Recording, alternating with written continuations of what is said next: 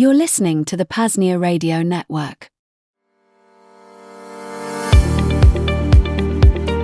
The Vonu Insurance Company, ensuring your liberation.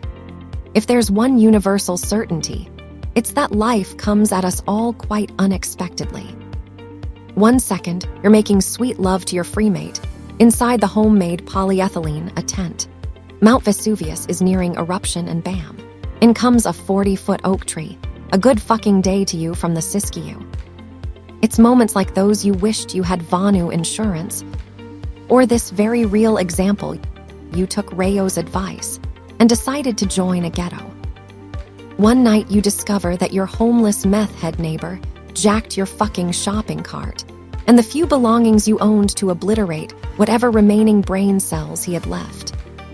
For the very low cost of 666,666 satoshis, or equivalent value in Monero per day, this near disaster could have been quickly remedied by the caring Freedom Pioneer support team here at the Vonu Insurance Company. Got an e-bike to insure. A decommissioned aircraft carrier. Maybe you've cracked the code to anti-gravity and built your own identified flying object. No venture or item is too big or too small. Prepare ahead and get under the umbrella of protection only the Vonu Insurance Company can provide. Minimize your stress, curtail risk, and outsource your liberation today while we take your hard-earned money for doing fuck all. Just visit VonuInsured.com, fill out the intake form, and a dedicated member of our Freedom Pioneer support team will be in touch within 24 hours or 30 days. Again, VonuInsured.com. The Vonu Insurance Company, ensuring your liberation.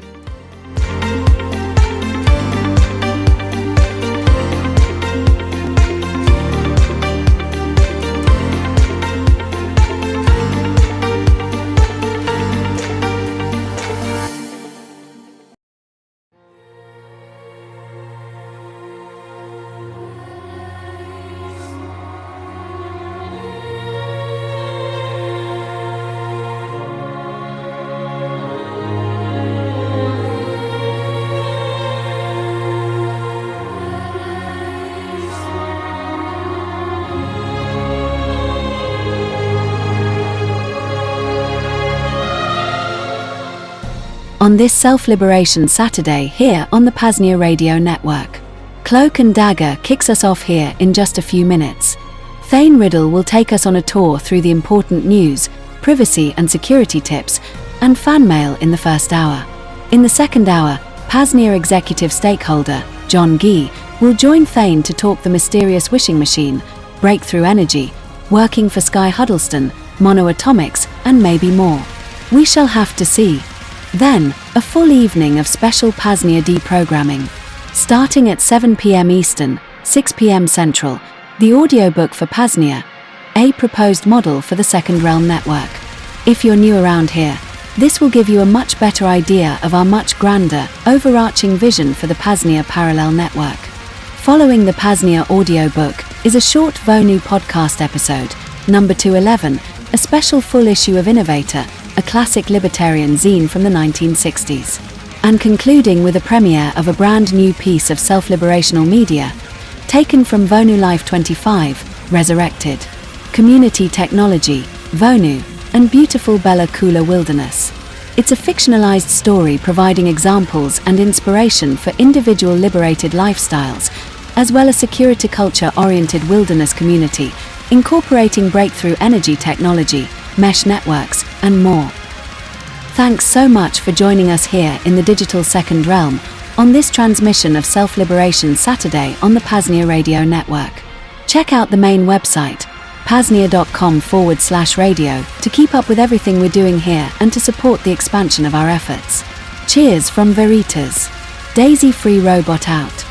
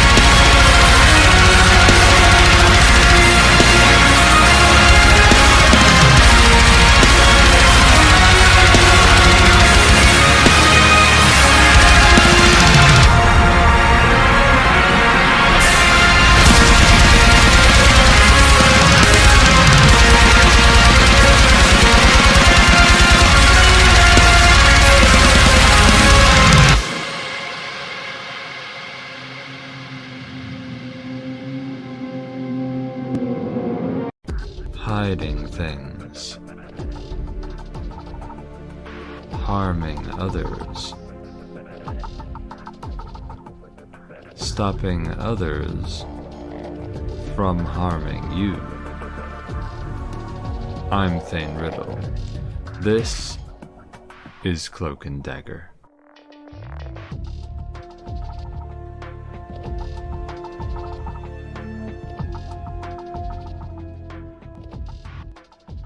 Yo, baby, yo, baby, yo, You're baby. listening to the PAZNIA Radio Ramadan Network. Mubarak. Yeah, that. And a gush, bush. This is Thane Riddle punching in for another underpaid shift, boss. And you're listening to the PAZNIA Radio Network, the most spectacular treasure in history. If you're a Monero Chad, send us Monero, xmrchat.com/PAZNIA Radio. Tell them Thane sent you. Give me something to read on the show. You can now send a super DM.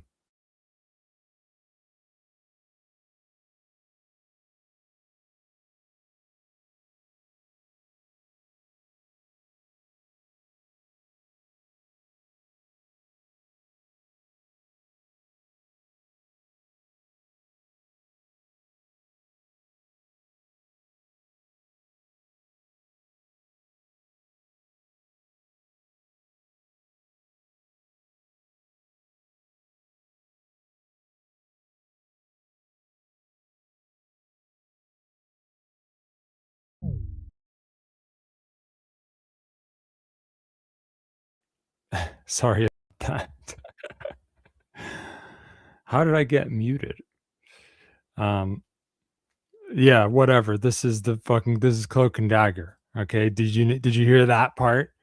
PAZNIA Radio, fucking xmrchat.com/PAZNIA Radio. Give us money. Fountain.fm. Give us lightning. PAZNIA.com/SimpleX Radio. Give us messages. Okay. Call in an hour and a half. PAZNIA.com/call2. Okay. There's a guest this show. It's a good guest, a genius, Renaissance man, okay, who is an angelic, cherubic man. And we're going to talk about breakthrough energy and alternative physics and fucking alternative medicine and fucking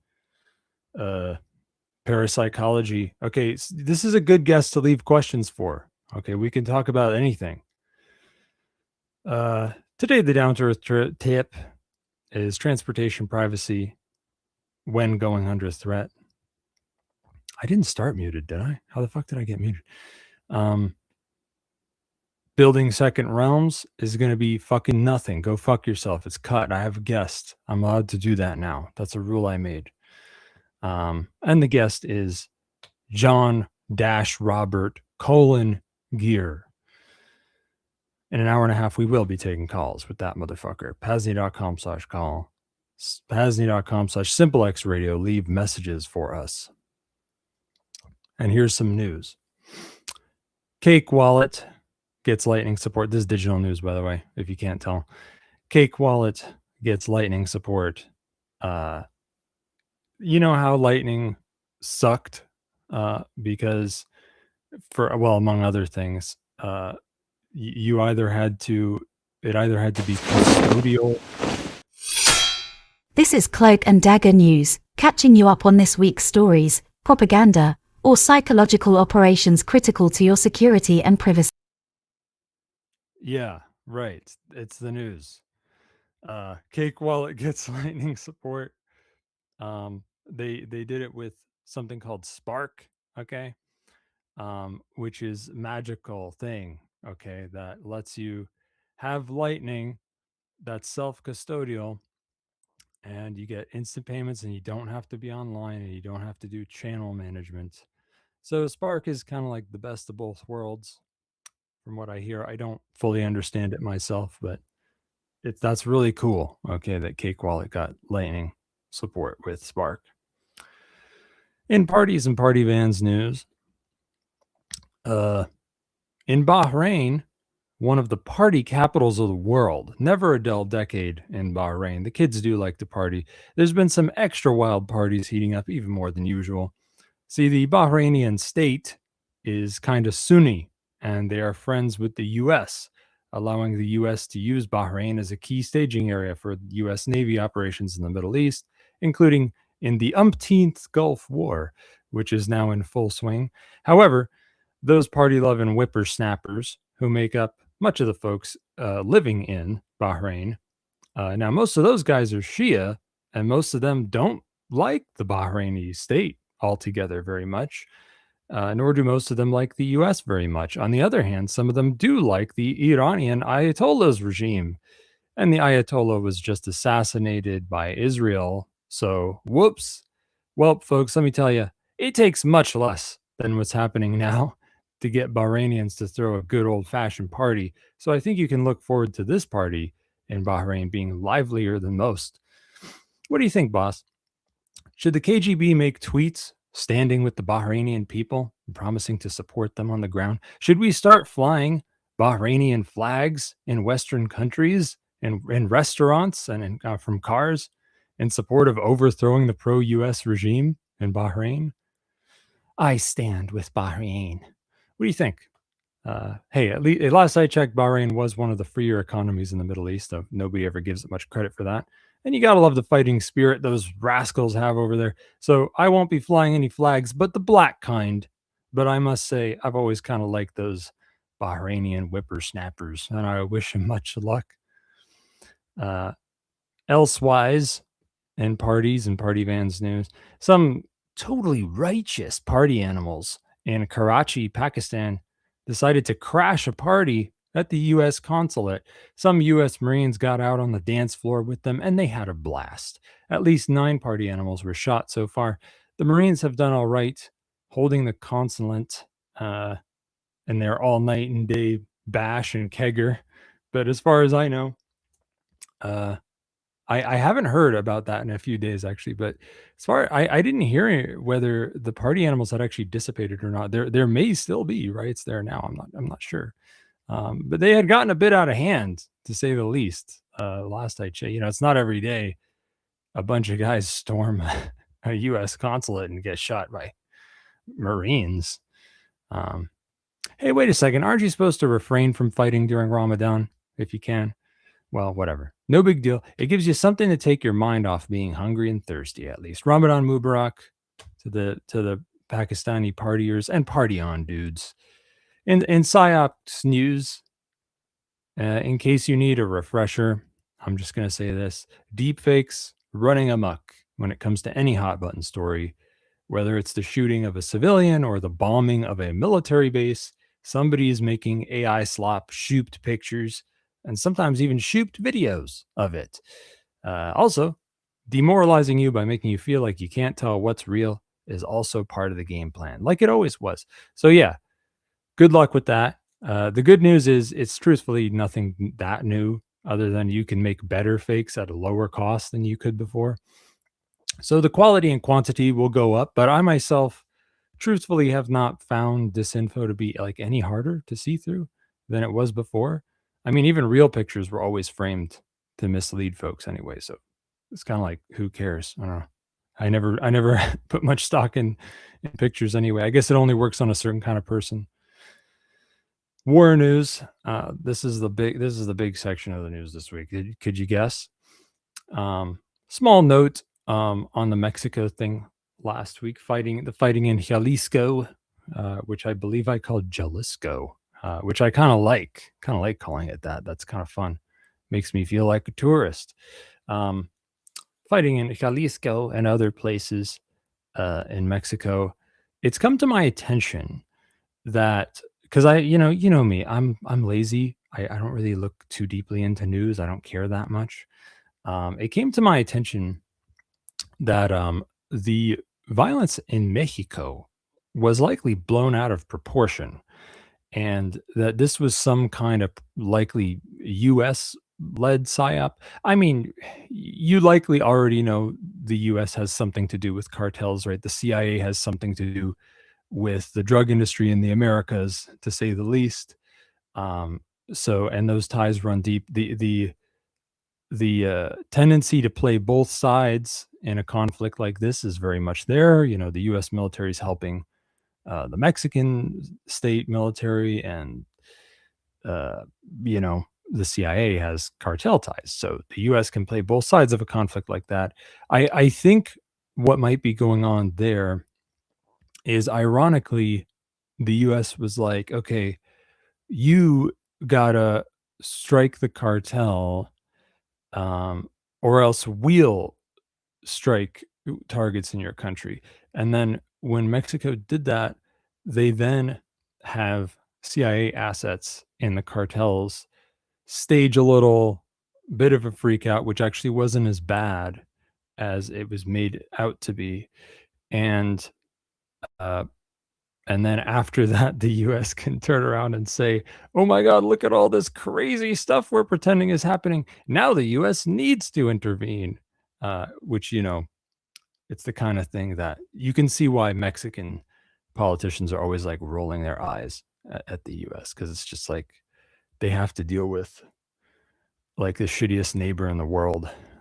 Anyway, something pretty funny happened this week in war news. In the umpteenth Gulf War this week, a few US F-15E jets were shot down by the Kuwaiti state's air defense systems. Whoops! I thought we were those guys' friends. Oh no!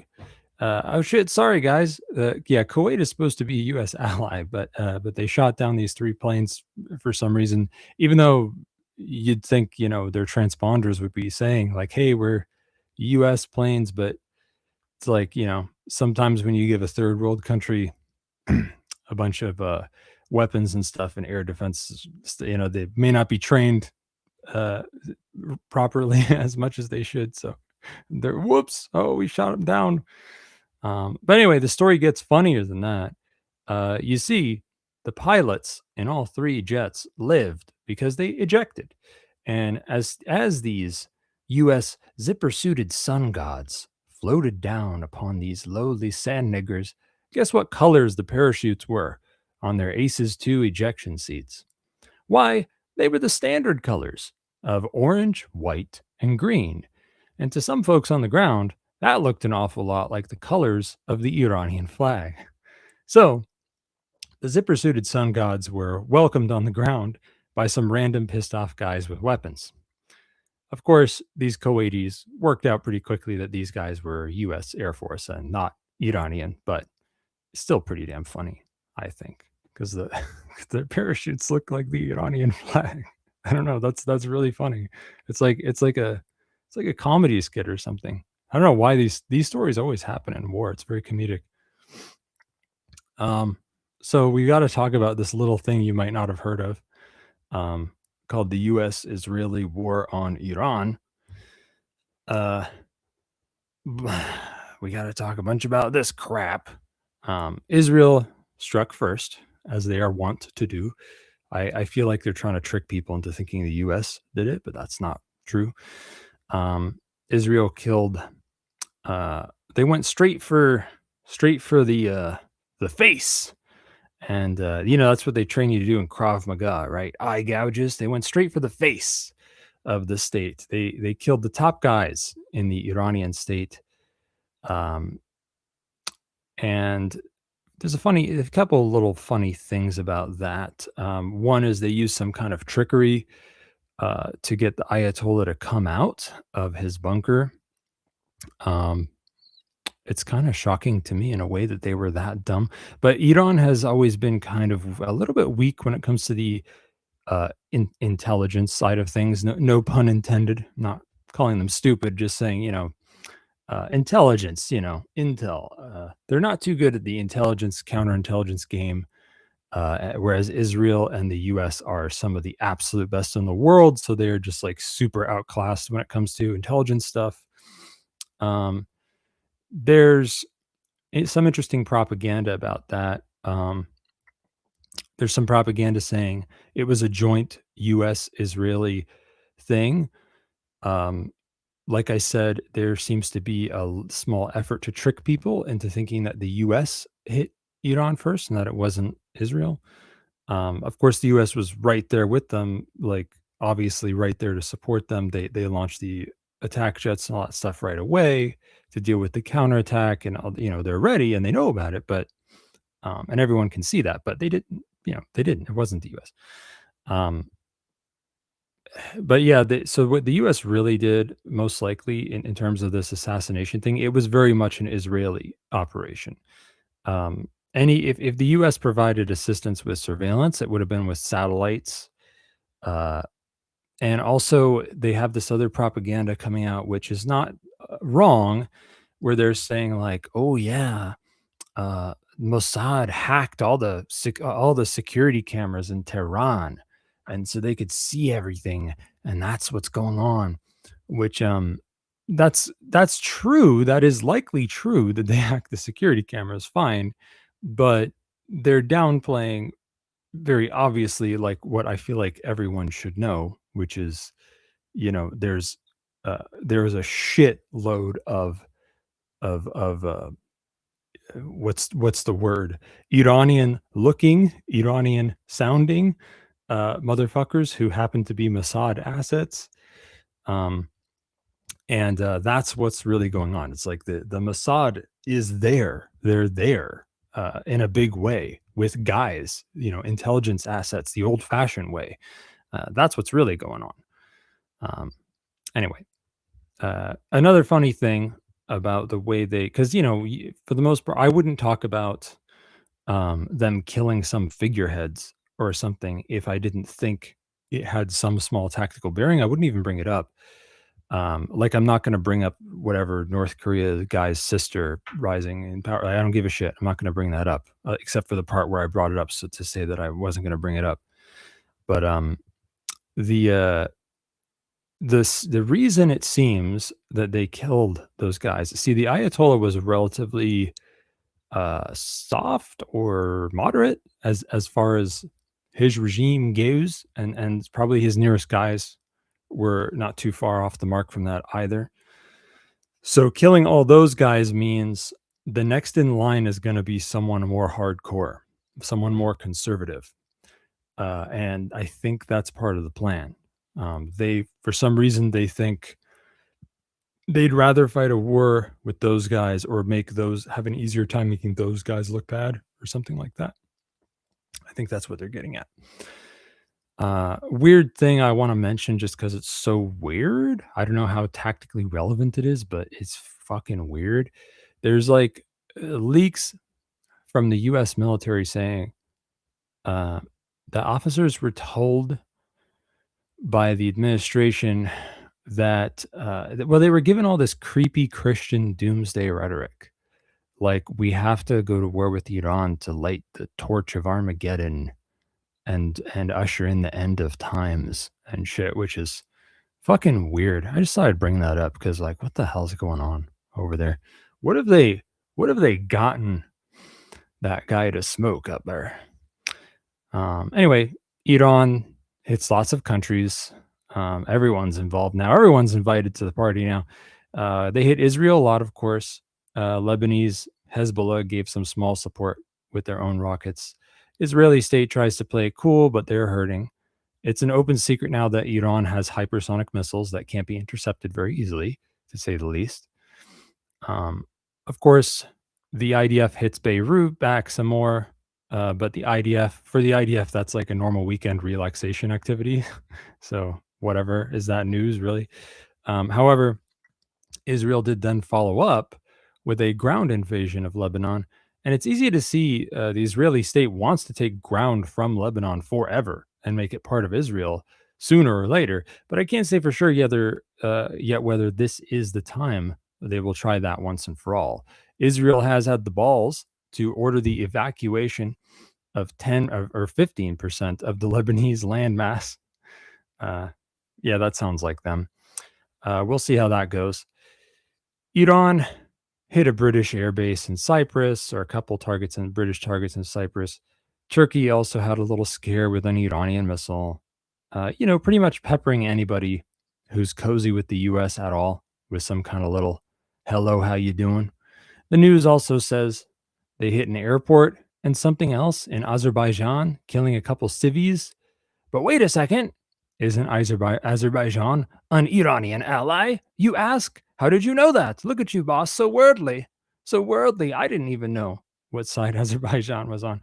Anyway, there's a bit of a diplomatic incident, but Iran assured Azerbaijan that it wasn't them, and they claimed it was a false flag.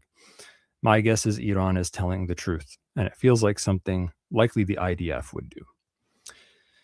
Iran has gone a bit overboard with their oil blockade in the Strait of Hormuz, which has put a stop to a big chunk of the world's oil supply, around 20% if you combine all the shit that's happening with oil, not just the blockade. They took out one tanker that was trying to get past the blockade. Okay, whatever, I get that. Then they hit at least 4 more commercial ships with drones later in the week. And the Iranian state also even took out an Iranian tanker that had been anchored in place for years, not doing anything. I'm not sure why, but I heard maybe they were worried the US might want it. Then the asymmetrical warfare arm of the Iranian military even took down a commercial ship that wasn't even trying to cross the strait. It was just sitting there. What the fuck, dude? But they used a speedboat to do it, which was maybe even an unmanned speedboat, remote controlled. In other words, it could have been a kind of water drone attack, you could say. And that's pretty darn cool. Drones have been a very powerful and cost-effective new asset in this blockade and in this war overall. But more on that later. There's going to be a big rant about drones. They took out a U.S. Navy tanker in Bahrain, and they fucked up their base in Bahrain, the U.S. Navy base there.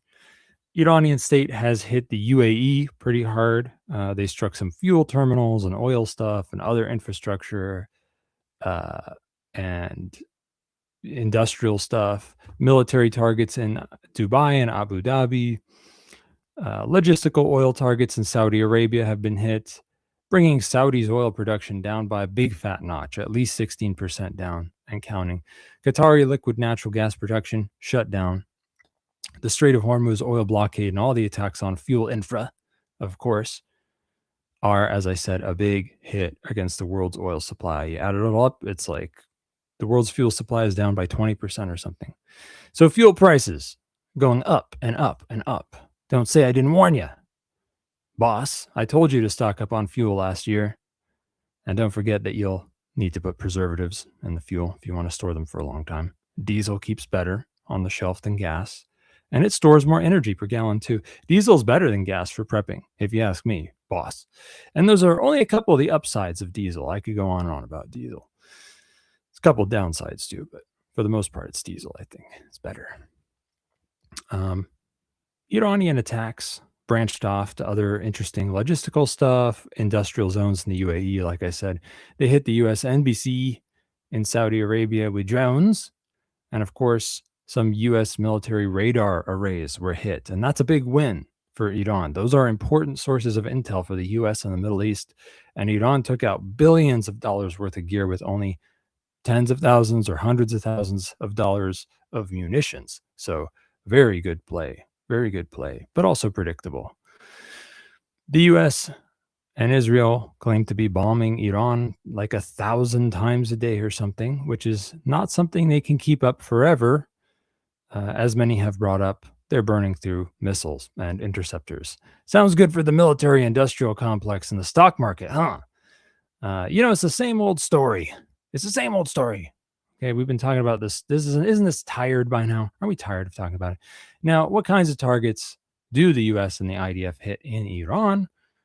The usual, some military targets, logistic targets for missiles, mostly, and also a bajillion random innocent civilians to the tune of at least 1,000 Iranian civvies dead and counting. Sometimes they just like bomb a school or something. You know how it is.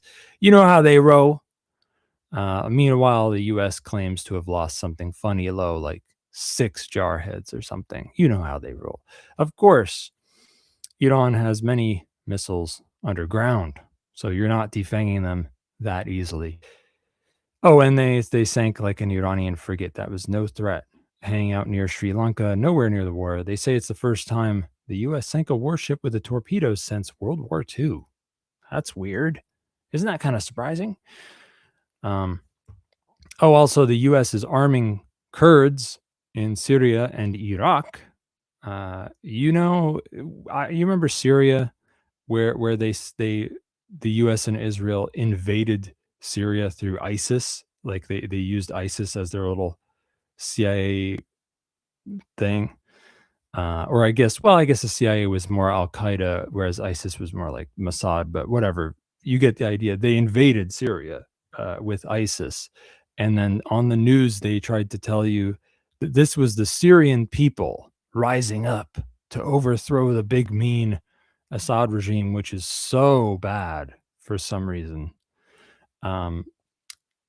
Anyway, there seems like they're shaping up to do something kind of like that, where like they'll arm these Kurd groups and they'll try sending them into Iran, and then they'll be like, "Oh, look, it's the Iranian people rising up against the government." Right? I mean, hey, at least in this case, there's more Iranians that they can actually hoodwink into this to actually go against the Ayatollah regime, more so, I think, than in Syria, going against the Assad regime. There were lots of protesters protesting for reform in Syria, but in this case, I think there are actually people ready to fight, maybe. But the Kurds will at least astroturf them and back them up. And while this is going on, it is getting harder and harder to keep those U.S. aircraft carrier groups fed, fueled, and repaired in the Arabian Sea and the Mediterranean. And this is after the USS Gerald Ford has been out there for, however long. And so now they're going to be out there for fucking almost a year or something. It's not fun. It's not looking good for them. We'll see what happens. I don't know. As you can tell, this is not merely a U.S.-Israel attack on Iran, but a full-blown region-wide war involving like every country in the Middle East almost. It will last at least 2 months at the very least. And the U.S. putting boots on the ground could happen. Who knows? It's hard to say how long and how big this one will get for sure, but it'll be the biggest there's been in a while, I think. It may be the case that in the history books, this is seen as the early beginnings of World War III, but I most likely think not. I think it will, however, be seen as at least a foreshadowing of World War III, like a little sneak preview, if you will, which I believe has happened before for the one or two past world wars. While this war may not spark World War III itself, it is one of the last things that needs to happen in the lead up to World War III, which I've been saying for years. And I ain't the only one. So if you're not ready for the power grid to go down, nuclear fallout, food shortages, civil unrest, well, I sure hope that those things don't happen, but it doesn't look good. And it's better safe than sorry in any case. So do not leave this getting ready for this any later than 2026. Read Strategic Relocation. Read The High Security Shelter. Books by Joel Skousen, okay? And get yourself a shelter and a stockpile. Costs less and takes less work than you think. Even more so if you have a resourceful outlook of a Vonuan. Don't wait on this stuff. Don't wait on this stuff. If you haven't finished, finish now. Anybody who didn't want to be in the Middle East, speaking of prepping, anyone who didn't want to be in the Middle East while the umpteenth Gulf War kicked off, but was also too fucking retarded to leave the Middle East like weeks ago or months ago or years ago, was scrambling like fuck this week to get out at the last minute. This is why preppers prepare, boss, so that you can lay low, you can bug out, or you can fight back much faster than the rest of the crowd, so that you can be proactive, not reactive. But such is the way of the world.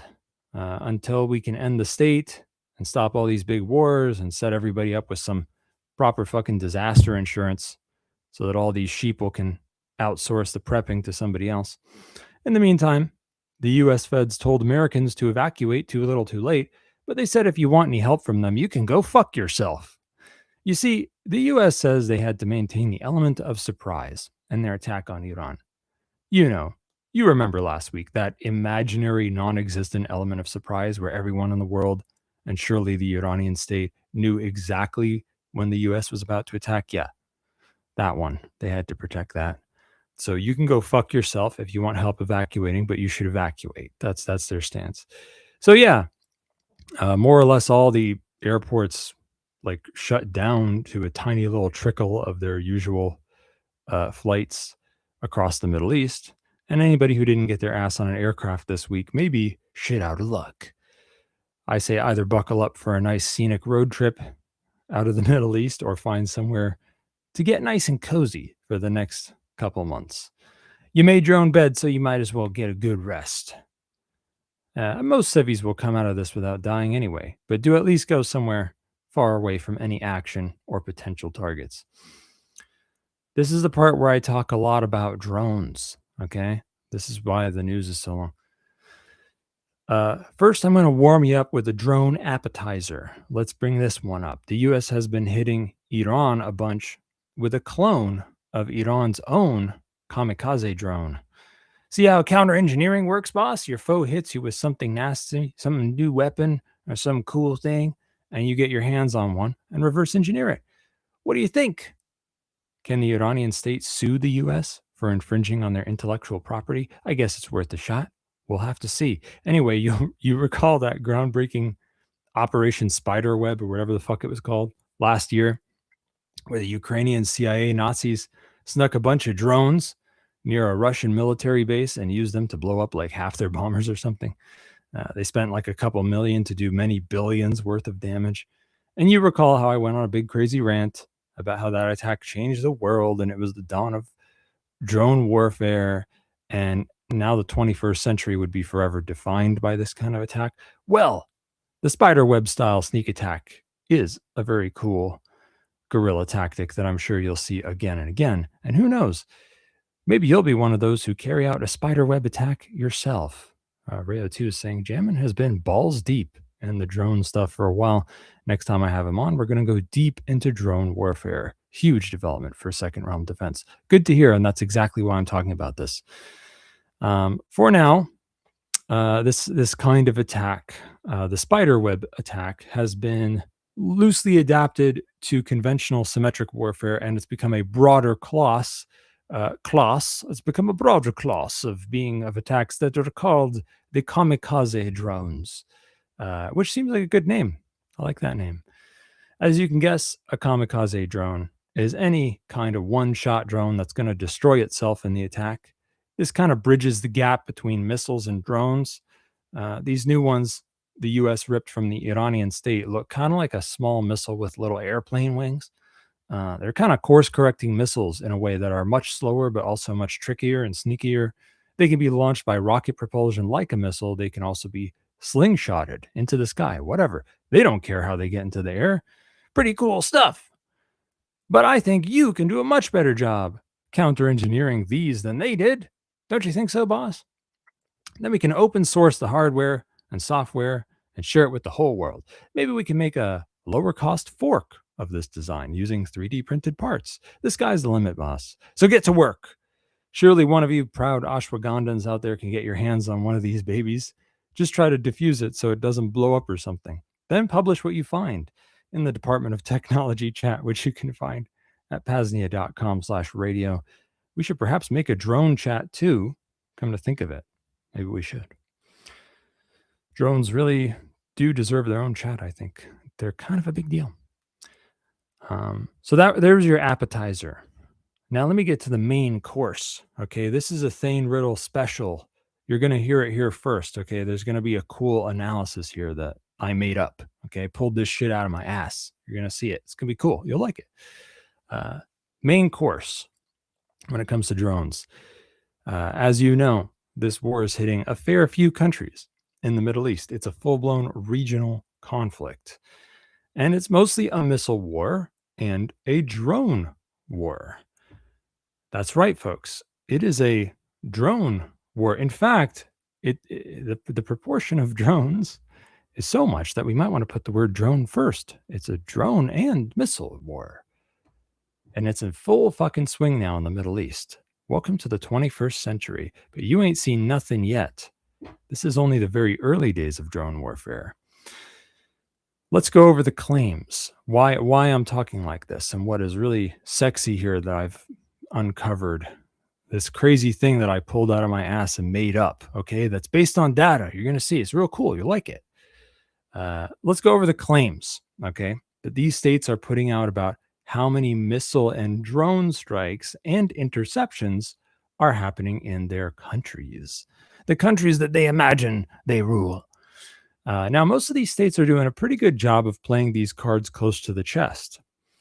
They are hiding where the strikes are happening and the interceptions. They are trying to hide quite how many strikes are happening. But I looked at their numbers, and I think that if we allow ourselves to make some guesses, fill in the blanks, and connect the dots a little bit, the story it tells is very, very interesting. And I haven't seen anyone say this yet. So this is a Thane riddle first. So hear me out. Most of these states will not say how many missile and drone strikes are happening in their countries. Most of them will only make claims about how many missile and drone strikes they have intercepted, how many they've intercepted. Furthermore, a couple of these states are also stacking together the missile and drone numbers as one big number so that it's even harder to tell what's going on. However, a couple of these smaller states have been a little more open with their claimed numbers, and that allows me to make some guesses about what might be happening in the other countries. Okay, now bear with me. Here's the numbers. Here's the data. The least open state of them all is, of course, besides the ones that didn't say anything, that didn't publish any numbers, the least open state of all, out of the ones who gave numbers, is, of course, the Israeli state, which claims, quote, over 200 intercepted missile and drone strikes. That's not how many strikes overall. It's how many they claim to have intercepted. And they don't tell you how many were missiles, how many were drones, and they don't even give an exact number, over 200. They're the only ones who did that. If every state in the Middle East were as shifty as this, you couldn't tell hardly shit all from their claims. Okay, now, the next most open states are Bahraini and Qatari states. The Bahraini state says they intercepted 45 missiles and 9 drones. The Qatari state says they intercepted 65 missiles and 12 drones. All right, so these guys won't tell you the whole number. They only claim the intercepted number, but at least they tell you how many intercepted were missiles and how many were drones. And you can see that roughly only 16 to 17% of these claimed interceptions are drones. In other words, these two states are corroborating each other's statistics. Their numbers are very close together. Now, what does that mean? Does that mean way less drones than missiles are being deployed? Or does it mean drones are much harder to intercept than missiles? Interesting question, isn't it? Let's keep looking. The Jordanian state is more open in one way and less open in another. They're giving us the whole number, 49 missile and drone strikes all together, with only 13 of them being intercepted. So on one hand, they're hiding the ratio of missiles to drones altogether, but they are at least telling you how many altogether and how many they intercepted. And they claim to have intercepted about 21%, which sounds to me like it could be true. Now, if we were to assume that their missile to drone interception ratio was the same as the last two guys, we could guess that they likely intercepted around 11 missiles and 2 drones. But I still don't know what the ratio of unintercepted missiles to drones are, do I?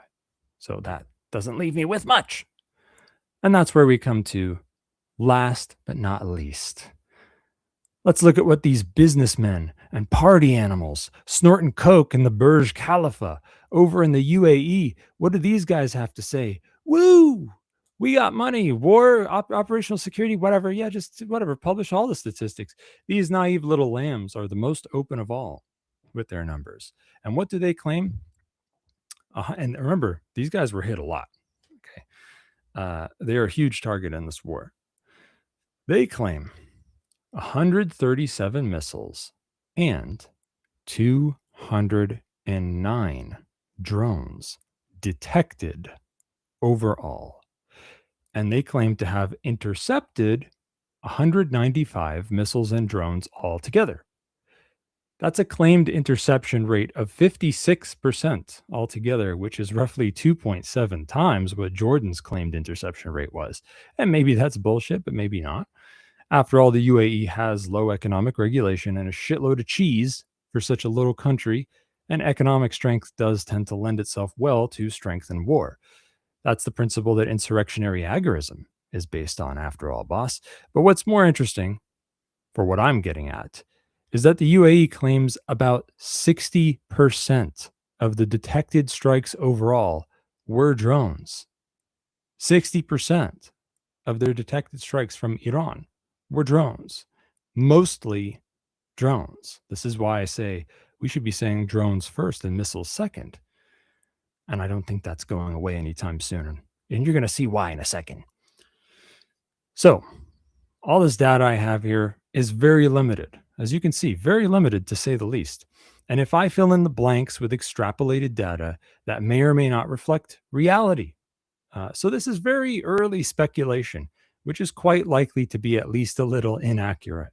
But it is the closest thing you'll hear this week to an evidence-based guess this early in the game.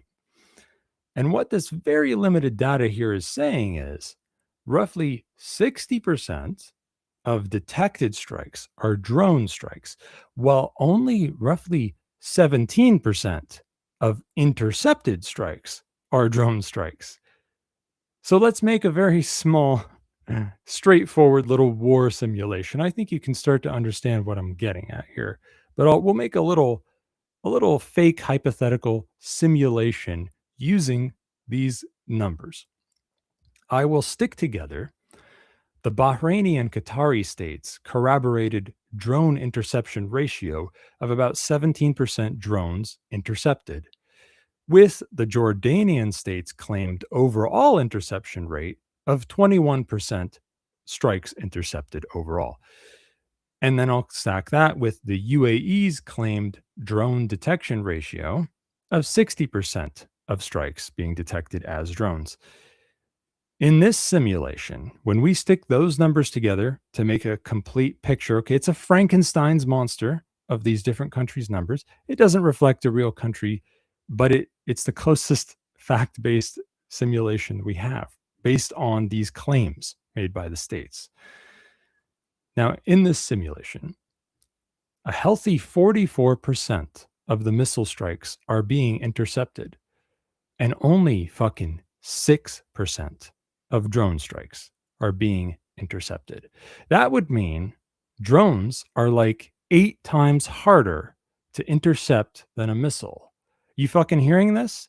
In my simulation, based on very limited real-world data from the Middle East last week, 44% of missiles are intercepted and fucking 6% of drones are intercepted. That's almost none of the drones being intercepted. And drones are already being used for 60% of the strikes. And the drones cost what? Literally fucking less than 1% of what the missiles do? No joke. The drone costs less than 1% what the missile does and could be as much as 8 times as effective at dodging interception. To top it all off, these are the only the earliest mass war drone deployments in history. There are new advances in this field all the time. You fucking hearing this shit? Are you seeing the writing on the wall here? Even if my little war simulation is very distorted because of the missing or inaccurate data, the result of this simulation is so stark that I think it's pretty likely there's something to this. Drones cost fucking 99% less than missiles and maybe as much as 8 times harder to intercept. This is crazy. If this simulation reflects reality, even distantly, it's a huge deal. And we've barely scratched the surface when it comes to using advanced AI models to control them, among other things, which everybody knows is coming. This is an advance in weaponry, this drone warfare thing. This is an advance in weaponry and combat every bit as big as the invention of the firearm or the nuclear bomb. And likewise, it will forever change the face of war. And much like the firearm, boss, drones and AI are things that can make individuals like you and small groups much more powerful, relatively speaking. These are technologies that level the playing field. The insurrectionary agorists of the world must get into both drones and AI in a very big way.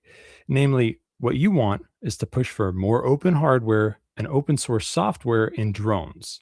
And for AI, you want to push not only for open source models, but far more critically, there must be a big push for decentralized and private AI infrastructure, or computational infrastructure, really. Tokenized, secure, distributed computing networks are something I have spoken of for many years, but with AI quickly growing, it is by far a bigger deal than ever. I guess the guy who runs Start9 thinks everybody should be like Jammin and blow thousands of dollars on their own hardware for running big AI models locally. And hey, if you can do that, please do go for it, and do it now.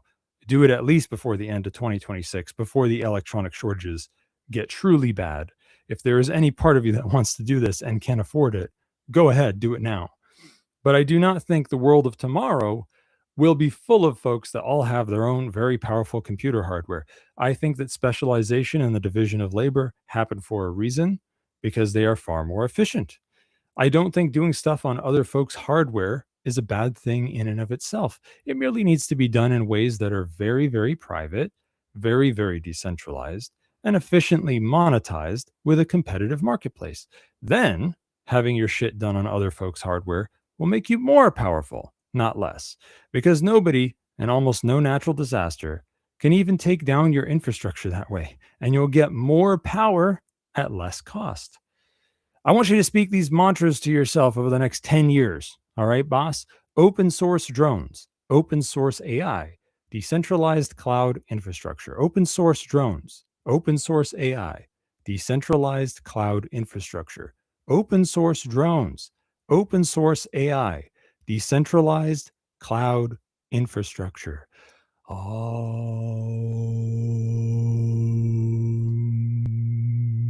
Lead us from untruth to truth. Lead us from fighting to winning. Lead us from hardship to blowjobs. May you crush your enemies, see them driven before you, and hear the lamentation of the women. And may you buy some books at libertyunderattack.com with the Paul Rosenberg bundle. You ever heard of this guy? He's an OG cypherpunk author. We're offering a deal on both of his widely beloved cypherpunk novels with the Paul Rosenberg bundle, libertyunderattack.com/Paul, P-A-U-L. We got a lodging of wayfaring man, whatever. Most well-known work of cypherpunk fiction in the world. These freedom pioneers make a digital economy hidden within a video game, and a bunch of cool shit happens. Okay, it inspired a generation of crypto anarchists. It's a must read. And then there's The Breaking Dawn, which is about a big fucking financial attack happening or something, and the world being split in two. You got the fucking oppressed, dystopic, smart cities on one side, and then outside of that, infrastructure rotting, going to hell. Everyone's thrown 50 years behind the times, but that's just where human minds are left to find their own bearings. Go to libertyunderattack.com/Paul to get a deal on these books. Leave them a note saying Thane sent you. Why get a deal on 2 books when you can get a deal on 27 fucking books with the self-liberation book bundle at libertyunderattack.com/SL bundle? Almost every book on Liberty Under Attack, a small library of some of the best, most helpful, most down-to-earth, most fun books in the world. Save big and start your self-liberation library today at libertyunderattack.com/SL bundle. Leave them a note saying Thane such as you can liberate me, liberate yourself, liberate PAZNIA, liberate Libate, and liberarify the world with a big fat fucking 360 win at libertyunderattack.com/SL bundle. But also, screw that deal as well, because I'm going to say something that completely invalidates those ads that I just read. Because you're listening to this show right now, okay? You can get a special fucking deal where you get digital versions of all those books plus 10 more books with no KYC. Okay. Super ghostly. Go to, if you want to just pick and choose a la carte digital books, you can go to libertyunderattack.com/digital. But the fucking PAZNIA Radio Network Digital Self-Help Bundle XMR Chat Special is this thing where you get the Digital Self-Liberation Bundle, except instead of $33.33, which is already a great deal, if you go to xmrchat.com/PAZNIA Radio, leave a donation worth 20 USD or more, and say something about Thane and the Digital Self-Liberation Bundle, you will get a Digital Self-Liberation Bundle at no further cost. And I, the great Thane Riddle, will get half your Monero. And now I know what you're thinking. The PAZNIA Radio Network Digital Self-Liberation Bundle XMR Chat Special is 27 syllables long. Is that because there are 27 books in the bundle? And also there's 27 hours in the audiobook bundle, by the way. First of all, you're starting to scare me. Stop counting things. But the answer is no.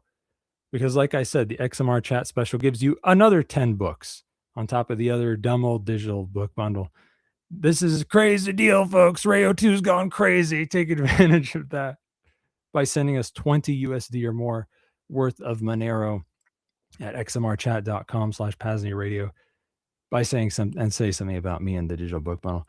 Leave us an email address for Boomer Rayo2 to send you the books at. You can make it a super DM or whatever, so that no one else can see your email, so that you don't publish your email publicly. Now, do you want to officially join the Second Realm? Do you want to give us a bunch of money for a bunch of really cool perks and shit? Does that sound ridiculous to you? Oh, what do you want, like $333? No, incorrect. I want $333 with $25 off. Go to PAZNIA.com/Thane to check out all the perks of becoming an honorary stakeholder and joining an elite organization of Chads that get laid every day, and maybe some free PAZNIA merch and discounts and other horse hassles in the Agora and whatever the hell else it says on the website. Put in coupon code Thane to get $25 off. Okay. I'm supposed to do down to earth tips now or something. Oh God. I knew news was going to be long, but I didn't know it was going to be that long. So you know how I've been screwing you over with like tiny little short snippets of down to earth tips, and that's why transportation privacy has lasted for months? Yeah. More of that happening Here's today. Thane Riddle with this week's Down to Earth tip.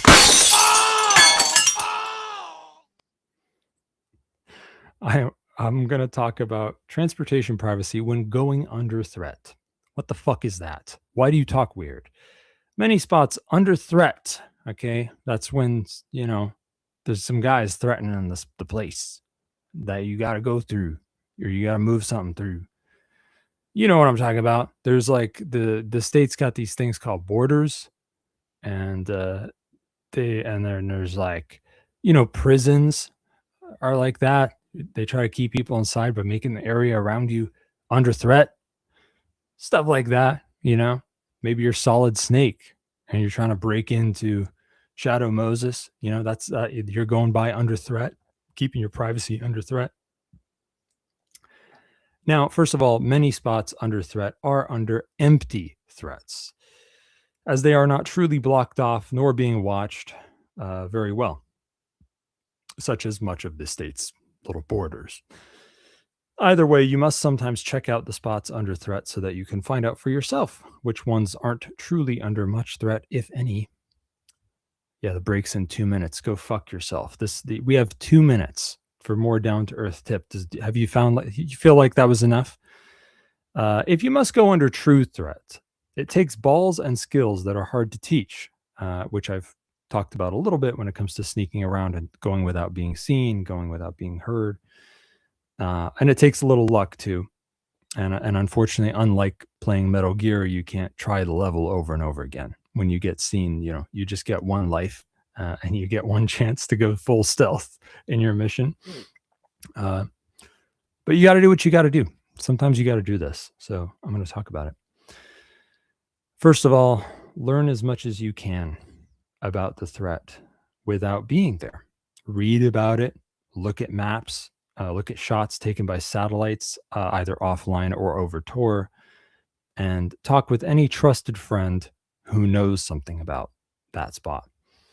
If you can watch them for a while without tipping them off that somebody is checking them out, that is a very, very big help. If you know in your mind more or less who goes there, how many on foot, in cars, in boats, if there are drones or cameras, how they patrol, where you need to go to be home free or extracted by a friend, that's a big deal, even if they don't do quite the same thing every time. Rehearse it in your mind, not only plan A, but plan B, C, and so on. Think about what can go wrong and what you'll do. If you're working with anybody, go over everything as much as you can with map markers, times, and a lot of if this happens, we do that. This is the only rehearsal you'll ever get, but keep it encrypted. And we've talked about that at other shows. With all that said, don't be too in your head, empty your mind, stay in the here and now, reach out with your feelings, and stay frosty. You're live on air and it's prime time, baby. Don't block off your mind with fear or hope or numbness. Let the feelings come, let them go. Stay loose, open, aware of what's out there, what your foes are doing, what the best way is through it, and know that you will fuck up. So play it off and keep going, like playing jazz, baby. We'll see you after the break.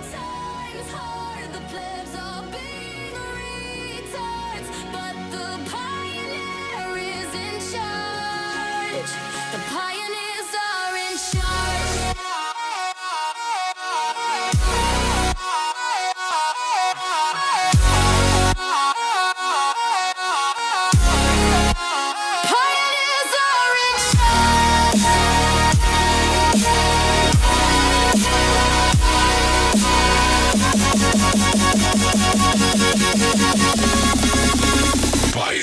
are in charge.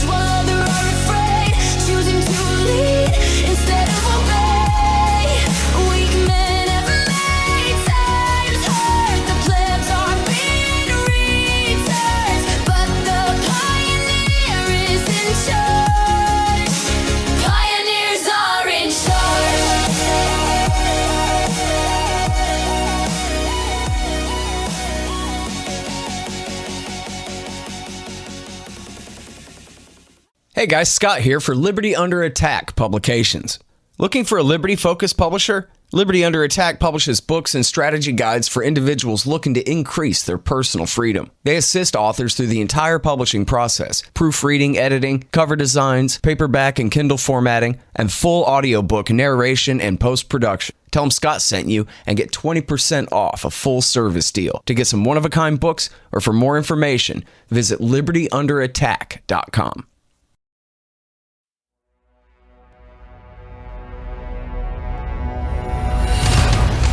Because that's really the issue that we're dealing with these, ghost phones, ghost pads, whatever, is that there's no way that you can organize with other people and have these distributed tribes if you have a snitch in your pocket all the time. Mm-hmm. People are literally wearing wires all the time. They have a snitch in their pocket and they're trying to do clandestine things. That's never going to work.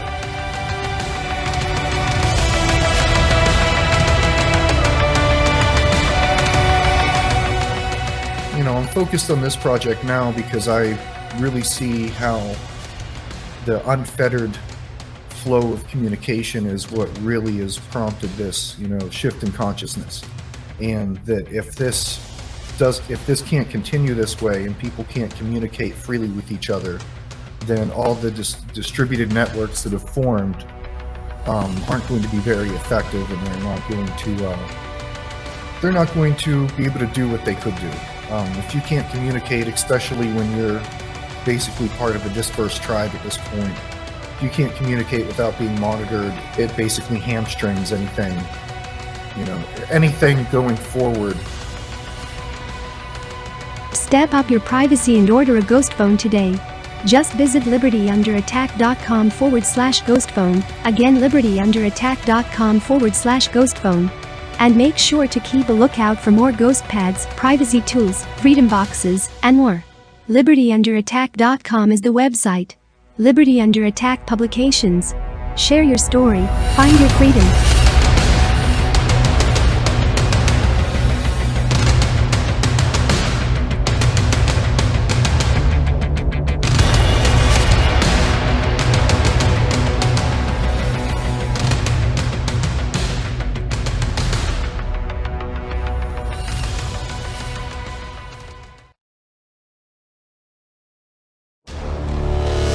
.2048, the second volume in the Brushfire thriller series, takes place in the not-so-distant future.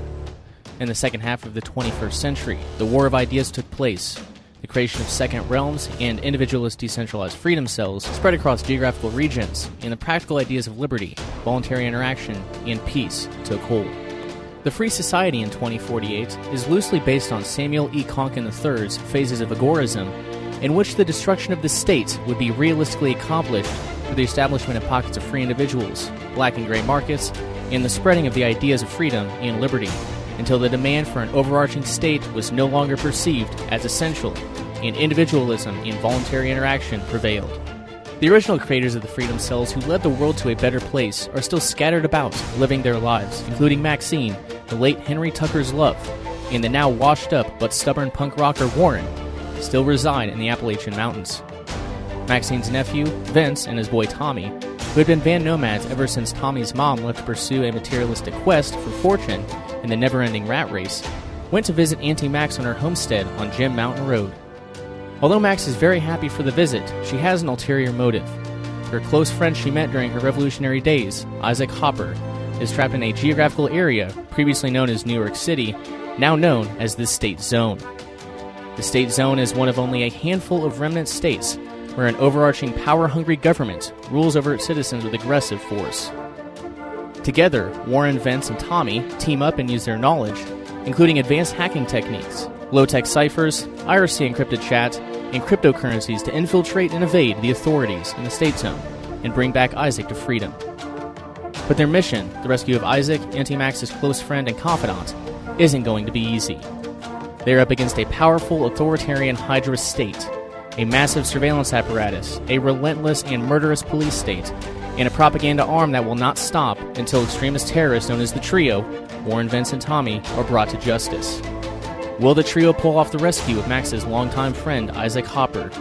Will the forces of good, free individuals, prevail against the sadist forces of evil? Find out in the second volume of the Brushfire thriller series, 2048, available exclusively via Liberty Under Attack Publications. Just visit libertyunderattack.com/2048. Again, libertyunderattack.com/2048, or snag them both in the Brushfire bundle. libertyunderattack.com/2048 bundle. Liberty Under Attack Publications. Share your story. Find your freedom.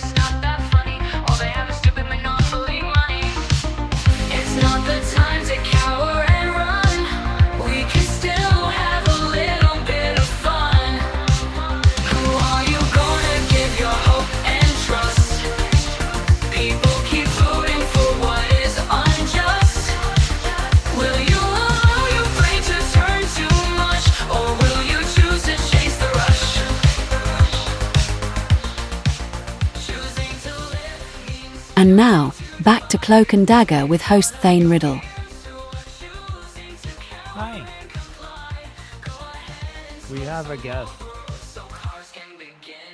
genius Renaissance man, cherubic and angelic figure, John Dash Robert Gier. Thanks for having me on. Tell them about yourself. Damn, I'm weird. I guess to sum it up, I took a quarter ounce of mushrooms in 2012 and then realized, the truths that I thought were true were more like an illusion. So I realized I need to stop sacrificing the present for the future. And then I guess that shaped who I am today. All the way back then, just by taking a huge amount of mushrooms, which I actually didn't know was that high of a dose back then. I was kind of new to them. How long ago was that? 2012, I think in the fall. Okay. Well, let me ask you this. This is something I used to ask guests, but I forgot to do it for 6 months or something. How have privacy and security come up in your life? Privacy and security.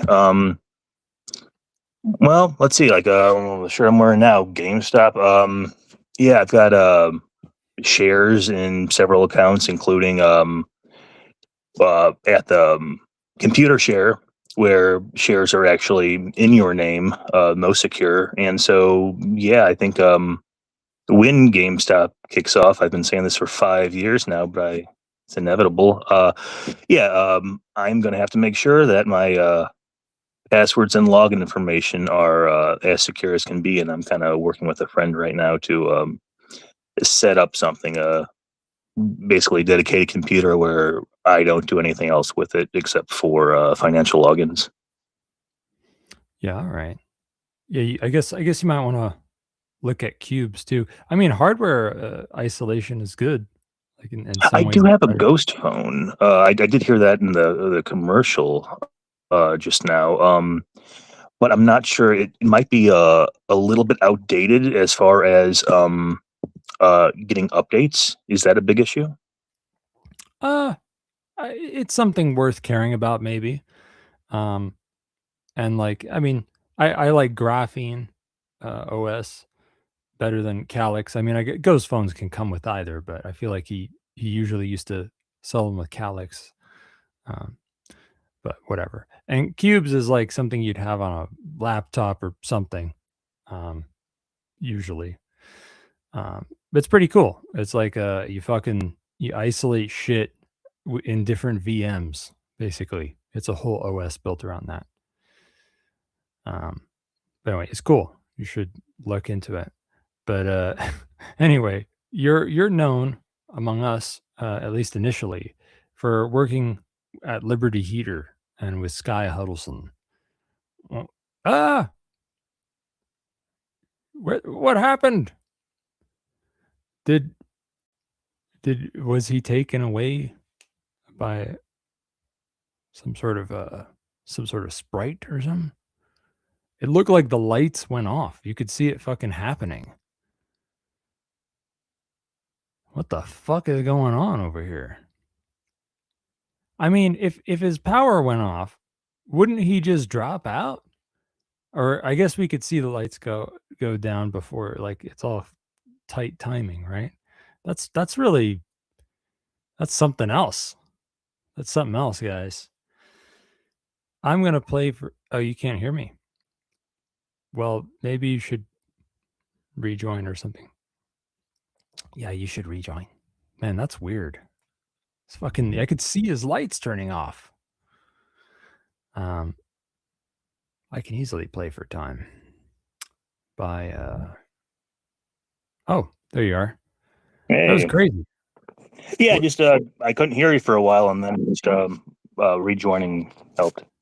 That was crazy. The way your video looked, it looked like your lights went off. That's what it looked like to me. Unless Really? I'm hallucinating. I had a weird issue waking up today. I live in the basement of my parents' place, and one of the pull lights, on a pull cord, that was on this morning, and I'm like, "Hey, Mom, Dad, did you?" They didn't come down here, and so I mean, I've had some weird stuff happen here before.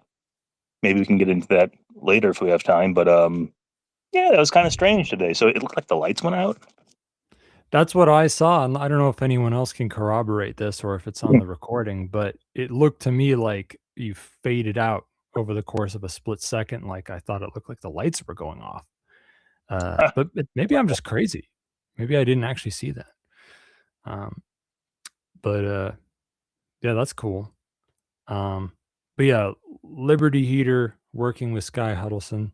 That was how I initially associated with you with. You want to talk about that shit? Yeah, yeah. I met Sky at the 2021 Energy Science and Technology Conference. It was in Coeur d'Alene, Idaho, like the northern tip of it. And yeah, I'm like, hey, I see you're from Missouri, or I'm like about an hour away from you, just in St. Louis County. Could I like volunteer for you sometime on the weekends? And I was working at a power plant at the time. And he's like, we were actually looking to hire our first employee. I'm like, you know what? Yeah, I mean, 1/3 the pay, but doing something that actually mattered. So I'm like, yeah, of course. So I quit that job. Worked with him for about 3 years, and uh, when I left, he didn't really need me much anymore. So that's kind of one of the reasons. And number two, I kind of want to do some other stuff. I'm hearing a little bit of reverb on my end. Are you hearing that? I am. I bet it's Rayo's fault. Testing.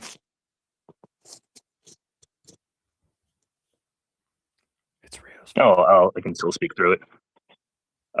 So I was unable to go to that ESTC conference in 2023. And then they canceled it for 2 years. The first 2 years they ever didn't have it. They just wanted to break. And so this year in June is the first time I have the opportunity to come back. So Sky is going to be presenting this year. I think it's like June 23rd through 26th. And he does have a working demonstration of his Burke engine. So I'm really looking forward to seeing that. Right, yeah. That's something pretty exciting that I want to talk about. He says it's not. He's still working out some vibration issues, but he's slowly but surely making that better each week. Yeah, I was gonna ask for updates on this. Like, I don't know, how would you characterize the progress that's been made? It's not as fast as we originally thought in the first year and a half, but progress is being made all the time on that. He's got more than one prototype. I forget the size of this. How many cc's that was? Oh my gosh, he's told me so many times. I forget which size, but he's got one main one that's most refined that he's going to be bringing to. I think it's in Spokane this year. And then some others that I guess have a little bit more vibration. I think he's focusing on just that initial one mainly first. But yeah, that would be For those who amazing. don't even know what the Bork engine is, explain it to them and why it's such a big fucking deal. Well, even running off of gasoline or diesel, just that, I can run off of other things too. It'll be cheaper to have a generator running off of that completely off grid than to buy energy even in like the cheapest places in the country by far. But this, I mean, I only know about engines through osmosis through Sky and my friend Brady, but it's got enough compression that it could actually burn water vapor, like 100% water vapor being used in the engine. However, that would take a bit of I don't know what you'd call it, like remodding of the engine. So Sky did hire somebody else that he says this is like the one guy that knows more about engines than he does. It's just he's got decades more experience on more like different kinds of engines that not many people work on. And he's like, you know what, we could do a mixture, and with one attachment. He said, I think up to 80% water vapor and 20% fuel, like alcohol, I think would be best, he said, or could be diesel. I'm not sure why alcohol would work better. But yeah, I mean, without a complete refit, just one added piece and 80% can be water, 20% alcohol. That sounds pretty good too. And that's not even including his engine that he did DMT once, and these DMT entities showed him an even more efficient engine than the Burke engine in an exploded view and of it running, and said, "Don't come back here until you've built this." So he's got that in like a computer in CAD, and the math works out and everything. He just doesn't have a working prototype of it yet. But I think he's focusing on just doing the Burke first, and then Does that have just anything one to step do at a with the time. Tesla turbine, or is it like a total other thing? I'm sorry, can you repeat that? Does that have anything to do with the Tesla turbine, or is it like its own thing? No, that's his own thing. He is working on that too with a larger version of one of his stoves. And well, heck, that was back when I was working there. Yeah, this one company called, I think, Fire Chief, who have like wood burning stoves that you can run on your whole house heating like through your vents. They were really interested in that project. I don't think it's currently being worked on by them. I think that's something on the back burner that is going to happen within the next few years. But yeah, Sky does plan on having a Tesla turbine on a larger version that could like heat the entire house and provide a house. Like, what do you say, like 8, 10, 12, I don't know how many kilowatts. So basically all the power that a house would typically need while it's burning pellets or wood to heat the house. Yeah, that's super cool. For those who don't know, Liberty Heater or whatever the fuck it's called, you're the company Yeah, like where yeah, Liberty Rocket Heater or something Liberty like that, Rocket or Heater. Yeah, I think that's rocketheater.com. right. Yeah. He doesn't even know. So yeah, where this Yeah. guy and Sky Huddleston work is this company that makes like some of the most efficient, high quality rocket heaters around, which are efficient in general. And but Sky Huddleston is basically a whack job working on one of the next biggest breakthroughs in energy in like human history. The Bork engine will be huge if it reaches a point where it's usable and sellable, minimum viable product. Any other weird stuff happening at Liberty?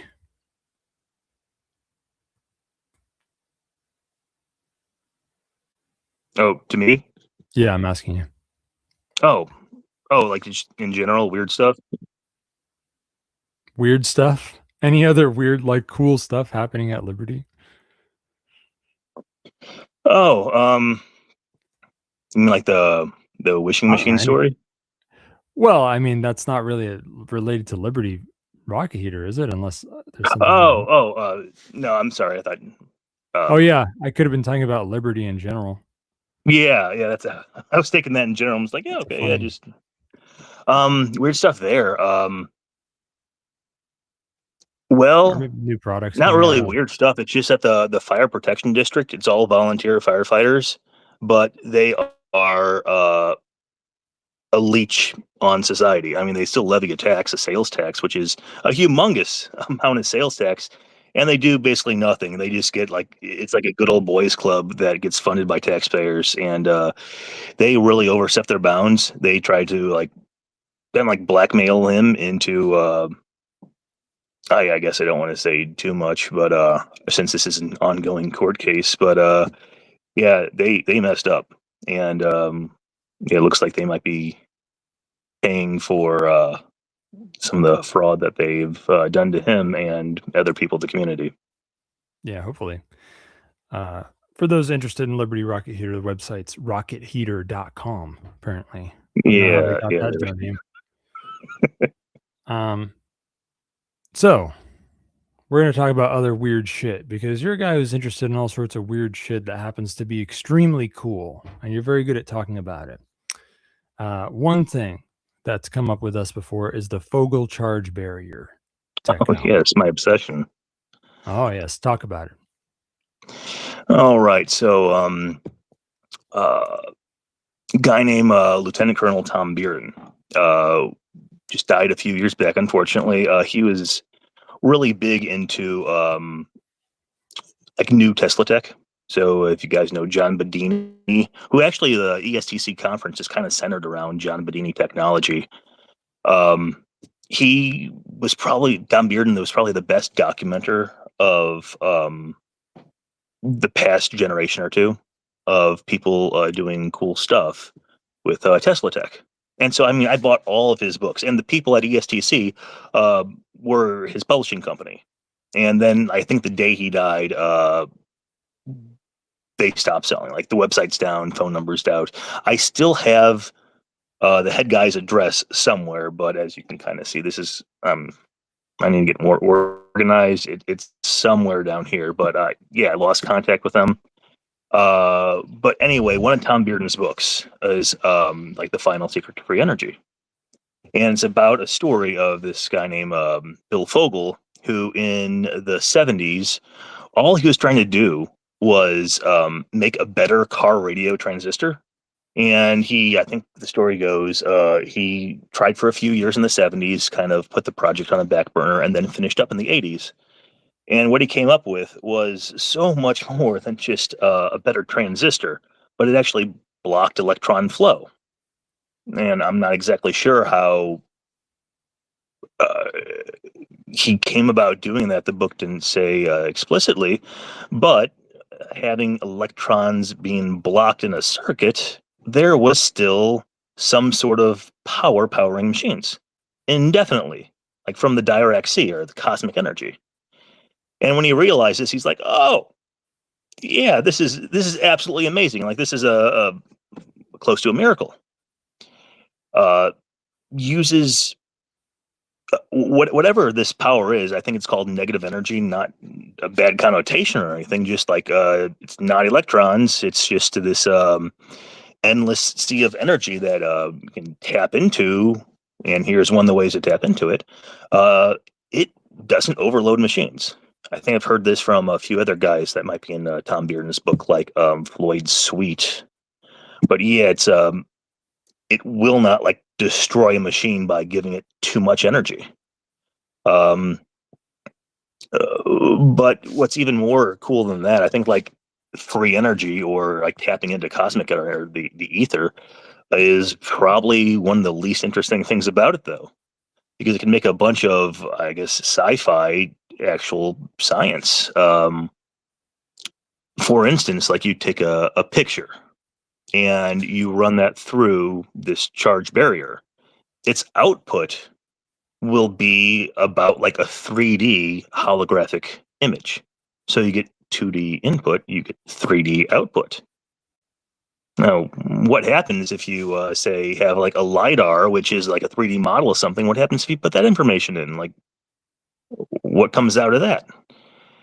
I do have a 1 hour video of Fogel being in Tom Bearden's basement in Denver in '95, giving a presentation on this and doing an experiment with like, hey, let's just try it with regular like I think it's FM radio. Okay, let's have it off, now back on. And you could clearly tell the difference. Like the difference was huge. Even in like 1995 camcorder technology, you could still hear it, like clear as day, like the difference. And he says something about coherence, how even though it blocks electrons, I don't know. I'm just spitballing here, but he says that the electrons normally, if you don't have this, half spin clockwise, half spin counterclockwise, whatever electrons are, or just this explanation of it. But with this, they're all spinning the same direction coherently, and you can get much, much more information from that, which has been hidden prior to this invention.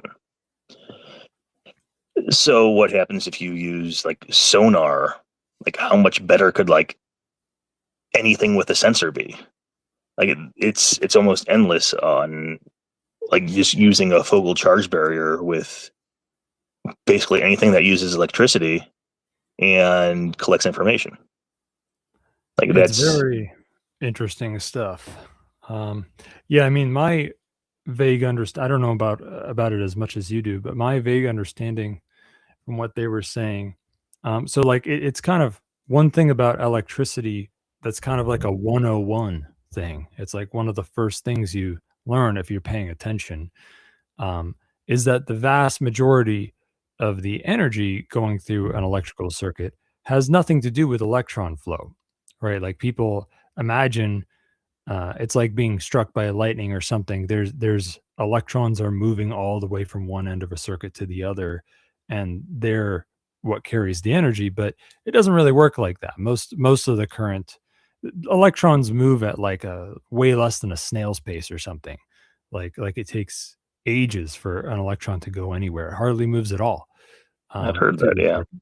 Yeah, it's more like those desk decorations where there's like silver balls, and Oh, on yeah. one side it like hits it, and then the one on the other side moves, and the ones in the middle don't move. They just transfer the energy. Like fucking pool balls or something. Is that called a Newton cradle? I didn't know what it was called. Yeah, that Um, sounds familiar. yeah, I the think guy in the chat Bill says Newton Vogel was cradle. saying that like a battery uses half of its energy to destroy itself. And Right, he also did say like the key to this is voltage, or having keeping a voltage gate open. So like that is the key to accessing the ether. And that and his charge barrier technology, combine that and you can access the ether. right. It's something that really fascinates me because if it's true, if all this shit is true, then it means it was right in front of our faces all along. That the non-electron flow current, like they have a technical word for that. I can't remember what that is. But the part of the current that is not the electron flow is most of it, but it is only the electron flow, I guess, that actually discharges the power source.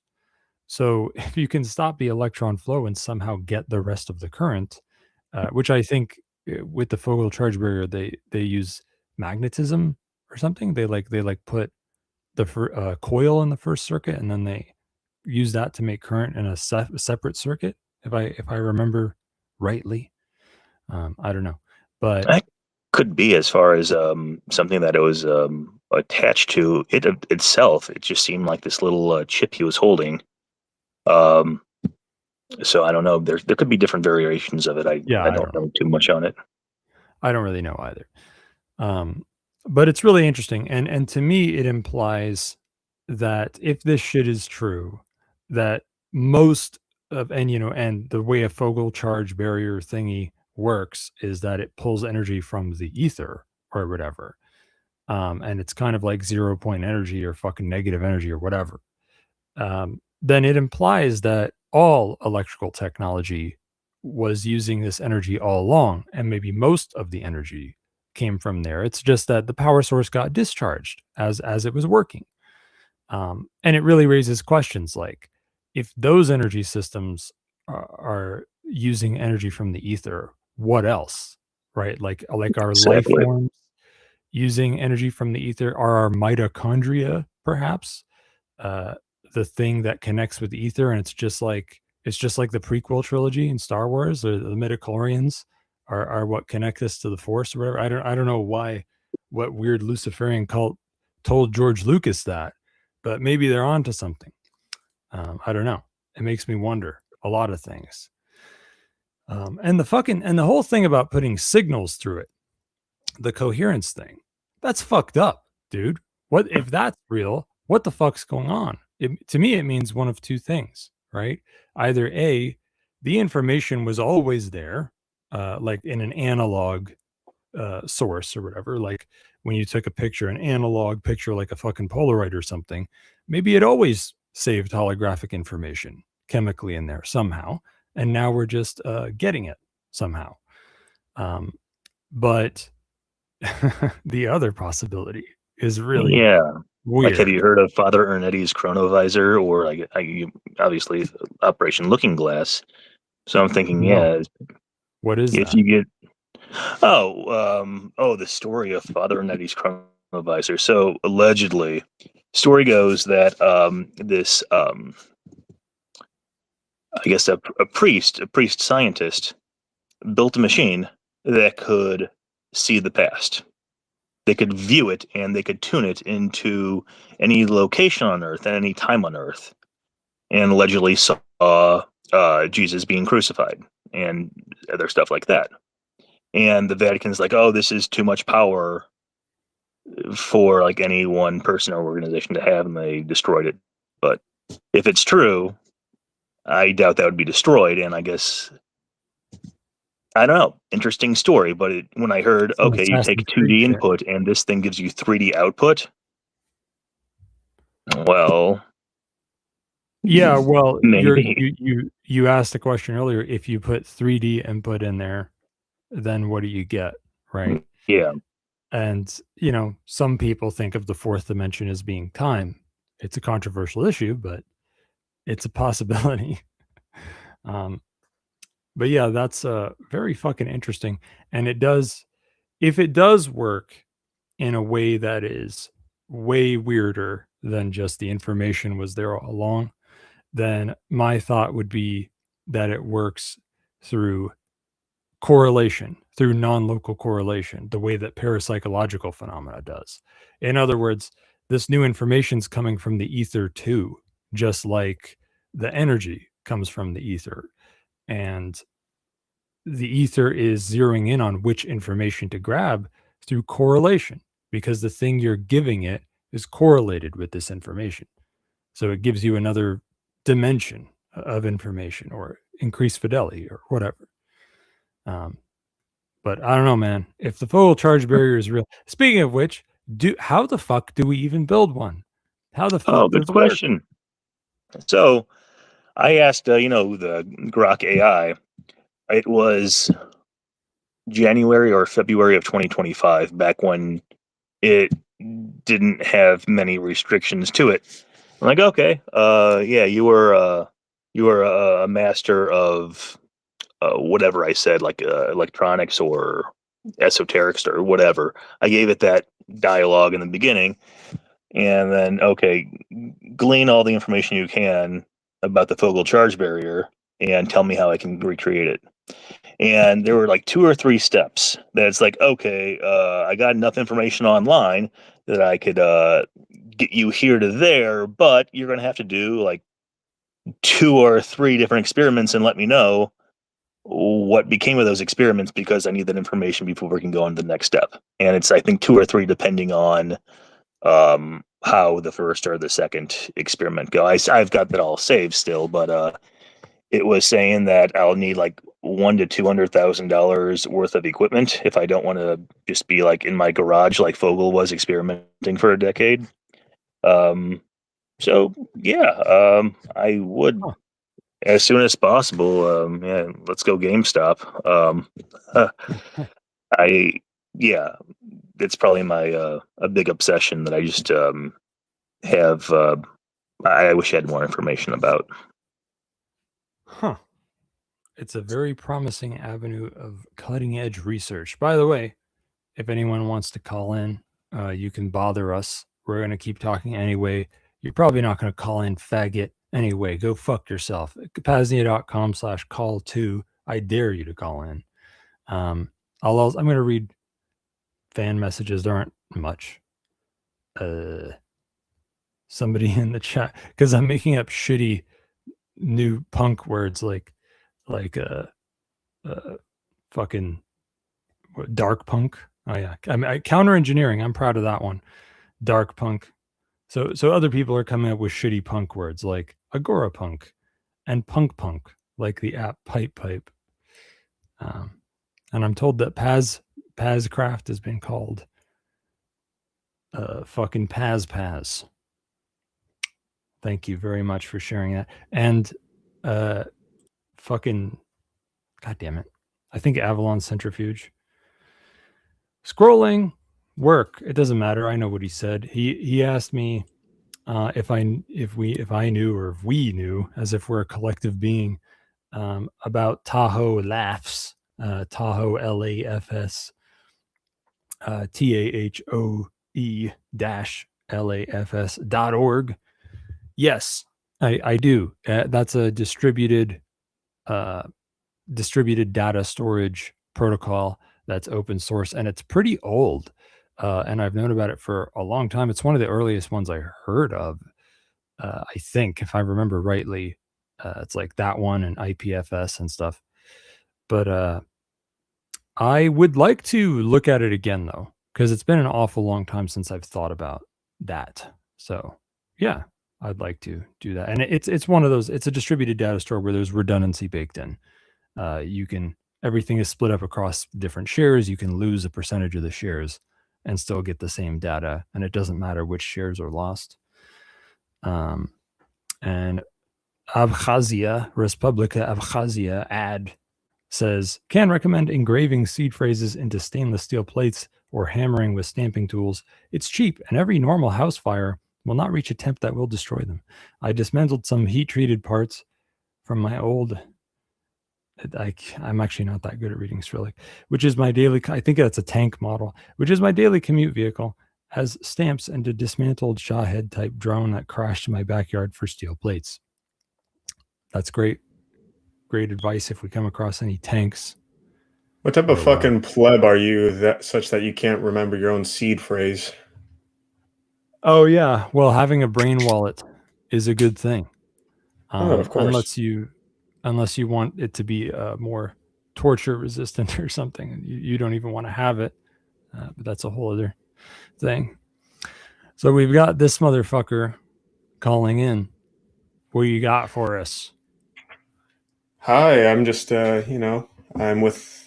work at Lockheed Martin and Spurs, intelligence. And I just thought, you have a little cute project going on here. I want to learn more. Thank you. Yeah, you got a cute project too.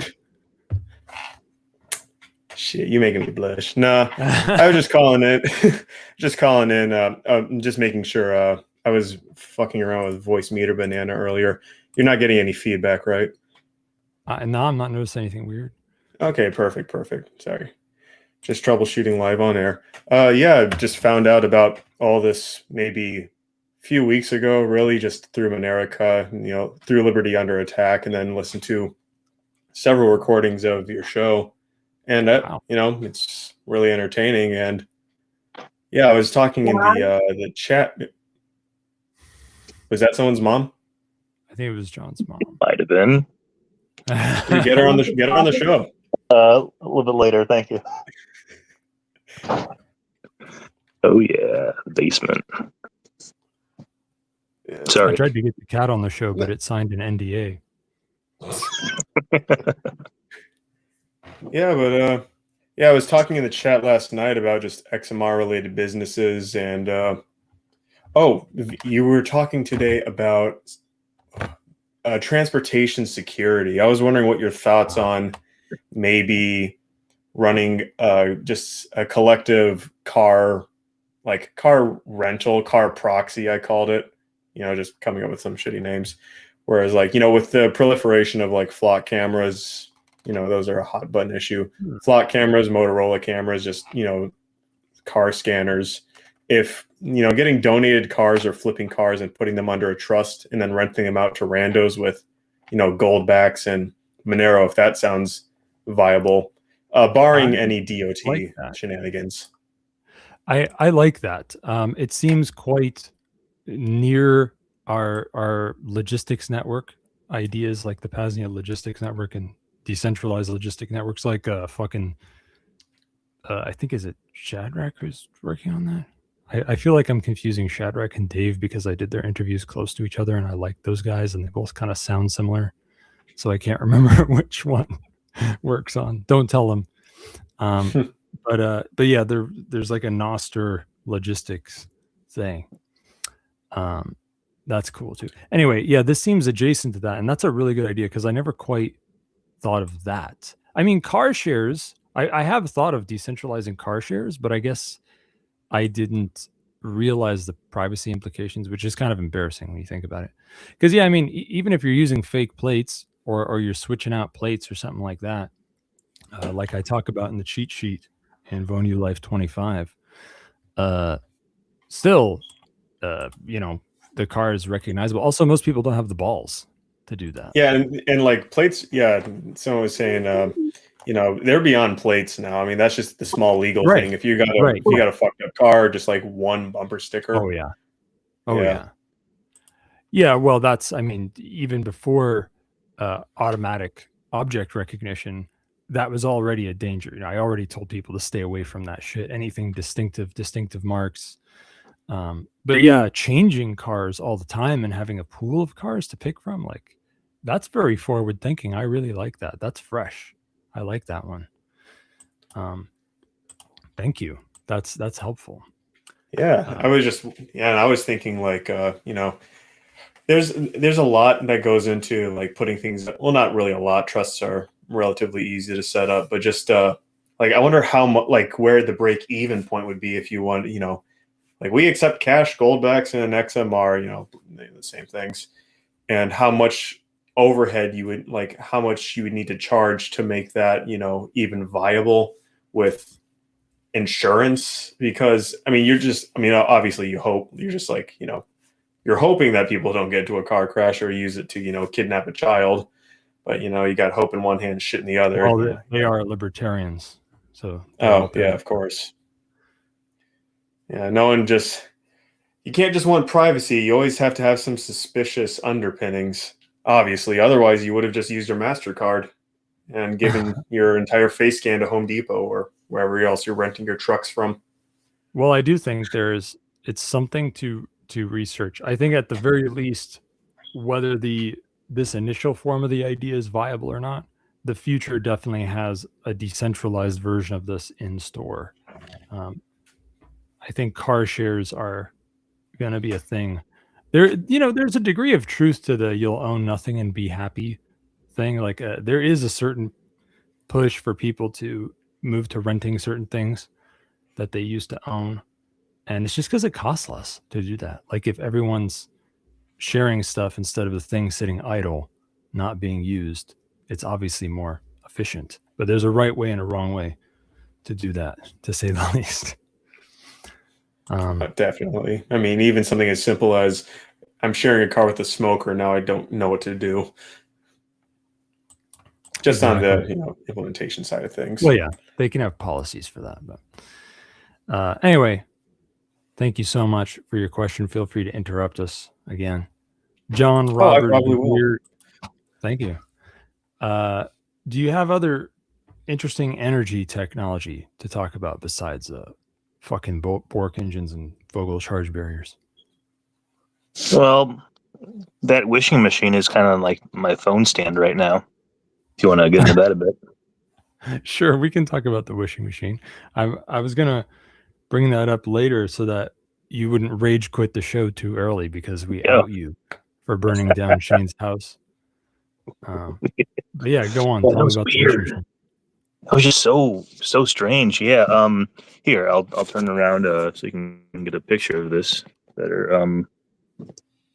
Just a box right here with an antenna on it. Let's take a look inside.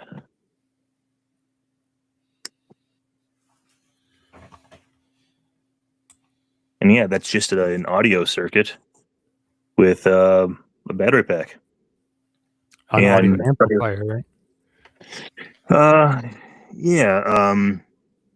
And then a couple copper plates. I just had some trinkets on top of here, like put some elemental mercury with some red iron oxide and a little bit of 24 karat gold, because that's kind of fun. And yeah, just between these plates here, I've got a piece of paper with my current wish on it. So the story of, I guess, this particular one is that my friend Victor was approached by like this college professor whose daughter and wife had like serious conditions, and modern medicine hasn't done anything for either of them. And he's like, you know what? I've heard about this wishing machine. He's like, I'm not sure I believe in it, but I'm going to try anything. Could you make one for me? And my friend's like, yeah, of course, I'll make one for you. So he did his thing, put the batteries in, put his wish, folded it up, put it between the plates, and story goes, his daughter and his wife were both cured from their conditions. And he gives it back to my friend. What were those conditions? I think his daughter, it was something with a skin condition with his daughter, and I think it was a bit more terminal with his wife. But from what But I do you know heard, from terminal what? don't know. Huh. Not I was probably told, but I don't remember exactly. A terminal lack of good vibes. It could be. Yeah, maybe that.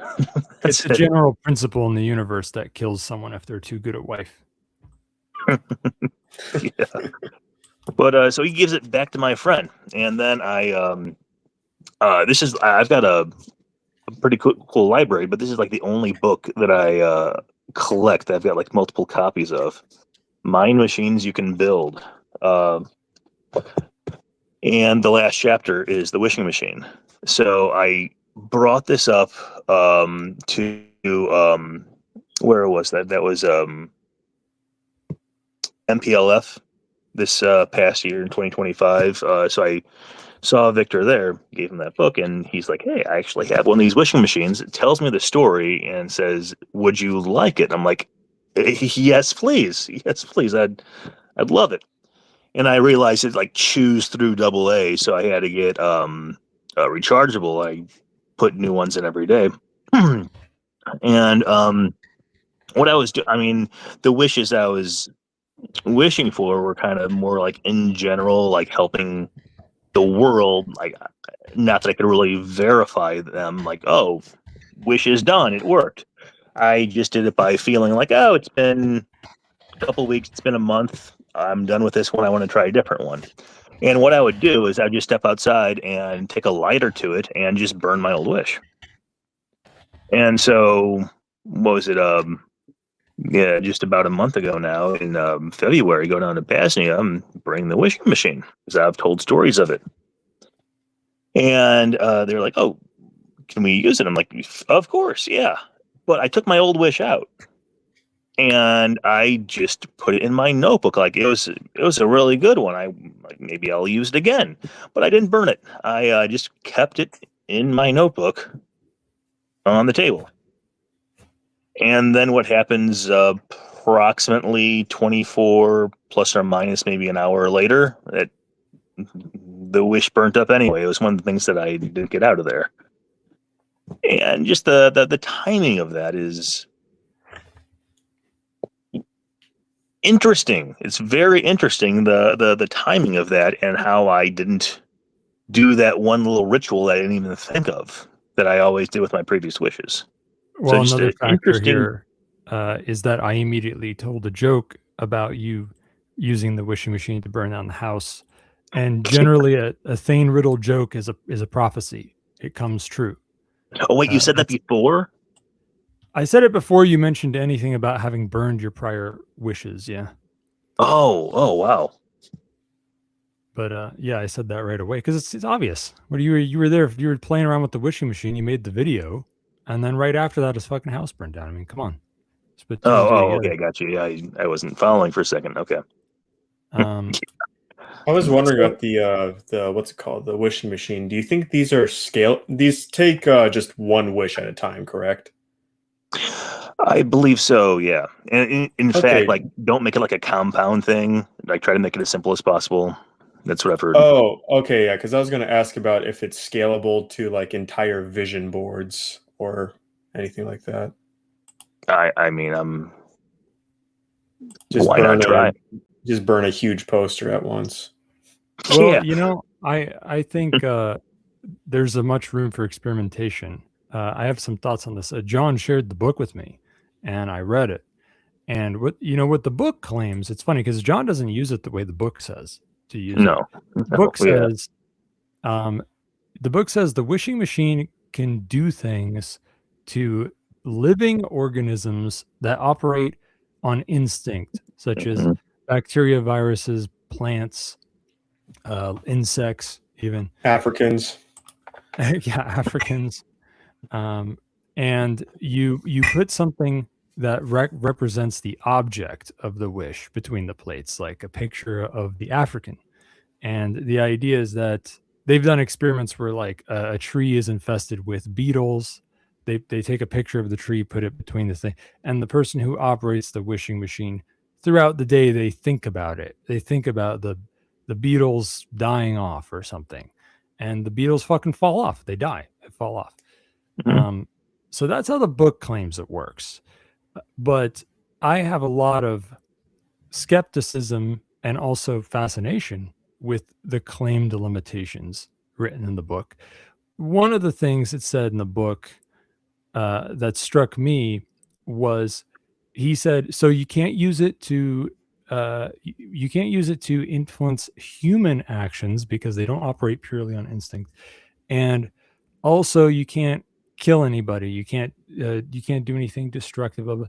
And I'm like, you know what, dude? He just spent this whole book saying if you have a self-limiting belief, if you believe that something can't work, then it won't, and that he considered not putting the wishing machine in a book because he was afraid of the power, and that also he stopped using it himself because he was afraid of how powerful it was. I'm feeling that he may have been fibbing a little bit, that he was trying to reverse psychology. Yeah, he's putting well, it's not even reverse psychology. Maybe it worked as reverse psychology on me, but it's more like not reverse psychology. He's trying to make you think. He's instilling a superstition in you that this won't work. You can't kill anyone or control anyone's mind with this, so then it won't work if you try. It's like how Wiccans say if you cast a black magic on somebody, it'll come back on you 3 times 3 times 3. Oh, okay. That's bullshit. They're just trying to stop you from doing it. Well, the fun thing about making shit up is that you can continue to make shit up. Exactly. So the thing that I'm making up is this. Either he made that shit up and it'll just work, or if it's really true that it only works on organisms or certain kinds of organisms, that could just be a matter of tuning.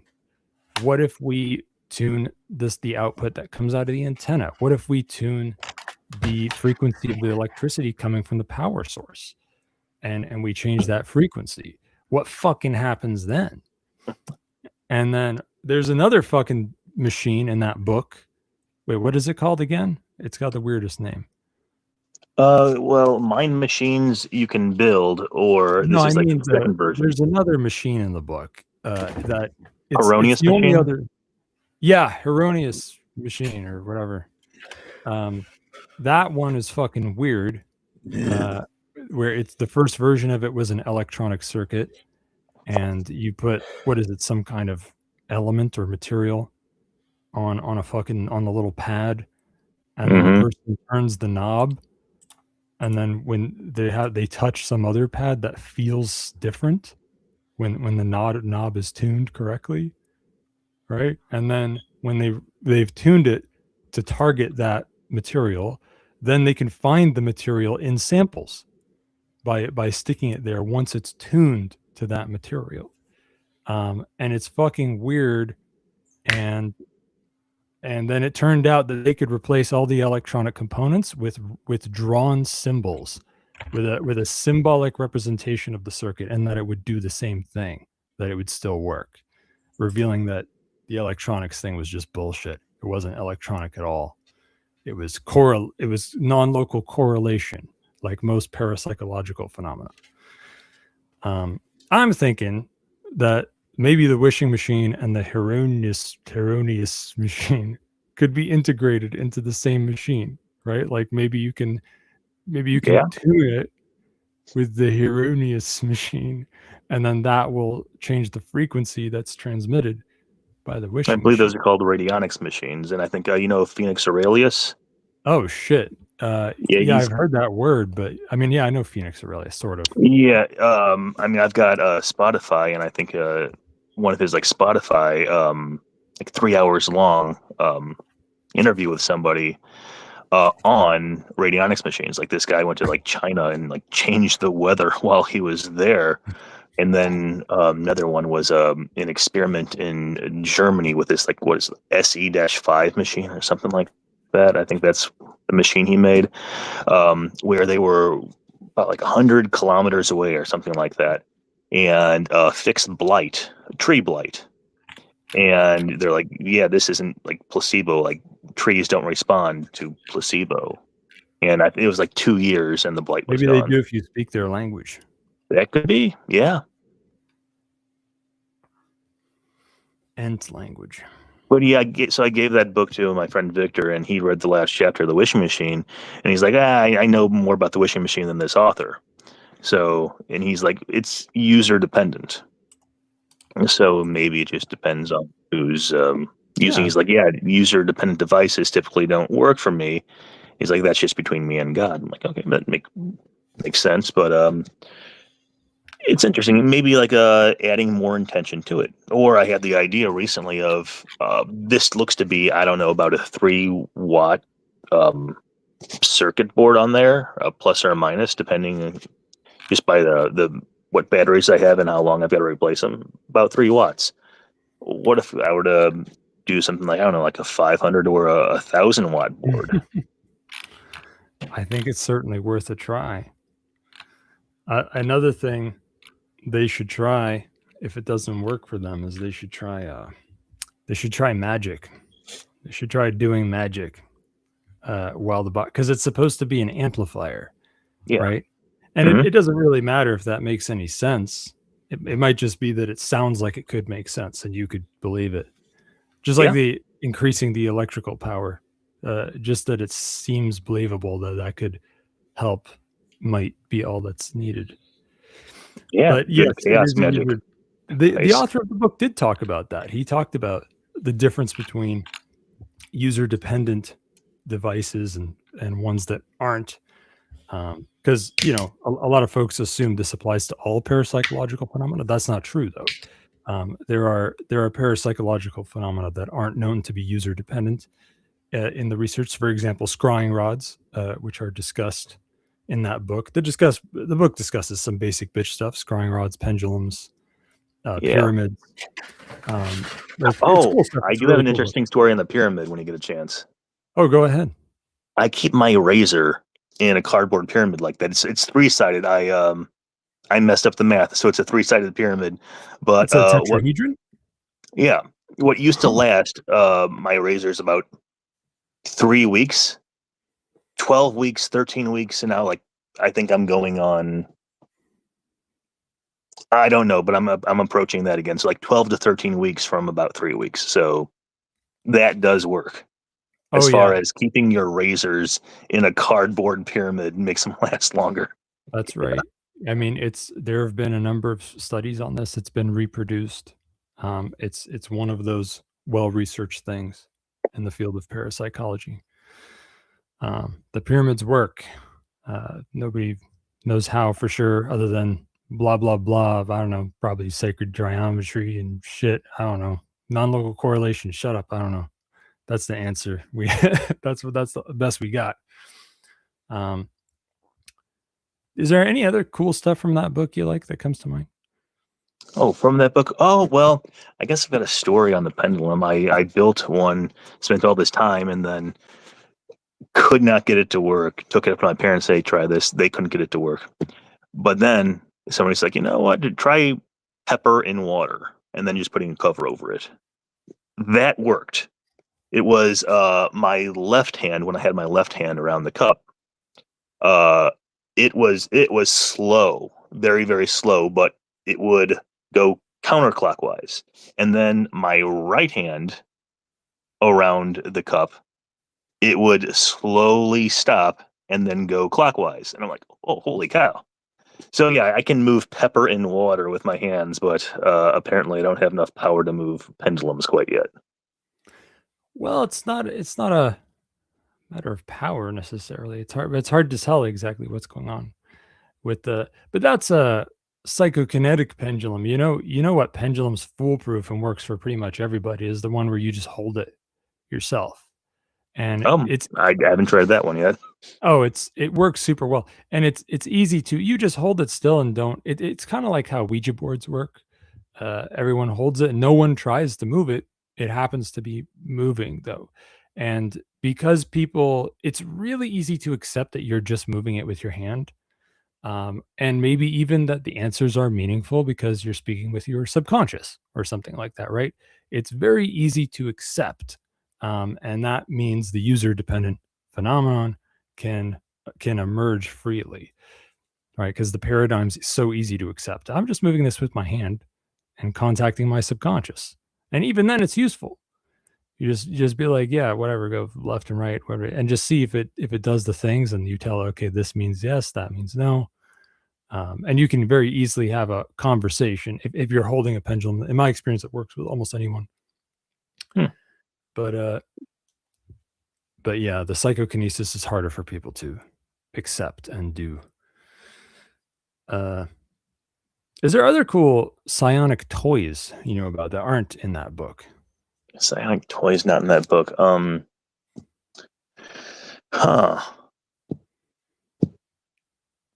That's a good question. Not that I can think of at the moment. Well, how about we talk about scalar waves? You want to open that can of worms? Oh yeah, that's interesting. Yeah, Bearden talks about that quite a bit. Yeah. Yeah, where he was saying that what was it, the Chernobyl was actually not how we were told it was, but it was supposedly a Russian attack on the US from a place about 80 kilometers away from Chernobyl, using Chernobyl as, I guess, the energy source for this weapon, scalar weapon. And this friendly little nation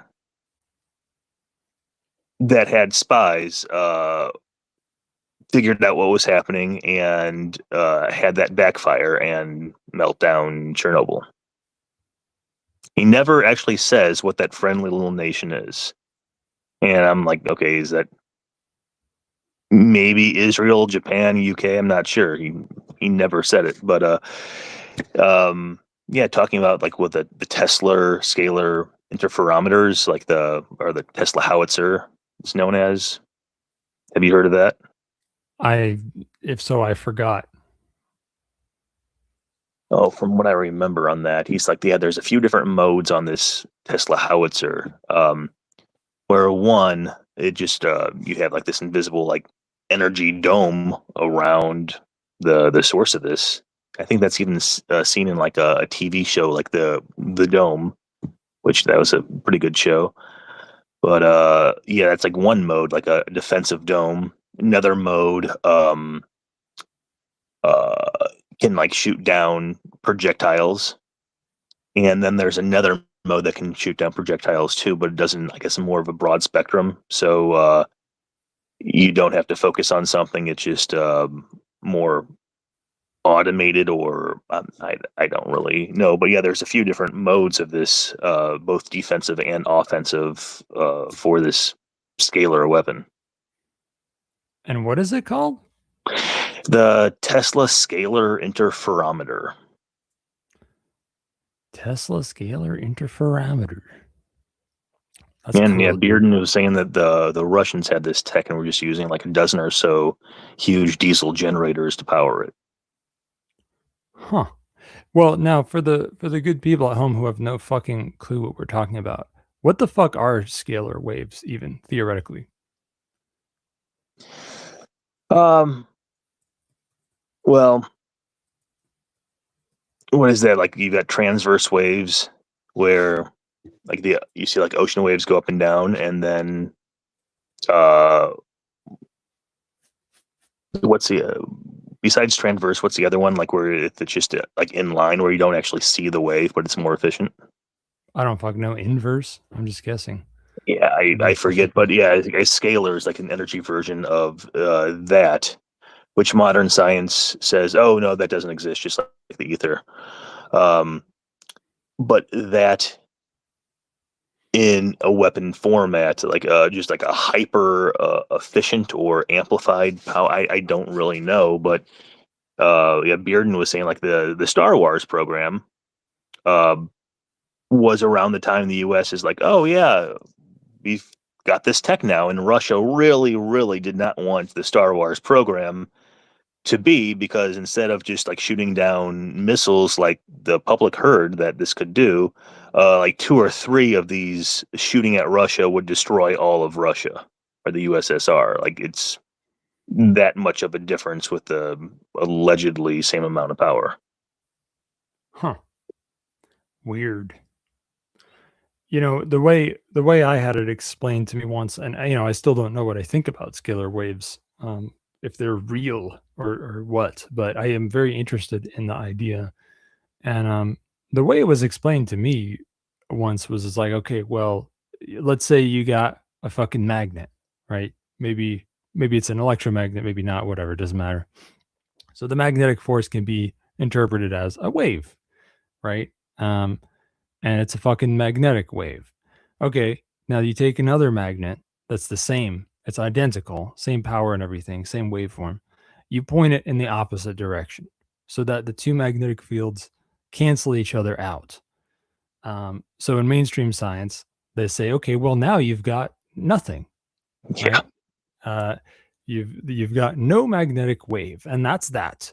But the analogy was pulling on two sides of a rubber band at the same time, so that the rubber band doesn't move, it doesn't change its center, it just stays there. And you're saying, well, there's nothing, that's nothing. Me stretching out the rubber band and holding it like that is nothing, because the rubber band's not moving.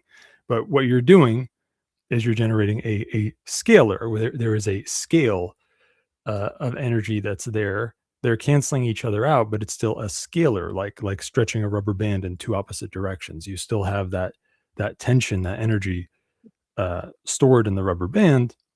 In this case, I don't think it's quite the same as merely energy being stored. Maybe that's an aspect of what's happening, but it seems that they claimed that was one way to generate a scalar wave, was by having two magnets cancel each other out.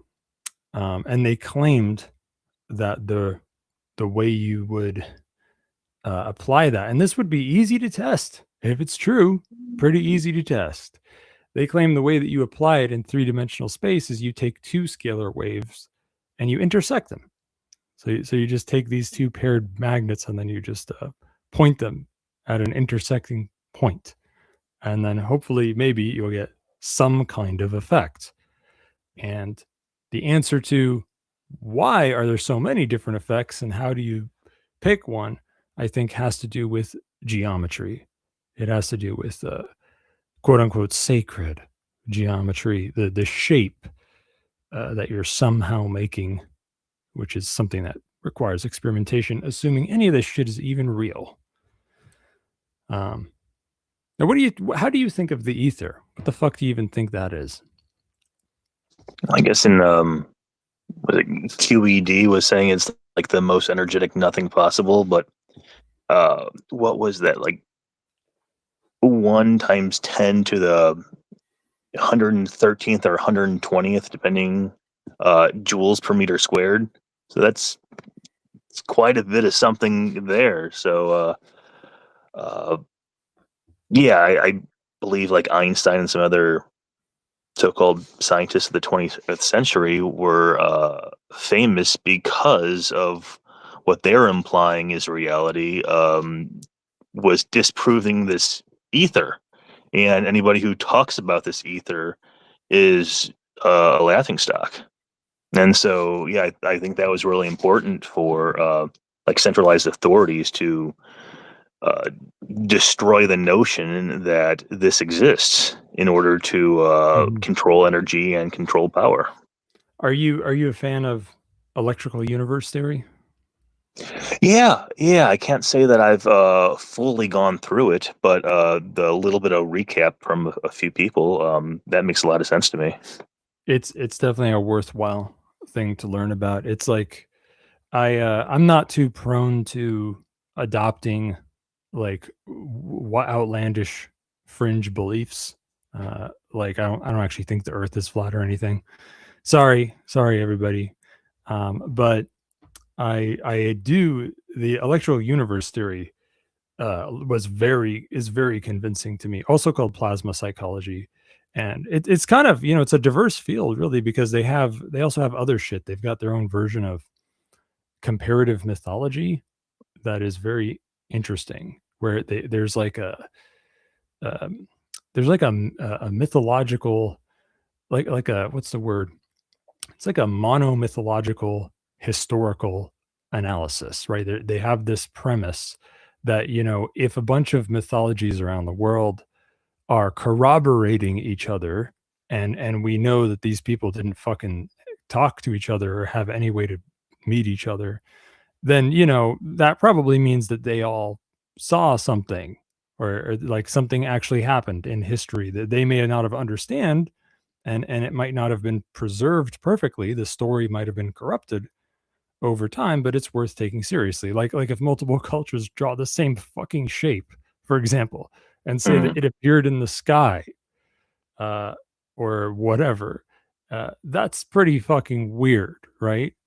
Giants, dragons, and flying things. Yeah. Oh shit, man. Oh yeah, Rayo 2 interviewed Walt Thornhill. I totally Walt Thornhill, or is it Walt Thornhill? I totally forgot that. Right, he was on the Vonu podcast. He was like numero uno in the electric universe field, and the Thunderbolts project is kind of like almost the face of the movement while he was big. And he croaked just like a year or two ago. He died, and before he died, he was on the Vonu podcast. I'm talking about Fingerprints of the Gods. It's true. There's Fingerprints of the Gods is one of them. There's actually more than one person who's written a book on this, I think.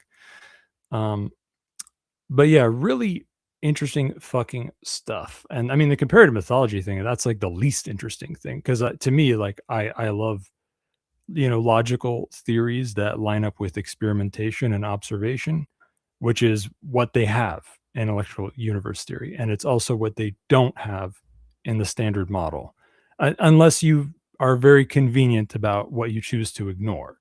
You just have to ignore all these giant holes in the standard model to what you're saying, that the reason, because, you know, change is destroying the world, it's the end of the world because of our sins, we have to appease the gods by paying more taxes. Yeah, you have to suck my dick, you have to pay more taxes, you have to give the government more power. That's always the answer. Give the government more power, give the government more power. That's the answer to everything. But it really raises some interesting questions when you, okay, well, what's the big deal with electric universe theory? Why are you guys, why are you totally upending all of physics? And the first thing that occurred to me was, well, it's anti-gravity. Because when you look at the anti-gravity research that has hit the public before being covered up, it looks an awful lot like it has something to do with electromagnetic gravity, which is an explanation for gravity that is commonplace among EU types. But in the mainstream, it's absolutely ridiculous, and you could never even think of it. And that seems very convenient. But I also think it's not just that. It's free energy. It's Philadelphia experiment type shit, teleportation. It's all sorts of weird shit that I think it may be that it's only logical that we would discover these things if we were operating with the right theories. And that's why the standard model is forced on everyone. Also, because at this point, so many old fuddy-duddies are making money and Nobel Prizes and stuff off of it. So they just don't, it's just uncomfortable to change. Yeah, that seems true. Yeah. Yeah. Well, speaking of that, like there was a guy named Victor with a K, some Russian entomologist, last name S. I've got some books by him. Hang on a second. But his one book that I keep seeing circulated on the internet every once in a while, called My World, in English, only chapter 5 has been available, and it's like a 35-page thing from chapter 5. But I just recently translated it from Russian with AI, the entire book. Victor. 1 second. I know I've got one of his other books here. By the way, Rayo 2 points out Symbols of the Alien Sky is a book that's probably what he meant to say. And I also agree, because Symbols of an Alien Sky is a title I've heard, whereas Fingerprints of the Gods is, when I acted like I was familiar with that, that was bullshit. That was a pure automatic social response. I do not recognize fingerprints of the gods. So it probably is symbols of an alien sky. I don't know who Schauberger is. Yeah, I got one of his other books here. However you pronounce that name there. Yeah, his book. His book, My World. Yeah, I'd like to get that in print. I think I can do that for like $20-$30. I guess it's a little bit longer than the other book I print, so it might be like $30-$40 just to get that printed out in a nice hardback. But so like the chapter 5, that's the one I read. I didn't really read other than chapter 5 that the AI translated yet, because I just recently did that a couple days ago. I was talking about, so this dude knew bugs, and allegedly he made a floating platform that could accelerate quite rapidly, all because he incorporated the wings of a specific type of beetle that had the perfect geometry for that, for like anti-gravitational movement, and I thought that was a pretty interesting story. So, well, yeah, you know, that actually, okay, see, this is why I knew you'd be a good guest, because whenever we talk, inspiration happens. Because you always, for some reason, I can make new connections whenever I'm talking to you.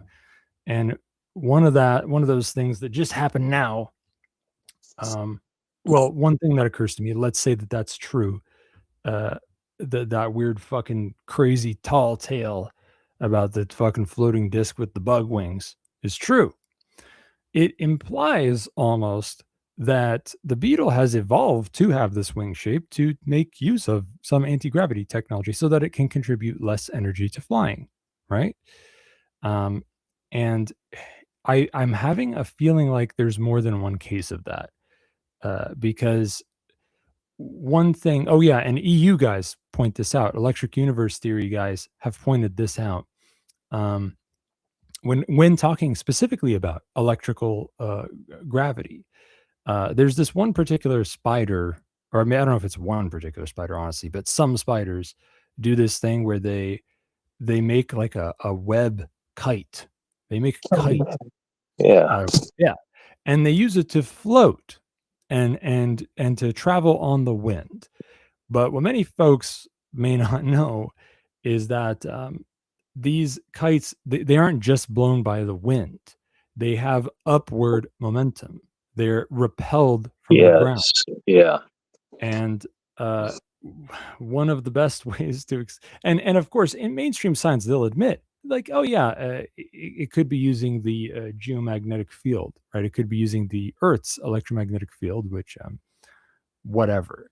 But I don't actually, honestly, I don't know if that makes sense to me, because electrical gravity makes more sense to me for explaining that, because in the Earth's geomagnetic field, you know, the North Pole's on the North Pole and the South Pole's on the South Pole. And that's how that shit works. And you've got this sort of, you know, thing that turns itself inside out, going on the outside and the inside. That's the flow of the magnetic field of the Earth.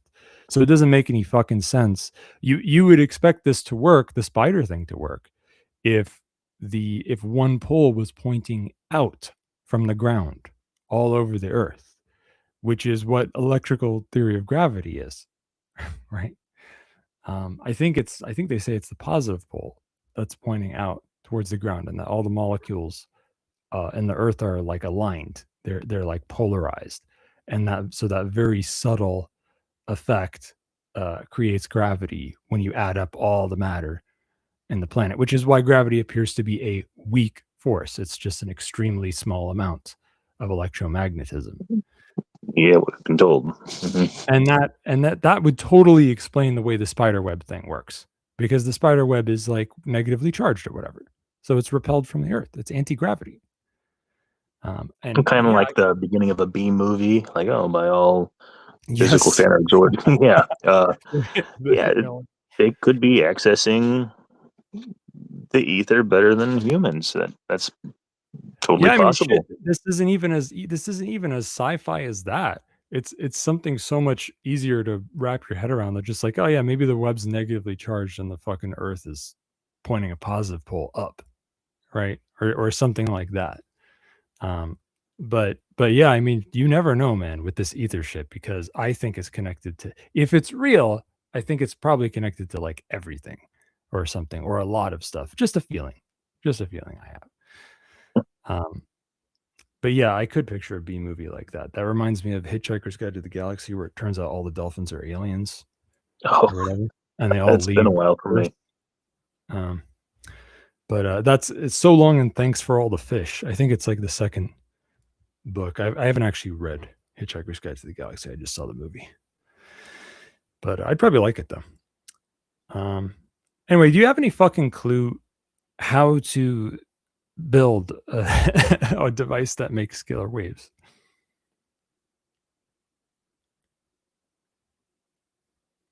Huh. Rayo2 says, I've heard and seen that you can determine whether the EMFs around you are conducive to live by looking at the spider webs. If there's retarded mistakes, bad EMFs, perfect geometry. Oh yeah, That reminds kind of me like of the drugging the spiders and seeing their web shapes. Yeah. oh yeah, the acid one and the, yeah, I know what you're talking about. Oh well. Yeah, well, it reminded me of coherence in the Fogel charge barrier, right? The running the signal through and getting something more pleasing because of coherence. Maybe the spider webs have something to do with that. Anyway, do you have any fucking clue how to build a scalar wave device? Well, I have asked AI that. I think after it kind of got neutered a bit, I would probably have to upload Bearden's books to it to give it a better estimate. That's kind of what me and the AI were saying, like, oh, I don't know. This seems to be sci-fi. I'm like, okay, just Yeah, you assume can't it's rely on real. training data. Yeah, you gotta Yeah. not only assume it's real, but giving them the books so that they can be a subject matter expert is definitely a must. Mm-hmm. And yeah, it did actually. It did give me some other books to buy for stuff like that. Yeah, one came in today. I'm sorry, kittens. I'm sorry. Let me get up, kittens. Here, what was it? It's called Electrogravitics. Kind of like talking about how the B-2 bomber was a bit more than just a really cool design. Huh. Yeah, Electrogravitics 2. Yeah, AI wanted me to buy Electrogravitics 2. Yeah, upload that to it. Well, the title is immediately relevant. Yeah. Yeah, that just came in. Like I opened that like less than half an hour before coming here. Oh shit. Well, you'll have to update us soon in the chat. Yeah. Now, I talked to you before about how on a previous talk with you, I had a eureka moment where I realized that what's his name? John Hutchison or something, some guy from Toronto, I think. He had this thing that's known as the poltergeist machine. And I told you about that. Have you looked into that at all since I told you? To be honest, I forgot about that, but I'm like, I'm sorry. I definitely need to look into that. Don't. Yeah. It's seriously me asking you that is my excuse to see if I can get the guest to say stuff instead of me just ranting. But I can always just rant. The poltergeist machine it's something some of you curious channel surfers might have seen on TV. They put it on like, TV every once in a while. You could find him on YouTube or something. I think his name is John Hutchison or something. Poltergeist machine. He's some random weird hippie guy who his house is a fucking, how your place, you say you're disorganized. I'm sorry to break it to you. You're a genius. Your place is never going to be organized. So Hutchison's house is fucking insane. It's full of wires going in random fucking directions. Nobody knows what the hell is going on. He's doing all these crazy amateur electronics experiments. or electrical experiments. And in various spots of his house, which is the poltergeist machine, basically the poltergeist machine takes up some of his house or his garage or something. In certain spots, the poltergeist machine does something to stuff. And what it is that it does depends on where it is or how we set up the gear or whatever. So, for example, you might have something really simple like no matter what object you put there, whether it's a magnetic material or not, it rises up fucking 3 inches, does a quarter turn in a specific direction, then moves a little bit to the left and then drops, right? Like something like that, some weird like that. And he's also gotten other way more fucked up effects than that, like objects phasing through each other. So like he has artifacts that he's shown people on TV that where like one object has phased inside the other and ended up inside it. And lots of weird fucking shit like that. He also has crystals that he says they put off a constant voltage that's very low. And this guy has been visited by, I don't know, he might be dead now. Who knows? He's old if he's not dead. If he's not dead, he should be on my show. He should be a guest. But this guy has been visited by men in black and researchers like more times than you can fucking imagine. You know, everything you could think of, whatever, the CIA, the fucking everyone has been there on little fact-finding missions. And the only thing, according to him, the only thing they've ever said to him is, well, we know that this isn't a hoax and that you're not faking this. But besides that, we don't know how it works. And he tells them the same story. I have no clue how it works. I don't know. My house is just fly. I just put a bunch of fucking wires and shit. I don't know what's going on. I don't know how to reproduce this. But then in these fucking TV interviews where they cut him off when it looks like he's saying something interesting, they have these little clips of him that you'll stumble on where the mask of like, I don't know how it works, kind of slips. It's like Floyd Sweet. Yeah, there's sorry to interrupt, but yeah, there's Bearden said Floyd Sweet is like the most genius dude on how to program magnets to make them as powerful as possible. Towards the end of his life, he added intentional lies in mixed with the truth, maybe out of fear because of those guys or something. But yeah, maybe it's something like that. Yeah, I'm curious to learn more about that guy and what he's doing with magnets. But actually, why don't you tell me what he was making them really powerful? Like, are we talking not electromagnets? No, I think it was just like permanent magnets. Like he would like charge them or so he could take a shitty magnet from a dollar store or from a fridge and turn it into like a rare earth magnet type strength. Or that, or I think he might have been starting with like rare earth magnets, but just like conditioning them in a certain way that his over Unity devices were like even more efficient than Bedini's. But yeah, Floyd Sweet was one of the guys that had this what do you want to call it, negative energy or whatever, actually go through his hand. I think it went through his like his thumb or thumb to his pinky or something. And he's like, this hurts more than normal electricity. Like, I think he normal documented electricity is pussy shit, man. I invite anyone. It's good experience to have any experience with weapons that doesn't hurt you too much. And if you ever meet some faggot friend of yours who's like, oh yeah, I got a taser. You can just be like, oh yeah, tase me. Just like, no, seriously, tase me. Just get them to do it. Because you'll both learn something. You're both going to learn something. You'll learn that all it did was piss you off, and they'll learn the same thing. It can kind of make that muscle contract for a second, but it's not, electricity, whatever. That's why people shock themselves just for fun. And but yeah, something hurting even worse than that. That's an etheric energy taser. Now we're talking. See, one of many applications for skill. I'm just like the state spooks. I immediately, my mind goes to weapons. I'm over here talking about Yeah, I think we could use the wishing machine to kill somebody. I mean, like I go to that right away. But yeah. Anyway, so yeah, my thinking on, and actually another connection. It and this is kind of like a dumb thing that a 5-year-old would say. Talking about conditioning magnets.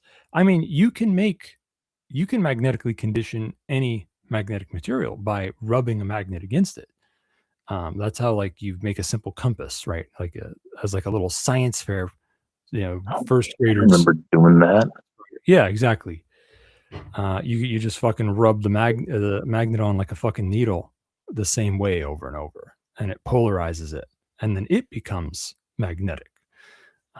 So I don't know, maybe what he's doing is related to that somehow.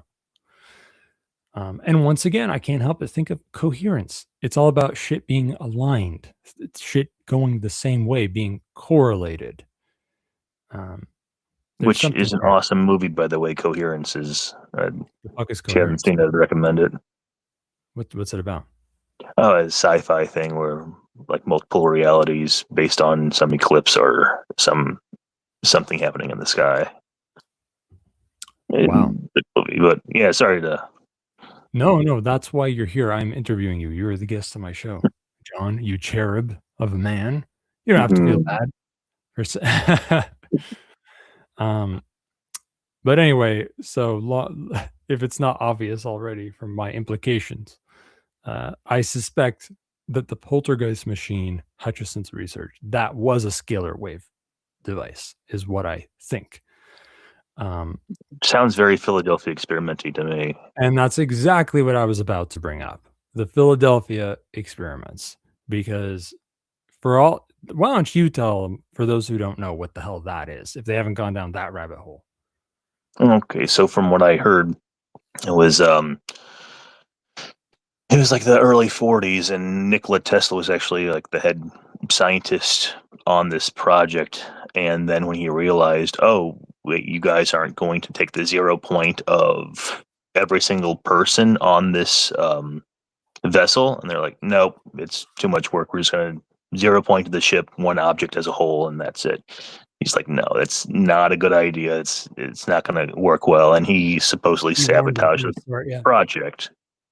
And another scientist, I forget the guy's name, is like, oh, we don't need Tesla for this. We've got enough. I can do this without him.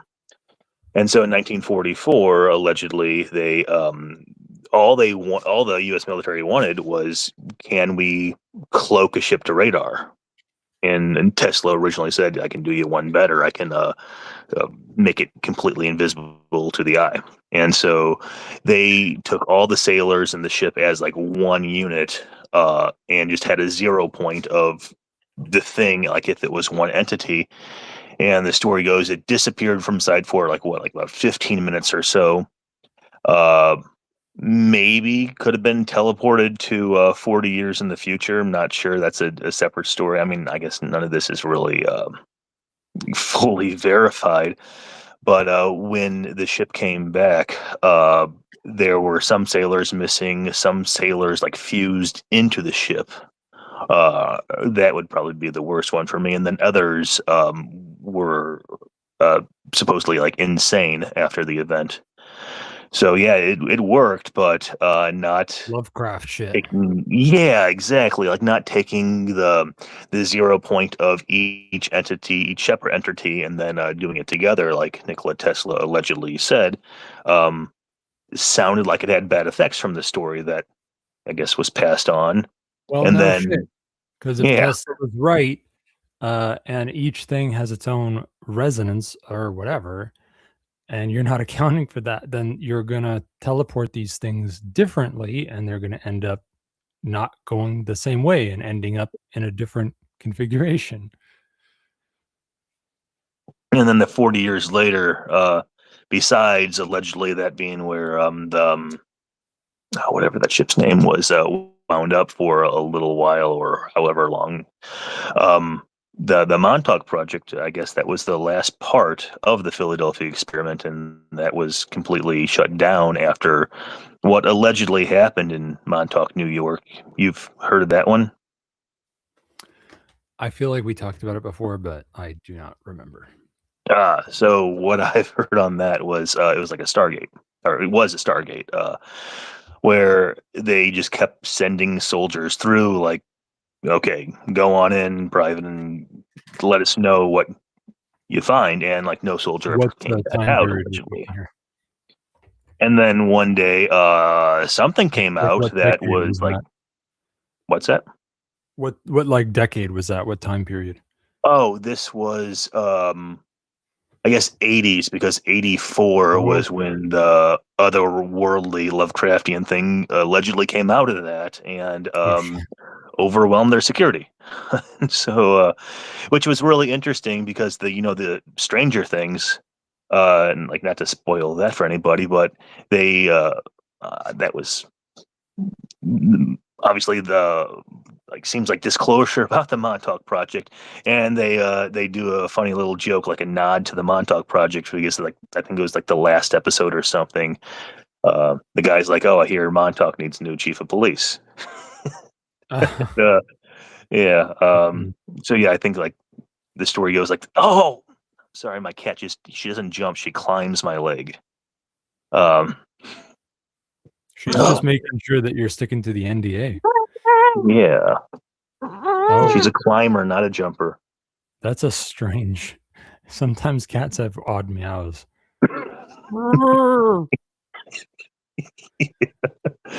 Yeah. But yeah, that's a really interesting, I guess, story on the Philadelphia experiment, and then ending on the Montauk Project. And it seems like they're disclosing a lot of this. And I was just introduced to this show called Dark, this German 3-season um, show. And on X, I heard from like some like disclosure, kind of like, oh, one of my friends is like a spook and says like Dark is the closest thing to reality as far as any kind of movie or TV disclosure goes. And it's pretty interesting. It's kind of like Stranger Things, where there's disappearances or like a bit of time travel, and it's set to different intervals or a specific interval of like 33 years. But yeah, this stuff definitely exists, and I think that we're learning about it faster and faster. And it's just really interesting to see what's going to happen in the next few Yeah, years. Like, there's a lot of like, oh, AI is going to destroy jobs, and we're heading towards a dystopia. And I see the world as getting better and uncovering a lot of secrets that will free us more. well, yeah, I mean, that's what technology is supposed to do. It's supposed to destroy jobs. It's supposed to make it that you don't have to do so much work, and you can be more productive and do new things and not spend as much time or take as much risk. And that's what technology is for. I mean, the Luddites said the same thing about factory equipment in the 19th century, right? That's true too. 5-minute warning to close out. Holy cow. Holy cow, time Jeez. has flown. Hey, I think we just teleported in time right now. Yeah, I mean, I was going into overdrive, and he said I'd have as much time as I wanted, but it turns out that he meant 43 minutes is how much time I want. Man, there's stuff even in my notes that we didn't go over. I knew you'd be a good guest, but I didn't realize. I should have known better, because we can talk infinitely. I've got one more story. It's not really involved in anything we've talked about so far, but it's a pretty interesting story. Well, I'll make it quick so I can do the outro. Okay, really quick. It was New Year's Eve or New Year's Day 2023. My parents were going to meet my sisters like 15 minutes away. Like, lock the door when you come back. I was out because we're not going to be home until the morning. I come back. I had like I think one cannabis plant I was watering. It was like 2:30 a.m.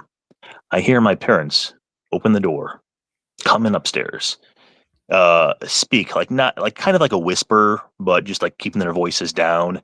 The front door close, and then their footprints, like footsteps with their cadence, walk in the hallway, and then that was it. And I'm just like looking up at the ceiling, like, it's 2:30 in the morning. You guys said you're gonna sleep over at my sister's, and what are you doing here?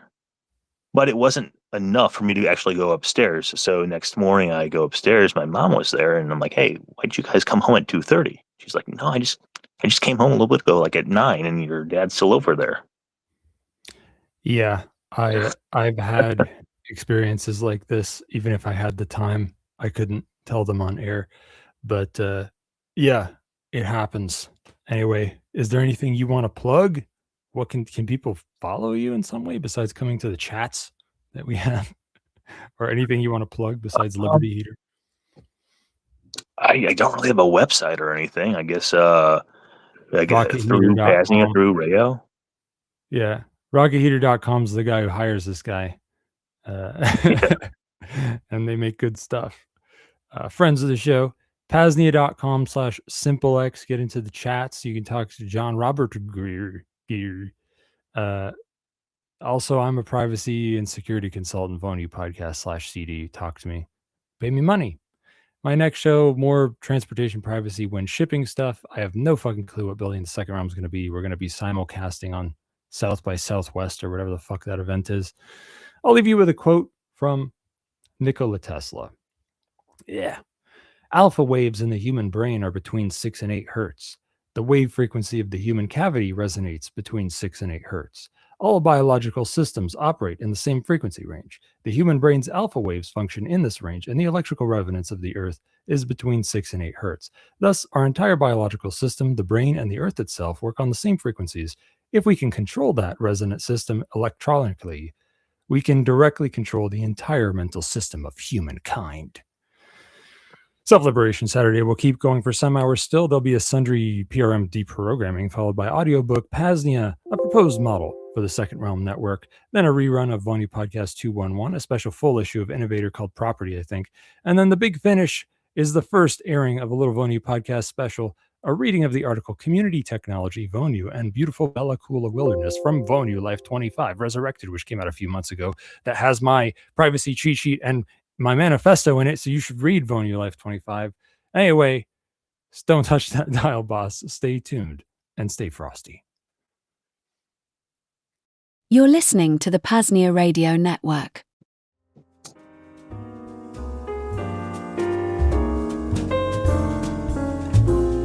Let's face it, Mondays can be a real drag. For many, it's the first day of another week, slaving away in the servile society, paying taxes to baby bombers and child traffickers. Thankfully, there's a way to unwind. The PAZNIA Radio Network Veritas Studios, light, shining bright on the horizon. A beacon of hope, a place where there is in fact room at the inn for the weary self-liberator. Every first and third Monday, starting at 8 p.m. Eastern/7 p.m. Central, Richard Dick Greaser of the Bitcoin Bugle takes over the Second Realm airwaves for Music Monday.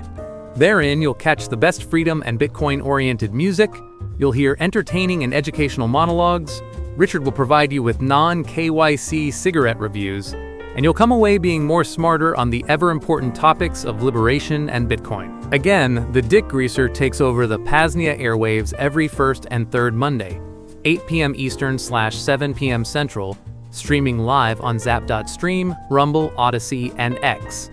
For everything PRN, make sure to bookmark the main page, PAZNIA.com/radio. Again, PAZNIA.com/radio. Cheers from the Second Realm.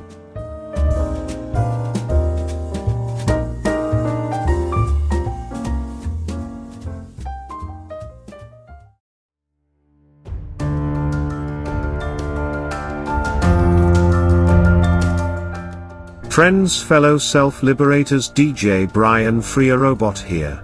Listen, content creation in the modern day is easy, but getting your videos or podcasts in front of the eyes or ears of your audience is ever difficult.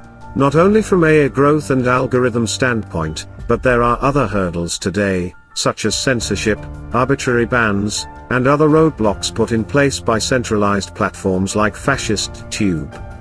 And while there are alternatives today, from Rumble to Odyssey and many others, it's extremely time-consuming uploading the same episode to, say, a half a dozen platforms. Not to mention, if you're making income from the platform, this deplatforming can be a real hit to the wallet, too. If you're listening to the PAZNIA Radio Network, it's safe to say you're probably already familiar with these concerns, or potentially, maybe even a content creator yourself that has run into banned videos or flat-out deplatforming. Thankfully, the solution is out there, and it's called Content Safe. Content Safe is a venture founded by longtime friends of PAZNIA, Matthew Raymer and Daryl Becker. In addition to off-site backup for redundancy, they built out a user interface like one you would see on YouTube, Odyssey, or wherever. But once you hit publish once, it will deploy the episode to whatever platforms you select. This will save you time, and potentially even opens up your content to new audiences and platforms, or just gives you more time to prioritize on content. And if the worst were to strike and fascist Tube does what they do best, deleting your channel and content, Content Safe can get you back up and running quick. In a sentence, Content Safe protects your content from censorship, distributes it everywhere automatically, and keeps you online no matter what, so you never lose your audience or your income.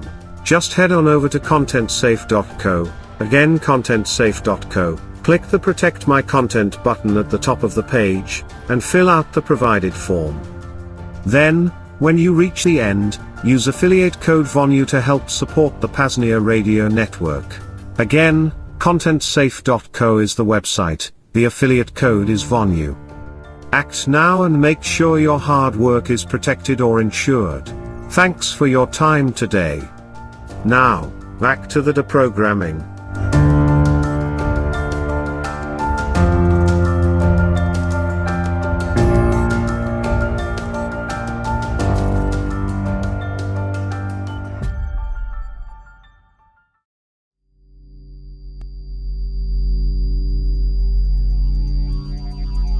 Good day, fellow self-liberators. Daisy Free Robot here with some critically important links. First off, PAZNIA.com/books2. This link will take you to a page with free PDF downloads to books, zines, and other publications in the realms of self-liberation and Vonu. Save some copies yourself, throw them on the dark net, burn them to flash drives, store them on blockchains, throw them in buried 55-gallon drums, or whatever. Make sure they never disappear. Again, PAZNIA.com/books2. Second, PAZNIA.com/simplex. Here, you can find links to the numerous and growing selection of simplex PAZNIA chats, ranging from the General Committee of Correspondence, our Department of Technology, the PAZNIA Radio Network, all the way to PAZcraft, the chat group for our own self-hosted, open-source mine test server. That is PAZNIA.com/simplex. And finally, with mention of PAZcraft, there is also our own server that you connect to. For more information and connection details, visit PAZNIA.com/PAZcraft. Again, PAZNIA.com/PAZcraft. Thanks for being here. Now, back to the transmission.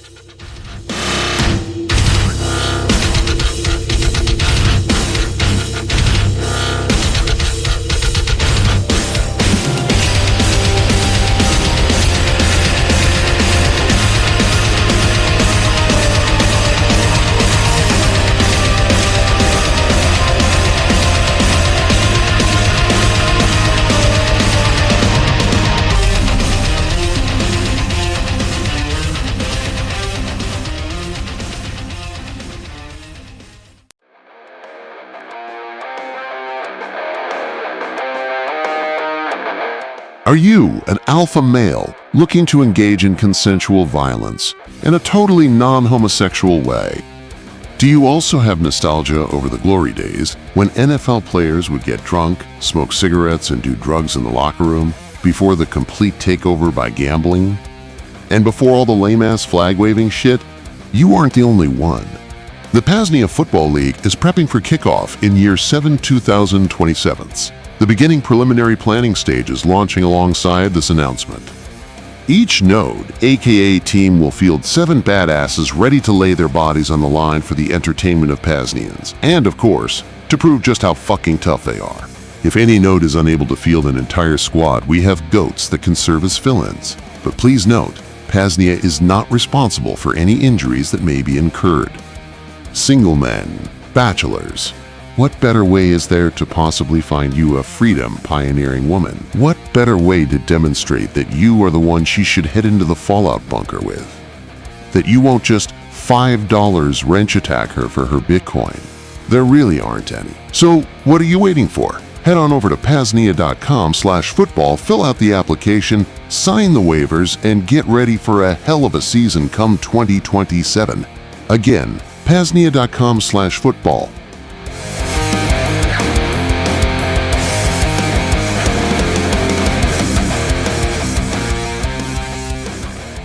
Sponsored by Pain Liberator, Miracle Muscle Pain Relief Spray, the official wellness product of the PAZNIA Football League.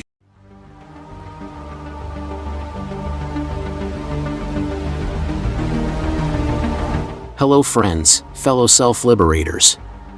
If you're new to the PAZNIA radio network, the overarching vision is much bigger than just the best, most valuable, and most entertaining radio network in existence.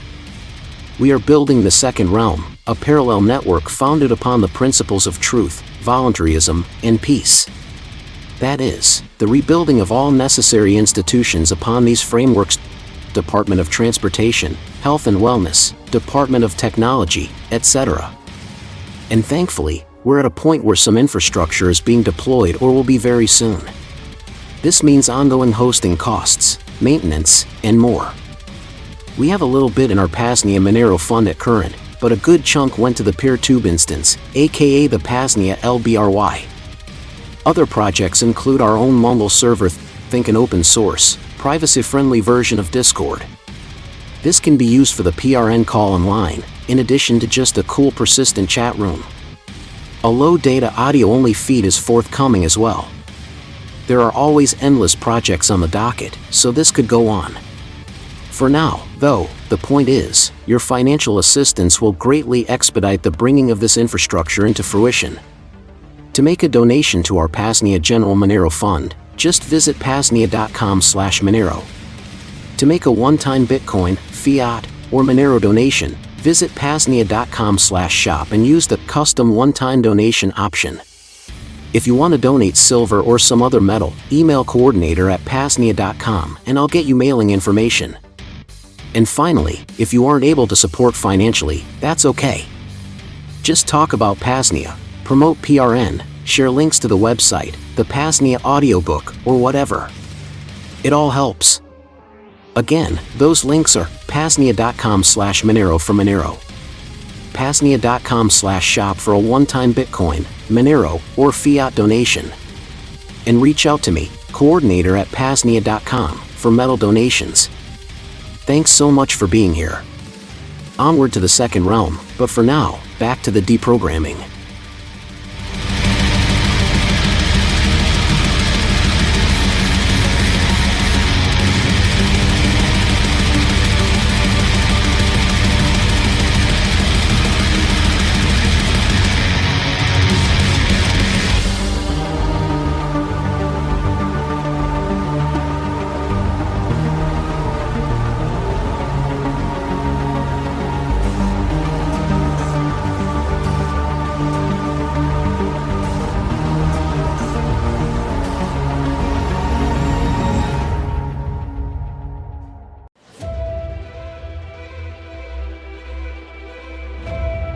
The intent of the GhostPad is to offer a complete security and privacy hardened computer system that is built from the ground up to be an effective direct action countermeasure for those who want to actively resist the privacy intrusions of the entire surveillance state hydra, both public sector and private sector.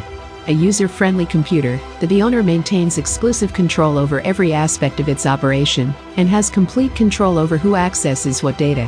A GhostPad is your virtual corner of the room where the cameras, microphones, and other data collection devices have no power.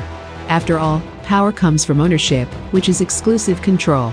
Unlike practically any other available option, when you buy a GhostPad you are truly its owner.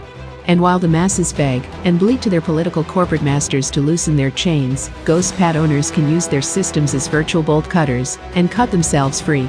GhostPads are high-quality business rugged laptops that have had the security-compromising system firmware, BIOS firmware, Intel management engine, etc., removed and replaced with more secure, free and open-source alternatives.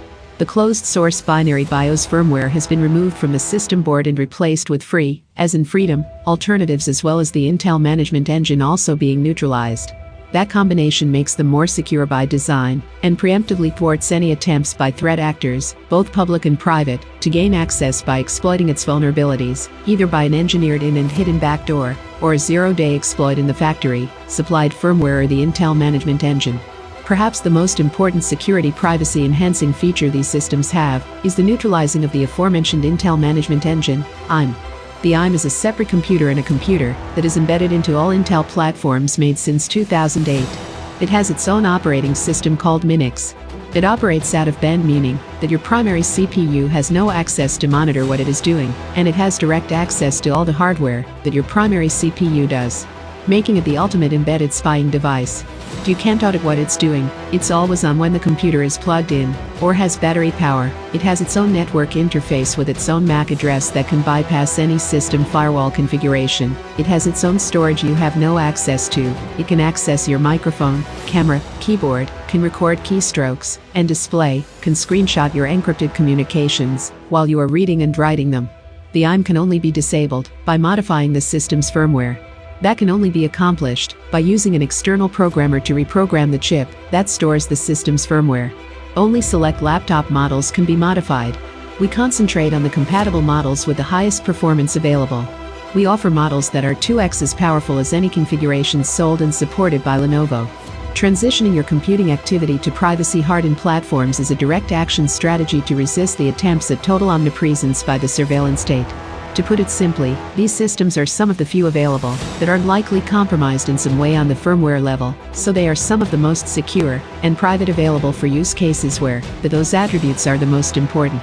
It is also why systems configured this way are considered as ideal to use as a base to install a security privacy-hardened OS, such as Qubes OS, Parrot OS, or other privacy-focused Linux distributions, on. To view the full selection of ghost pads, ghost phones, and other privacy tools available via Liberty Under Attack publications, just visit libertyunderattack.com/privacy tools. What are you waiting for? Step up your security culture today. Again, libertyunderattack.com/privacy tools. Liberty Under Attack publications, share your story, find your freedom.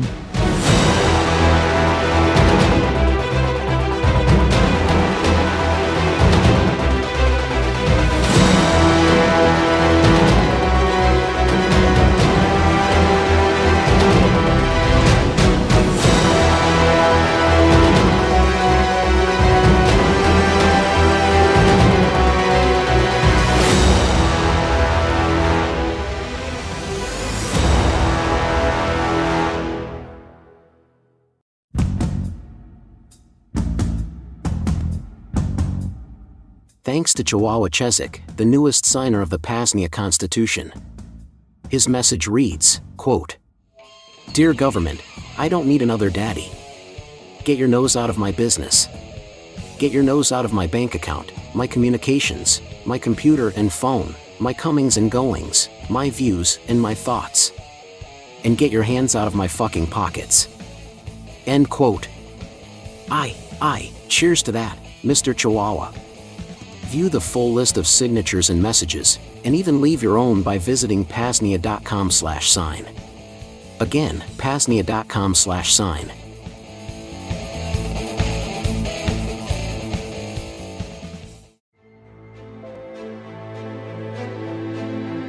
Hello, friends, fellow self-liberators. Dr. Gatherer here, coming to you with a health and wellness message. The Pain Liberator, Miracle Muscle Pain Reliever, is now back in stock at libertyunderattack.com. For your basic aches and pains, to more extensive injuries, and even pains like headaches or migraines, the Pain Liberator is here to liberate you from discomfort. The Pain Liberator is a 20% DMSO, dimethyl sulfoxide, /80% colloidal silver water base, blended with enough aspirin to provide 30 milligrams of aspirin per spray. Beyond just pain relief, all three of these main ingredients provide enormous benefit to the body in general. DMSO also helps to bring the aspirin and colloidal silver into the skin for maximum bioavailability. Individual benefits include colloidal silver, is antibacterial, antifungal, used for sore throats, sinus problems, tooth infections, and candida overgrowths. DMSO has over 40 known pharmacological properties, helps with acne, heals shingles, is radio/EMF protective, painkiller, and heals stroke and heart attack damage. Aspirin is one of the safest, cheapest miracle drugs in existence. Searching PubMed, it assists with basically every disease or imbalance, from muscle pain to reversing cancerous tumors and everything in between. Spray directly on head for headaches. The Pain Liberator is available via Liberty Under Attack publications. Just visit libertyunderattack.com/pain to place your order today. PayPal, Bitcoin, and Monero accepted.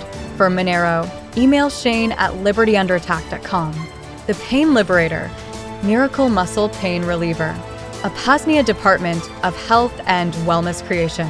libertyunderattack.com/pain.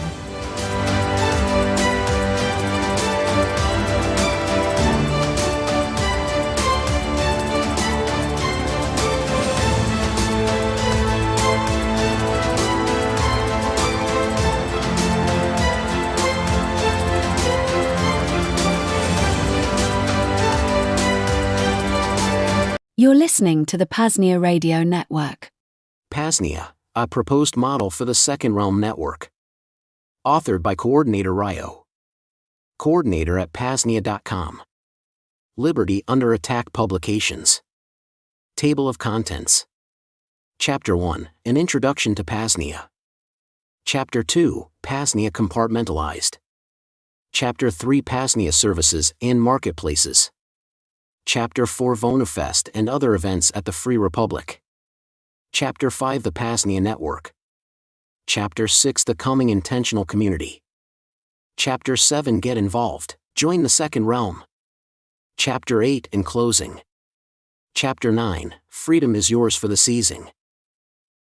In the real world, liberty will be limited for a long time to come to self-liberated individuals and, perhaps, libertarian mini-cultures and free ports.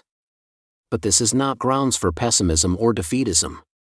One can forget about the herd and become free once he exorcises the collectivist spooks from his head. Ryo, Vonu, The Search for Personal Freedom. Chapter 1, An Introduction to PAZNIA.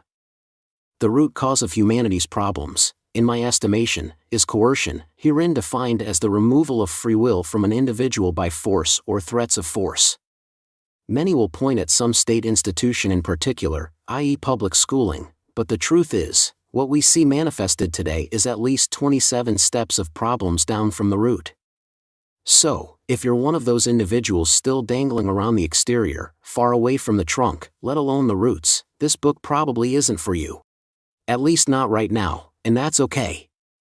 We're all on our own individual journeys, and just as each tree in the forest is at a different stage of growth, so are each of us. Therefore, if you find yourself happily consuming the propaganda, media plus TV, excited about participating in the circuses every 2 or 4 years, getting an experimental vaccine for a fake or overblown virus, or even as a vehement crusader for the Libertarian Party, you might consider moving along now. And again, there's nothing wrong with that. Put the book away, close the tab, and come back later, when it resonates. But in the meantime, we as Vonuans, free market anarchists, agorists, or whatever other applicable label, are problem solvers, committed to living our principles in the here and now, and the only solution to coercion is voluntarism, free will, peace, cooperation, etc., not merely chopping off or manicuring the branches of the ever-growing tree of coercion. If the foundation, coercion, is unstable and dangerous, then, as any good building contractor will tell you, it's probably time to tear down and start over. But setting the tree of coercion ablaze or grabbing the sledgehammers may not be necessary. Rather, just remove the source of nutrients, fiat money, compliance, and its energy source, humanity, and let nature take its course of breakdown, purification, and regeneration. This book and the vision it contains will require you to drastically expand your perspective of reality and what is possible. If you'll give it a chance, it should be quite clear that what we know as the Servile Society is truly the modern-day incarnation of Babylon, the land of confusion, and the realm we find ourselves in is far more fascinating and mind-blowing than we have been led to believe. And further, since we already have a vast network of like-minded freedom seekers on the internet and throughout the world, the prospects for building an interconnected second realm network have never been better.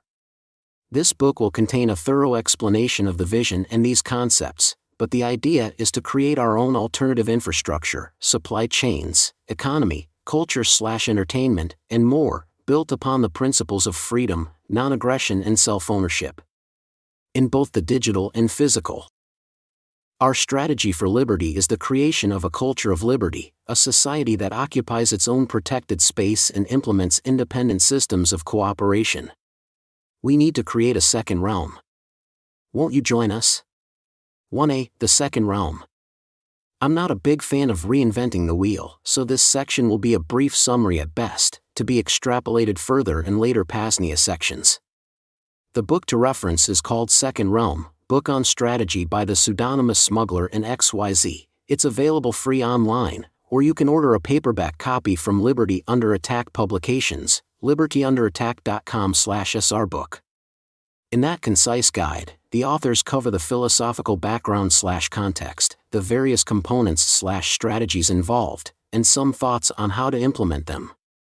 And their credibility within this area is unsurpassed. Not only do the Institute of Cryptoanarchy and Parallelny Polis exist, i.e. Parallel Society, an actual storefront building in downtown Prague, but Smuggler and the Berlin cypherpunk crew have been on the ground, and in the digital realm, building pockets of freedom for self-liberators of all stripes and flavors to enjoy.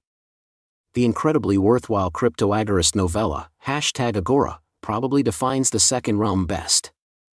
Technically, the second realm is described as encrypted communication, encrypted currencies, anonymous and pseudonymous identities and untraceable action.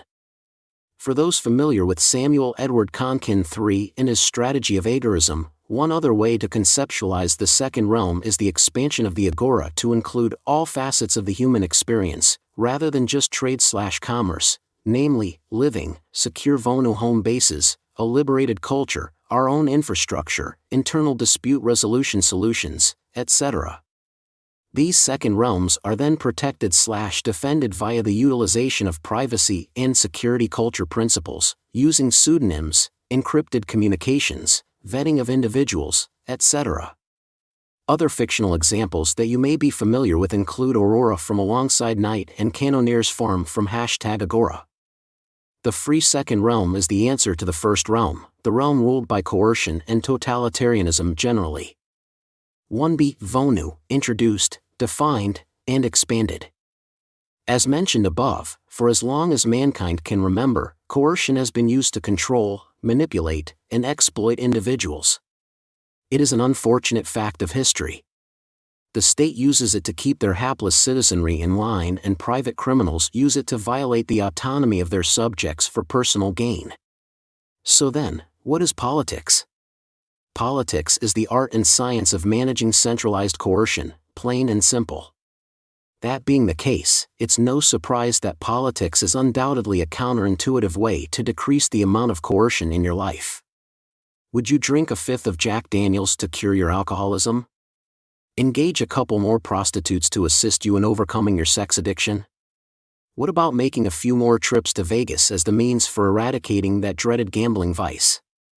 As ridiculous as those may sound, using politics to alleviate coercion is a far more dangerous utilization of this failed logic. It has more far-reaching, unintended, and intended consequences. People's livelihoods have been and can be destroyed by so-called public policy, the state being the apparatus it is. Mass murder, i.e. democide, the most deadly form of coercion, is always on the table.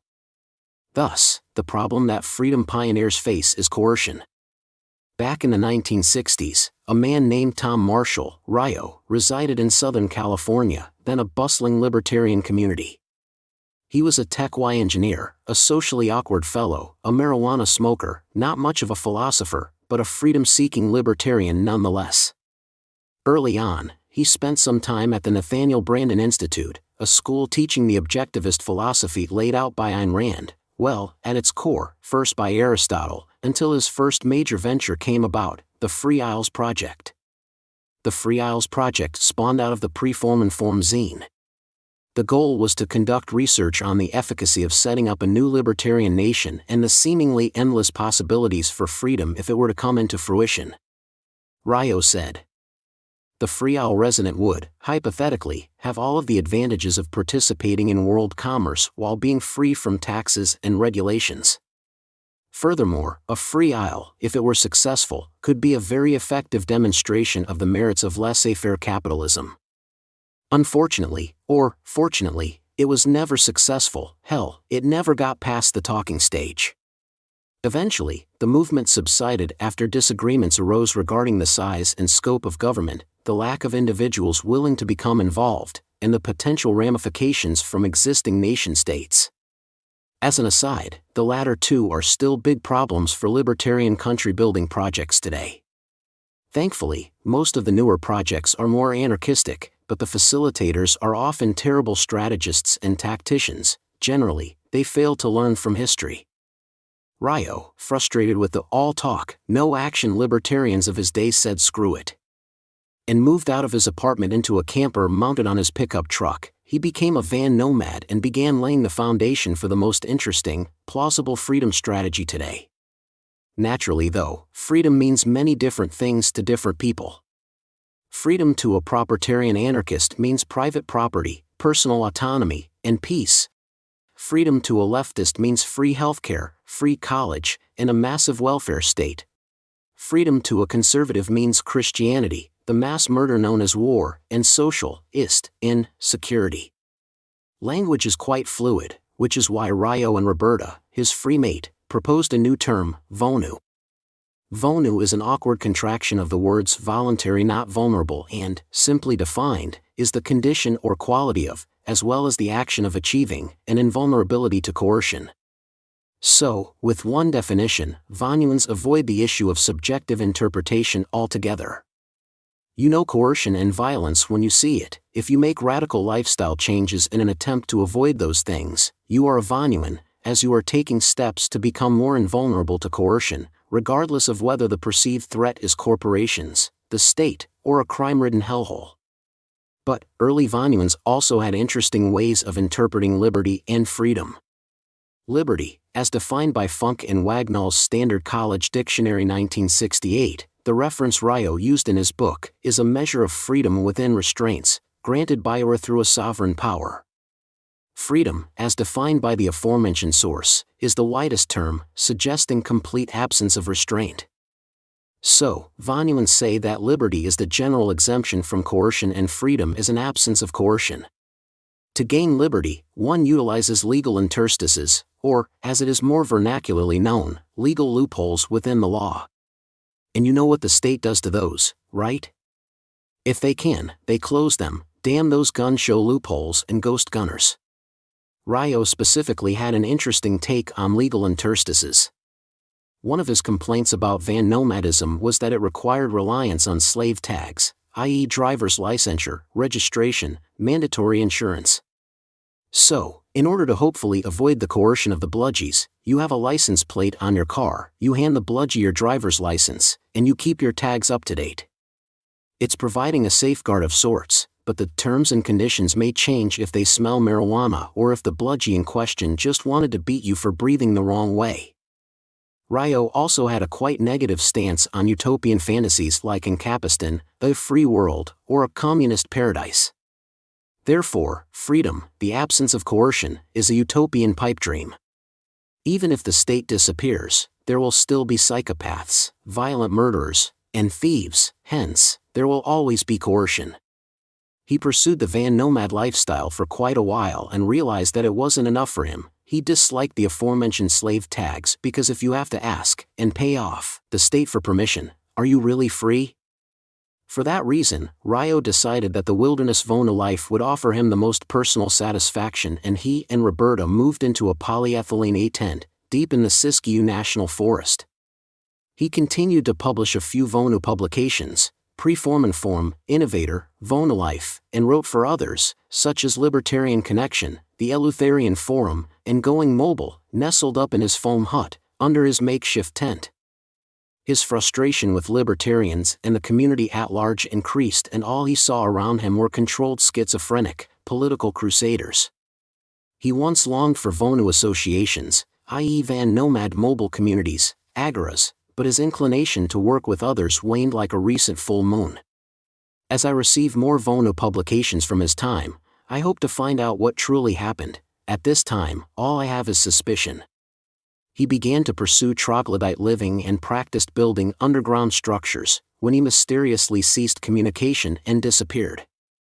All that remains is a portion of a letter he wrote to his correspondent, I think John Fisher, the editor of his first book, dated February 14, 1974. My thinking has undergone major changes in the last several months on interfacing, alternate economics, interrelations in general. I, too, am becoming very dubious as to the value of all Libertarian Club involvements. We do not intend to use the Libertarian Club in the future as an avenue for gaining non-anonymous friends or associates. But, the strategy he and other freedom seekers pioneered is still just as efficacious as it was before, and even more so thanks to advancements in technology. So, how does Vonu differ from direct action more generally, such as the methods listed on the freedom umbrella of direct action, FUDA? Well, with many of the strategies on the FUDA, you can more or less continue living the same lifestyle you did before, i.e. a 9-to-5 job in the servile society, paying some taxes, etc., and receive some increases in your personal freedom, but with the go-along-to-get-along path being decimated, the piecemeal direct action may not be an option anymore. Vonu, on the other hand, is a lifestyle change. It is a reorganization of your entire life, but the increase in personal freedom is quite substantial, and that's putting it mildly.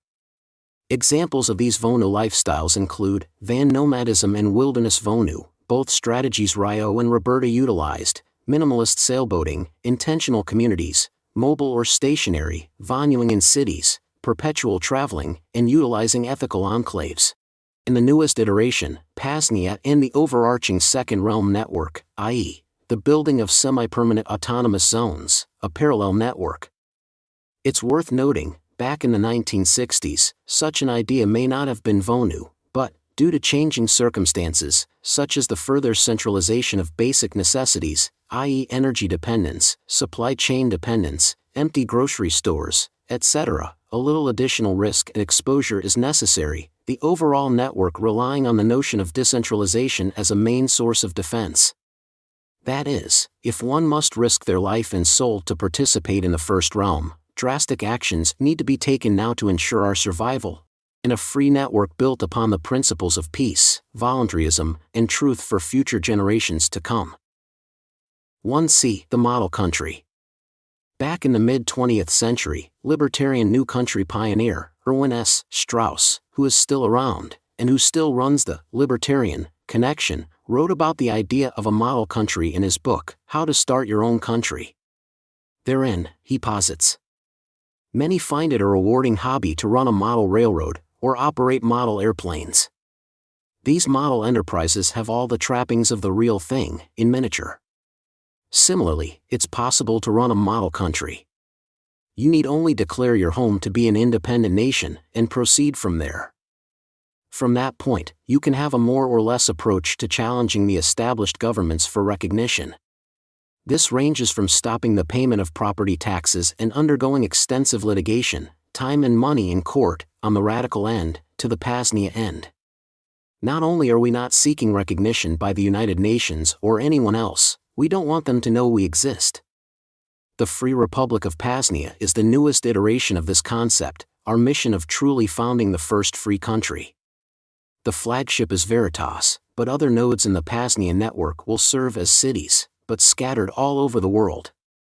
More importantly, considering the coercive nature of our world, this decentralized, security culture-minded approach, and the already rather large digital community of freedom seekers, all but guarantee the success of the network, so long as resources, time, and concentration are given to it. In other words, as long as we continue to utilize our generative force of creation to build the second realm. 1d. Comedy and culture jamming, the PAZNIA way.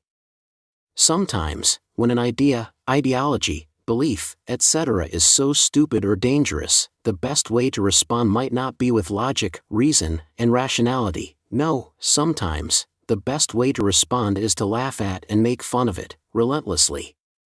And the craft of a good culture jammer is that the statist/coercer or coercive society you're making fun of doesn't even know that they are the ass of the joke.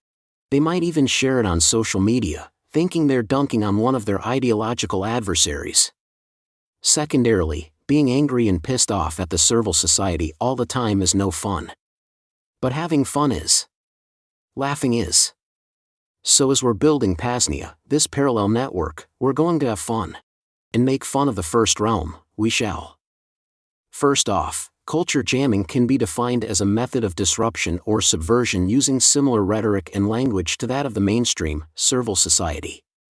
One general example is Simon Jester, from Heinlein's The Moon is a Harsh Mistress. In the book, instead of characters risking their own lives and reputations for speaking out, Simon, that little devil, would do it for them, as they littered streets, bulletin boards, and signs with such media. PAZNIA employs this tactic in numerous ways. We issue our own licenses and permits, we issue our own passports. PAZNIA audio-video advertisements are the best, and General Willie and his compatriots were victorious in the legendary Great Battle of PAZNIA, to name a few. Some of our departments, like the PAZNIA Department of Transportation and the PAZNIA General Bitcoin Fund, have government documents in similar legalese and style, see below.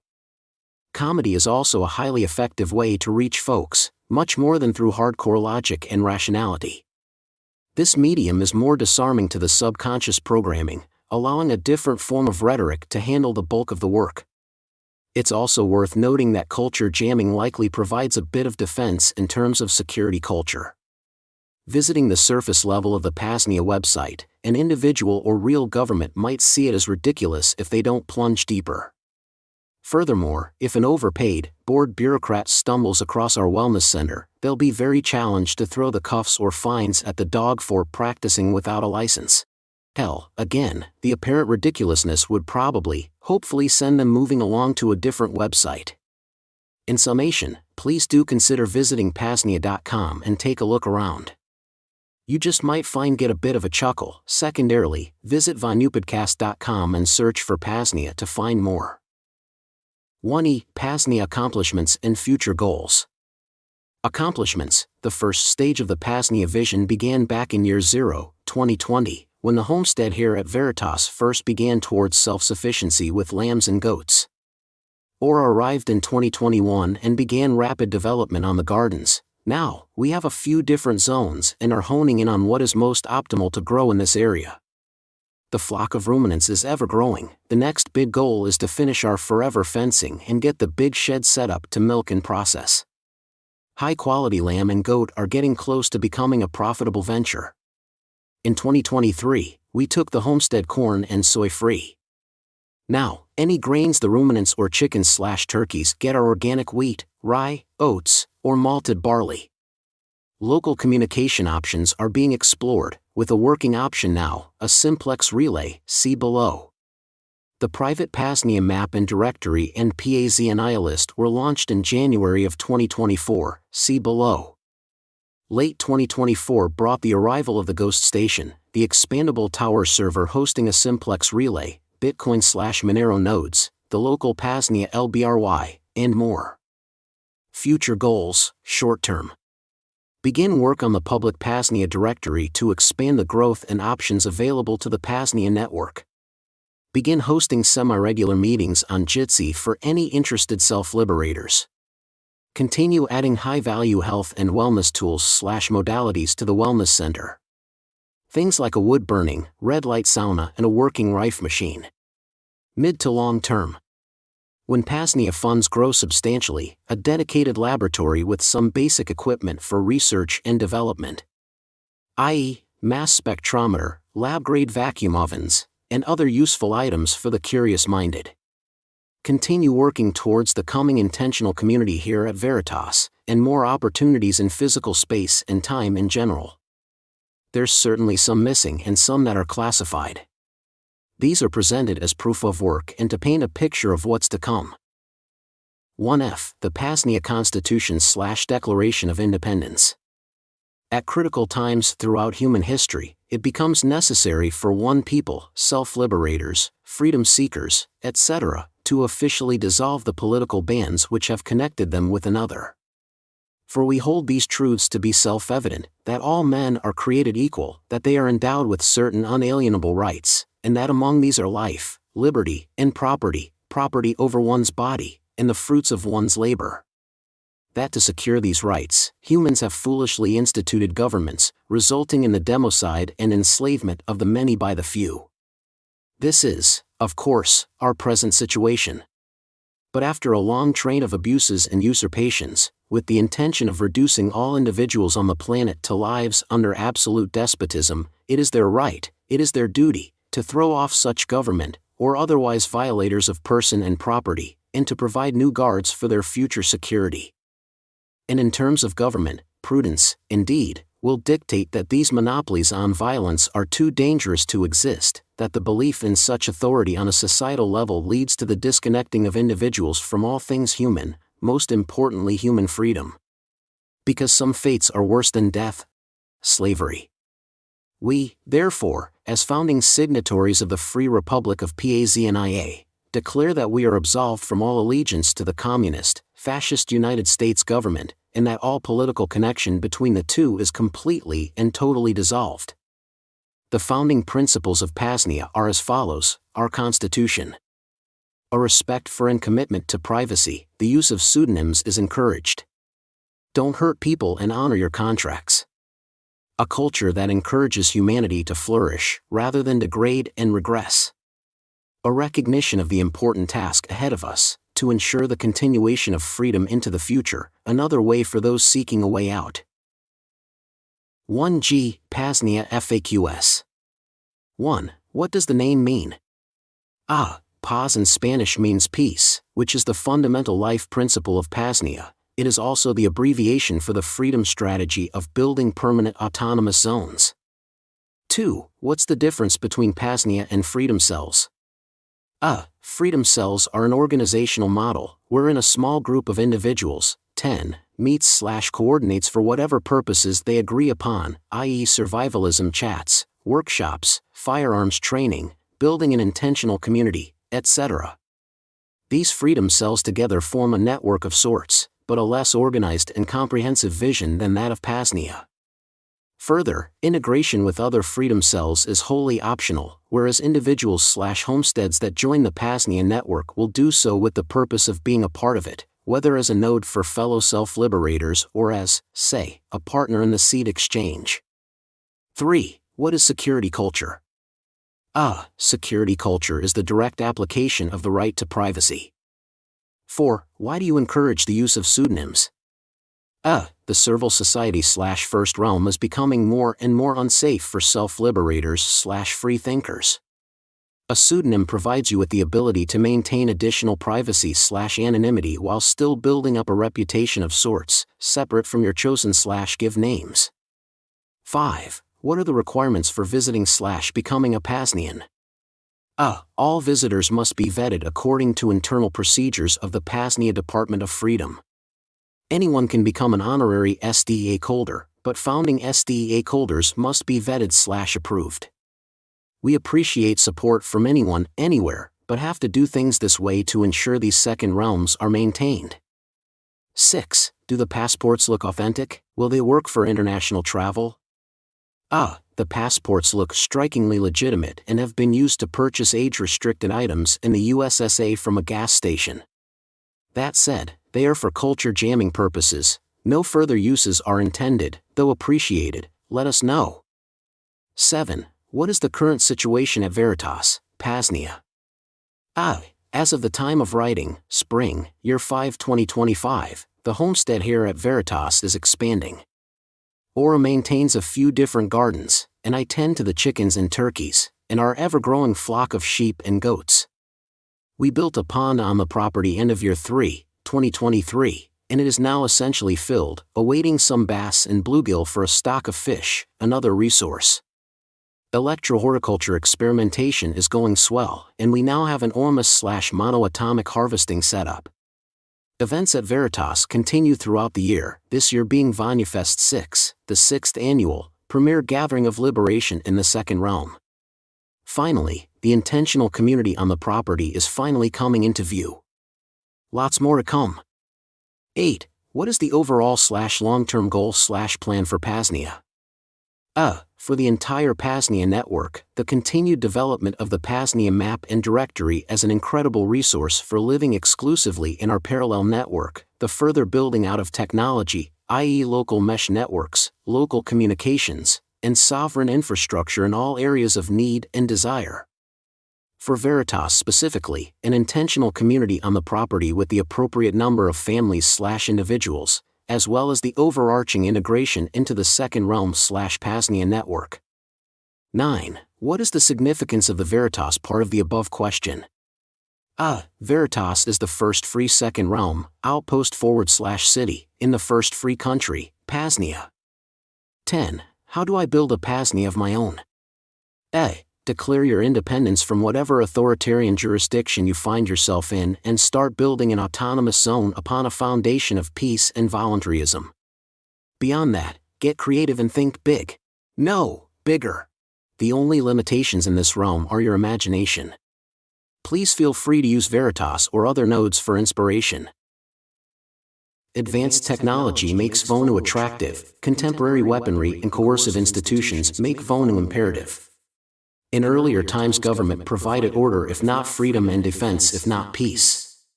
But now, when nuclear and bacteriological weapons can be rocketed or smuggled to any city on Earth, governments are as obsolete as moats and parapets. The contemporary state is not only incapable of protecting its citizens from outside aggressors, it has become the biggest aggressor with its endless taxes, conscriptions, and interferences.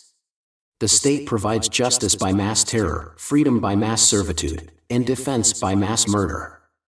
Rio, VonuLife, March 1973. Chapter 2, PAZNIA Compartmentalized. 2a. The PAZNIA Department of Freedom. Established in Article 333,555,777, Section 33 of the PAZNIA Constitution, the team's role is to contribute to the building and maintenance of this free republic here at Veritas.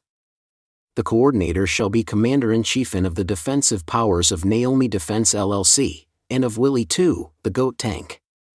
In exercise of his, or her, duties, the aforementioned coordinator may require the expert opinion, insight, or otherwise hire advice of principled ambassadors and liaisons within the self-liberator's paradise. The coordinator, in concert with the ambassador of the Department of Freedom, has the power to grant or rescind PAZNIA diplomatic passports, immunity passports, and any other official department of no state documentation that may be necessary in the future. Finally, provision shall be made for the future construction of the Great Wall of PAZNIA and other measures, incumbent upon approval by the local Committee of Safety. The PAZNIA Department of Freedom, DOF, sits at the top of this fake, wholly invented hierarchy of departments at Veritas, founded and maintained by the PAZNIA/Second Realm Coordinator, yet another fake, made-up title, as well as the ambassador to the DOF. These individuals, in addition to the No State Department, are responsible for coming up with proper vetting procedures, the issuance and creation of various forms of PAZNIA identification, such as passports, IDs, etc., and are even tasked with the role of calendar management, vis-a-vis the Office of Calendar Management. We are currently in the process of selecting a new way of keeping time outside of the nonsensical Gregorian standard, whereby mankind is intentionally torn out of balance with nature, its cycles, and the sky clock above. Other roles are envisioned in the future, but these are the main ones at the time of publication. 2b. The PAZNIA Committee of Correspondence. The PAZNIA Committee of Correspondence is the official chat of the Free Republic. The first, public layer is currently on Telegram, and the second, is on Simplex. As part of the forthcoming PAZNIA LBRY, for a full explanation, see below, it will eventually be self-hosted and include a variety of other features, including sub-chat groups by particular geography to help facilitate local trade.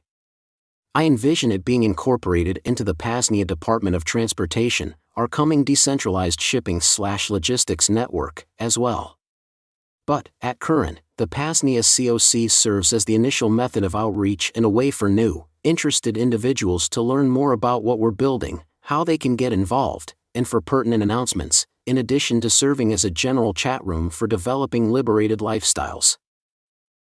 2C. The PAZNIA Department of Permaculture. Unlike the monocropping, nutrient-depleting, and nature-fighting method of modern, conventional agriculture, here at PAZNIA, we wish to work in accordance with nature, incorporating permaculture principles, biodynamic farming methods of Rudolf Steiner, electrohorticulture, and a synergistic use of the animal/plant kingdoms, among other items, to regenerate and build up the land.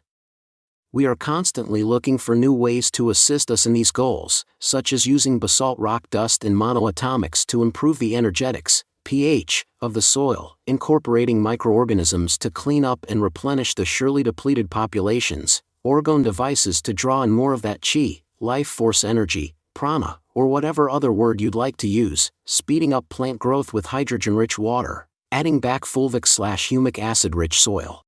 And, of course, just using the seemingly endless, good OL animal shit for fertilizer.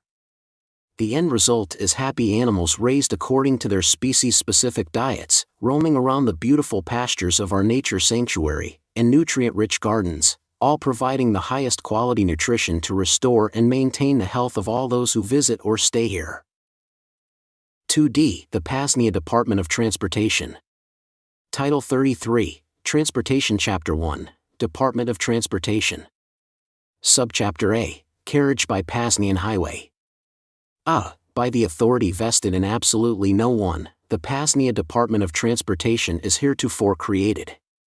On this date of April 20th, 2021, the first order of business is to ban the use of, transportation on, and construction of all paved roadways in the Free Republic, except for the exceptions listed in subchapter B, below. Roads are an ancient relic of the First Realm, and such backwards thinking will not be promoted or enabled in this pocket of freedom. Enforcement of subchapter A will be carried out by Naomi Defense LLC, always be digging TM, for the lump sum of 16 ounces of muscle meat a day, accompanied by at least one other organ and a raw, free-range egg, or equivalent value of 8,300 satoshis, per day of contract fulfillment. B. At the request of the PAZNIA Secret Space Program, an appropriately sized piece of land will be excluded for the construction of a helipad and runway, as a special service to PAZNIA Executive STEAKholders. Subchapter B, Definitions. B. For the purposes of this directive, the following definitions shall apply. The term PAZNIA Department of Transportation refers to the subdepartment of the PAZNIA Department of Freedom responsible for the movement of goods and PAZNIANs from place to place and the various means by which such movement is accomplished. Subchapter C, Proposal and Purpose. C. Considering many Vonuans/PAZNIANs are nomadic, and since reliance upon centralized logistical services is silly, the PAZNIA Department of Transportation is heretofore created, as per subchapter A, above. The vision is for this to become the second realm delivery/logistical service, to replace the coercively funded variety, as well as similar, regulated white market services. The main task of the PAZNIA DOT, and of the like-created Telegram chat/group *, is to coordinate, transport, and deliver privately agreed upon goods or material. The like-created Telegram chat/group has an additional responsibility of designing and structuring the framework of the PAZNIA DOT. Note, the aforementioned group is private and for vetted individuals only. Potential ideas include an anonymous/pseudonymous, i.e. privacy-centric, delivery job board to be hosted on the coming PAZNIA LBRY Freedom Box, seed and supply transport between homesteads, R&D on advanced transportation services/transportation methods, etc. Note, this is not an exhaustive list, just a few ideas to get the thinking going. Subchapter D, PAZNIA Department of Transportation Budget.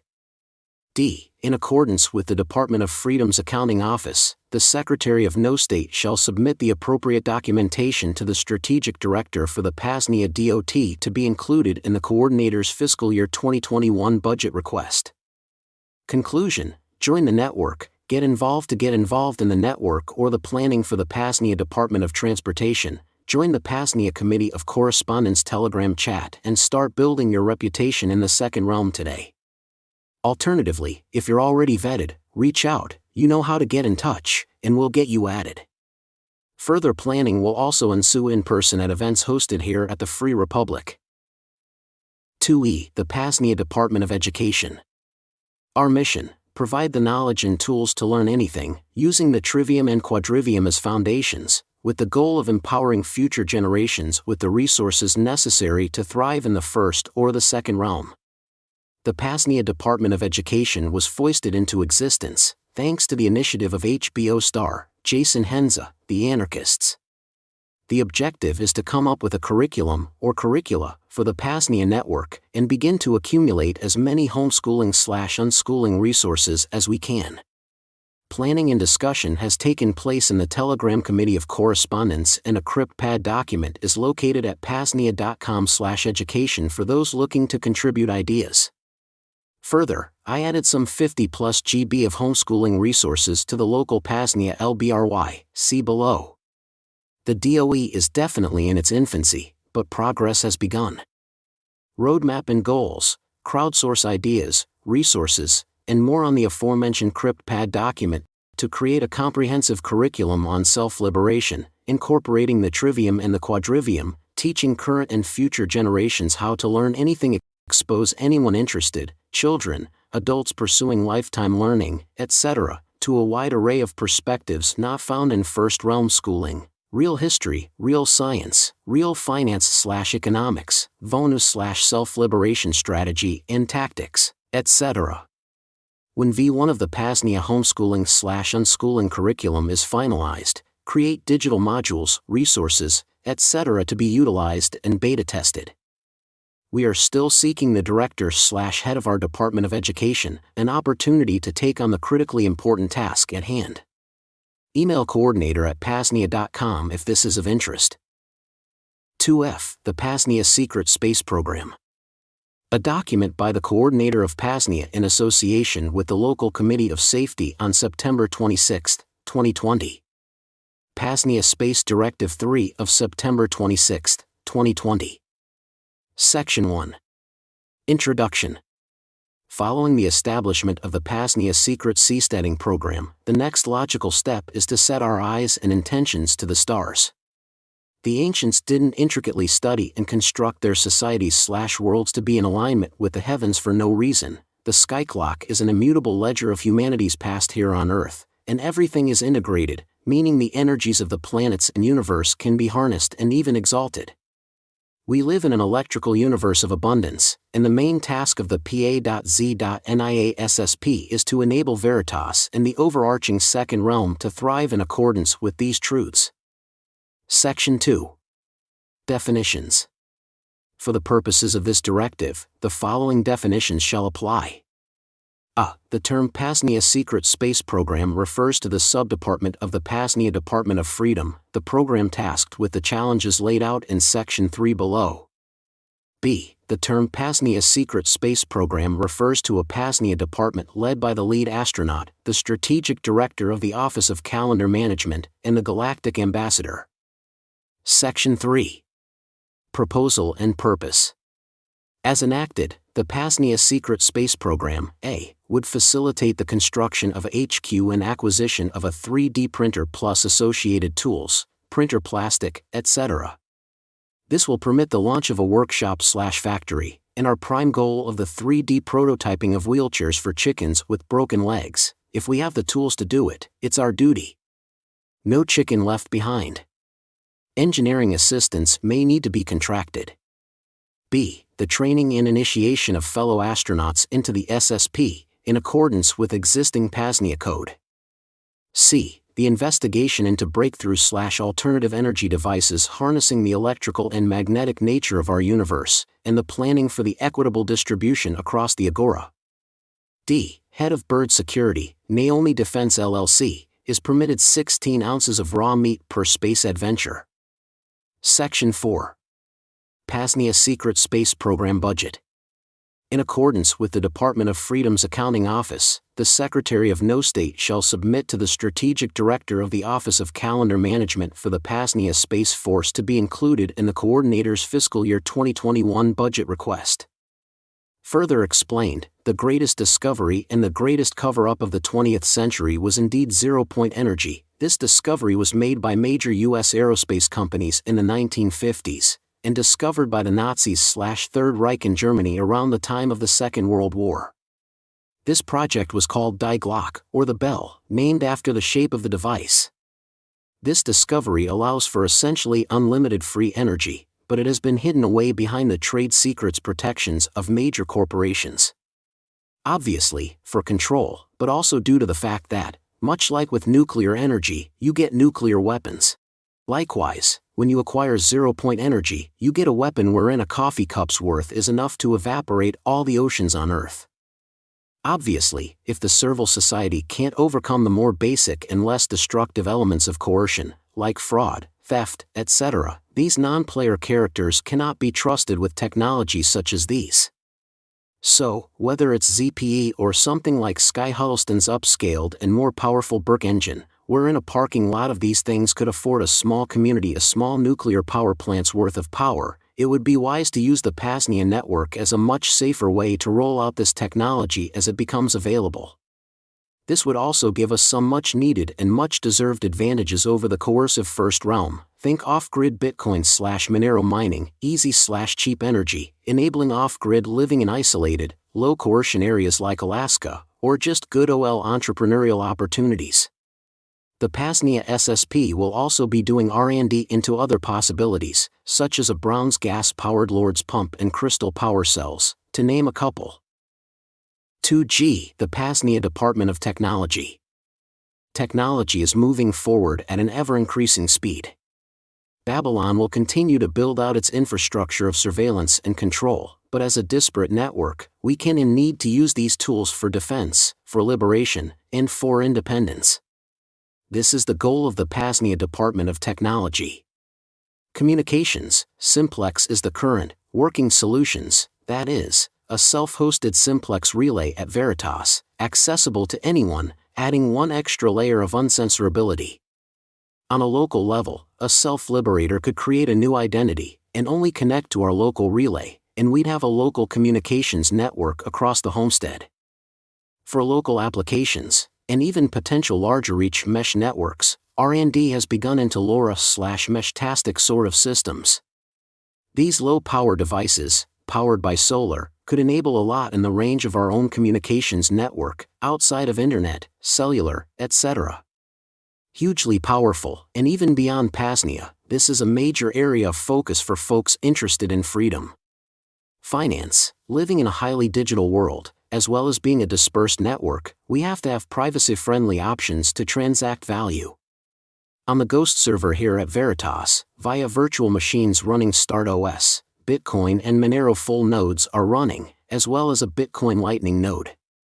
At the time this book goes to press, those are not ready for action, but at the very least, we're contributing to the networks. The idea is this: instead of connecting to a random Bitcoin node that's potentially operated by chain analysis, the enemies of privacy connect to PAZNIA nodes directly.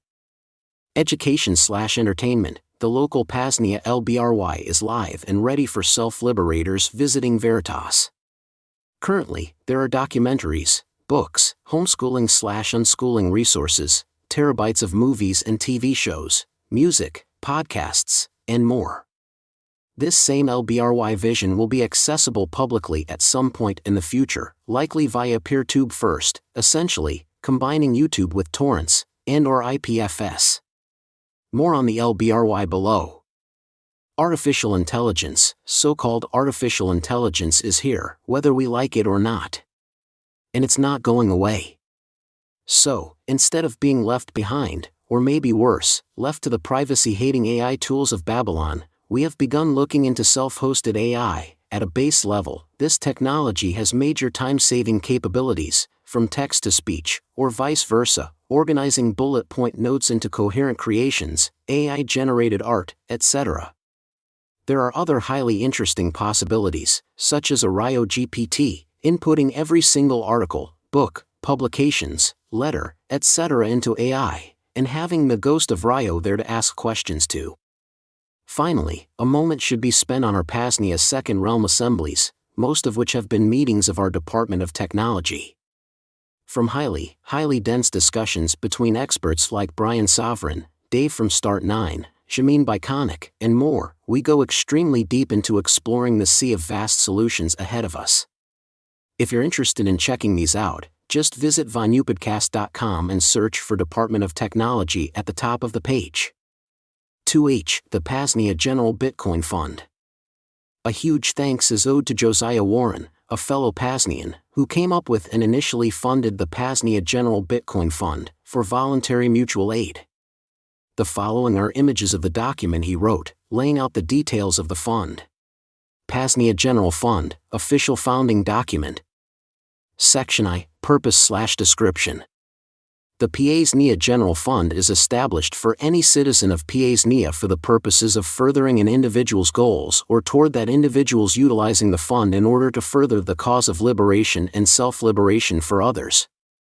Section 2, Creation of the Fund. The P.A.Z.NIA General Fund, the fund, will be set up on a private, newly created Bitcoin, BTC, address and will be funded with the initial sum equivalent to $1,000, 1,000 USSA dollars at the time of funding. Section 3, Requirements to utilize said fund. The fund shall be established and shall be in effect until the balance of the fund reaches 0.00 or near 0.00 BTC, upon which time the fund will close after a period of no less than 45 days. B. An inquirer who wishes to seek invasion of the fund must be a citizen and/or contributor to P.A.Z.NIA and must present proof of citizenship, e.g. P.A.Z.NIA passport, P.A.Z.NIA flag, P.A.Z.NIA coin.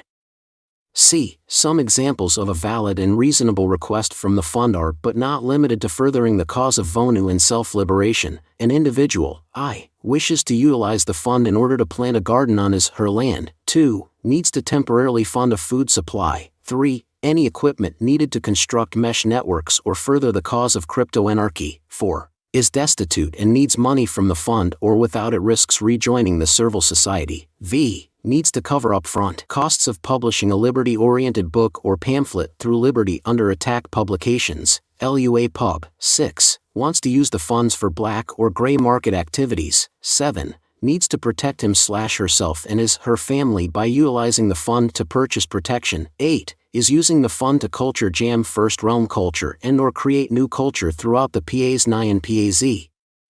9. A P.A.Z.NIA citizen and/or a family member of a P.A.Z.NIA citizen is captured and needs funds for release and/or legal defense.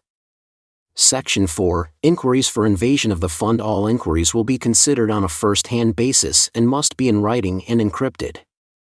Use of pseudonyms are encouraged. The creator of the fund reserves all rights to the fund and has the right to decline funding for any reason. Inquiries can be submitted to josiah.warren@protonmail.com and will be answered as soon as possible. The inquiry must contain I. The individual's pseudonym, 2. A brief description of need for the funds, 3. The exact amount needed, 4. If items are being purchased, a manifest and/or invoice, v. A valid and confirmed Bitcoin, BTC, address not originating from an exchange or Coinbase. Section V. Prohibited uses of the fund, abuse of said fund.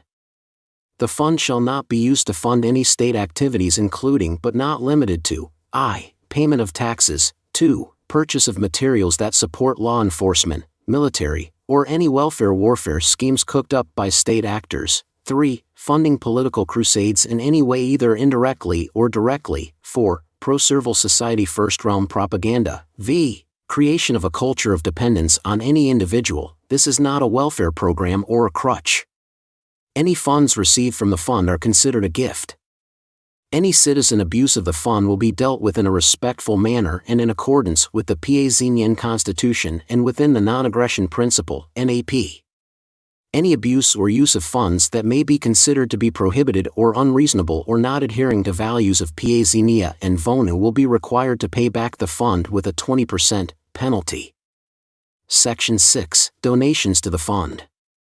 Any citizen can make a donation to the fund by inquiring to the fund's creator at josiah.warren@protonmail.com.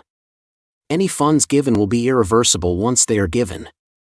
Such funds will become part of the fund and utilized in a responsible manner in accordance with fund principles outlined above. The fund will be created/funded on or around the month of February 2021. Signed, Josiah Warren. And for many, the general fund has been of crucial necessity. Donations have been made to political prisoner funds, such as SW and TDEV of Samurai Wallet. Vonu podcast co-host, Kyle Reardon, called on the fund and the generosity of self-liberators to help him through a terribly tough situation, and funds have been contributed to a PAZNIA in the eastern USSA to help develop a food self-sufficiency project on their homestead, to name a few. Please do consider making a donation to the fund, or if you're a self-liberator needing some assistance, do reach out. 2I, the PAZNIA Monero Department. With the arrest and indictment of the developers of Samurai Wallet, the only real project in Bitcoin privacy, the future of Bitcoin doesn't look great, at least in terms of routing around the first realm. Additionally, Bitcoin is being more and more ingrained within that society, with the majority of freedom-minded Bitcoiners abandoning principles, and the vision of Bitcoin only caring about price.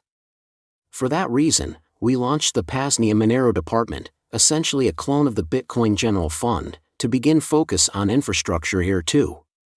Rather than pursuing Bitcoin mining, efforts will likely be shifted towards mining on the XMR network. The guidelines and stipulations are the same as for the General Fund. For more information or to donate, visit PAZNIA.com/Monero or use the QR code below. 2J, the PAZNIA Department of Health and Wellness. Almost regardless of where one finds themselves in the world at this moment in time, the biggest coercer is indeed Babylon Pharmaceuticals. And despite what the pharma quacks might say or want you to perceive, allopathic medicine is a rather new phenomenon in the grand scheme of humanity. Even if a self-liberator, for some reason, desired a Babylon pharmaceutical poison, the barriers to dash care will likely continue to get more coercive in the future, if the price for entry isn't already too high. As an example, experimental gene therapy with long-standing consequences could be a required precursor to a basic doctor's visit. But let's get back to fundamentals here.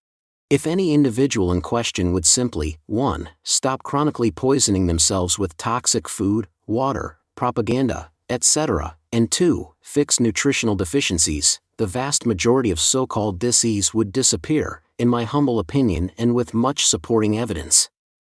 And while the above two things really are the best prevention and methods to restore balance in the body, Babylon Pharmaceuticals has done a number to many, including myself, with the severe overprescription of antibiotics and injectable poisons, and just pharma treatments more generally.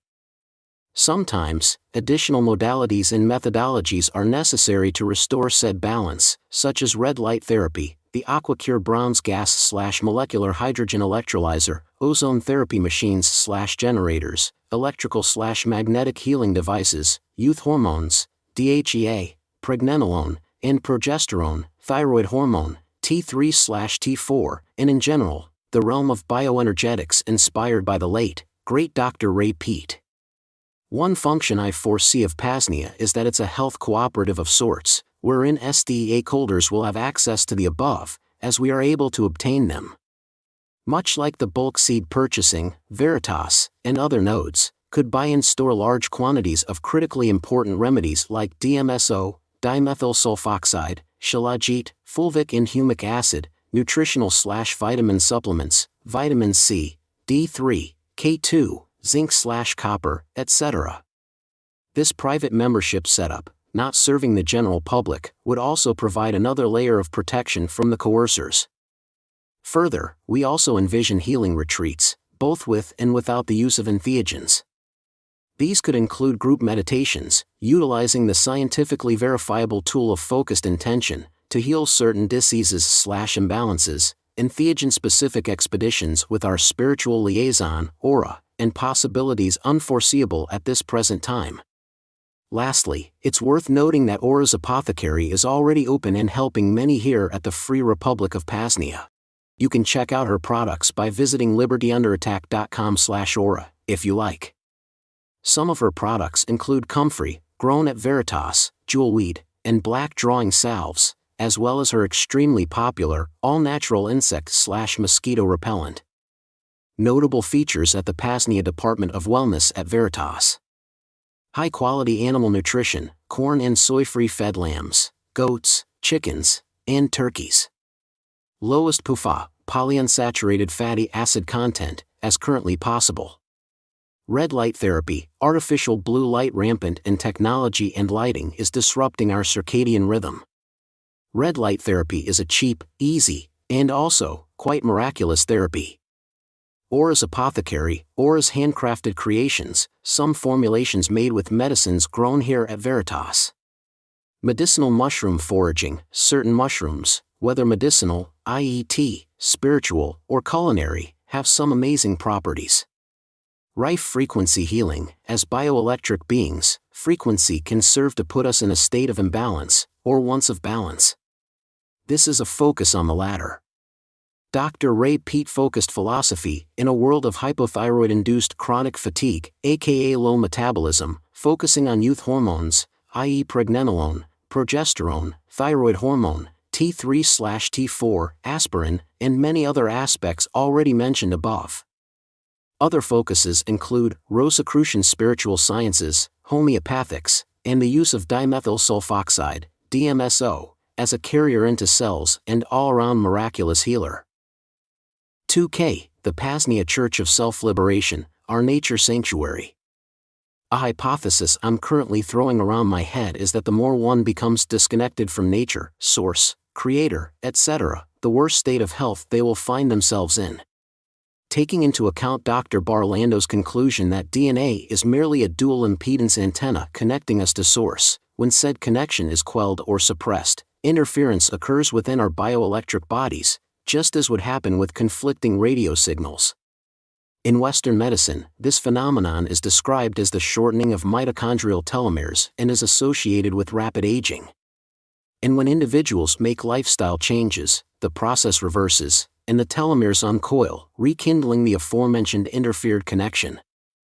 I would also posit that another critical factor at play is, as mentioned earlier, the Servile Society's constant desire to disconnect mankind from nature and its cycles. This is explicit when examining the total deception of the Gregorian calendar, as well as daylight savings time.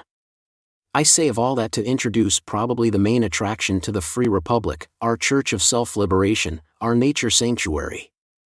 While vestiges of the centralized, fascist electric grid exist here, as they do really everywhere, we remain far out in the wilderness, away from these detrimental influences.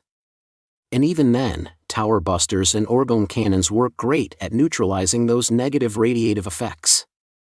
Attractions in our Church of Self-Liberation include ample selections for meditation or contemplation, lots of wilderness for hiking, creeks and ponds for relaxing and therapeutic swims, a large supply of natural forages, ranging from mushrooms and blackberries, to sassafras, and much more in between, and no light pollution, giving P.A.Z.NIANs an uninhibited view of the heavens above.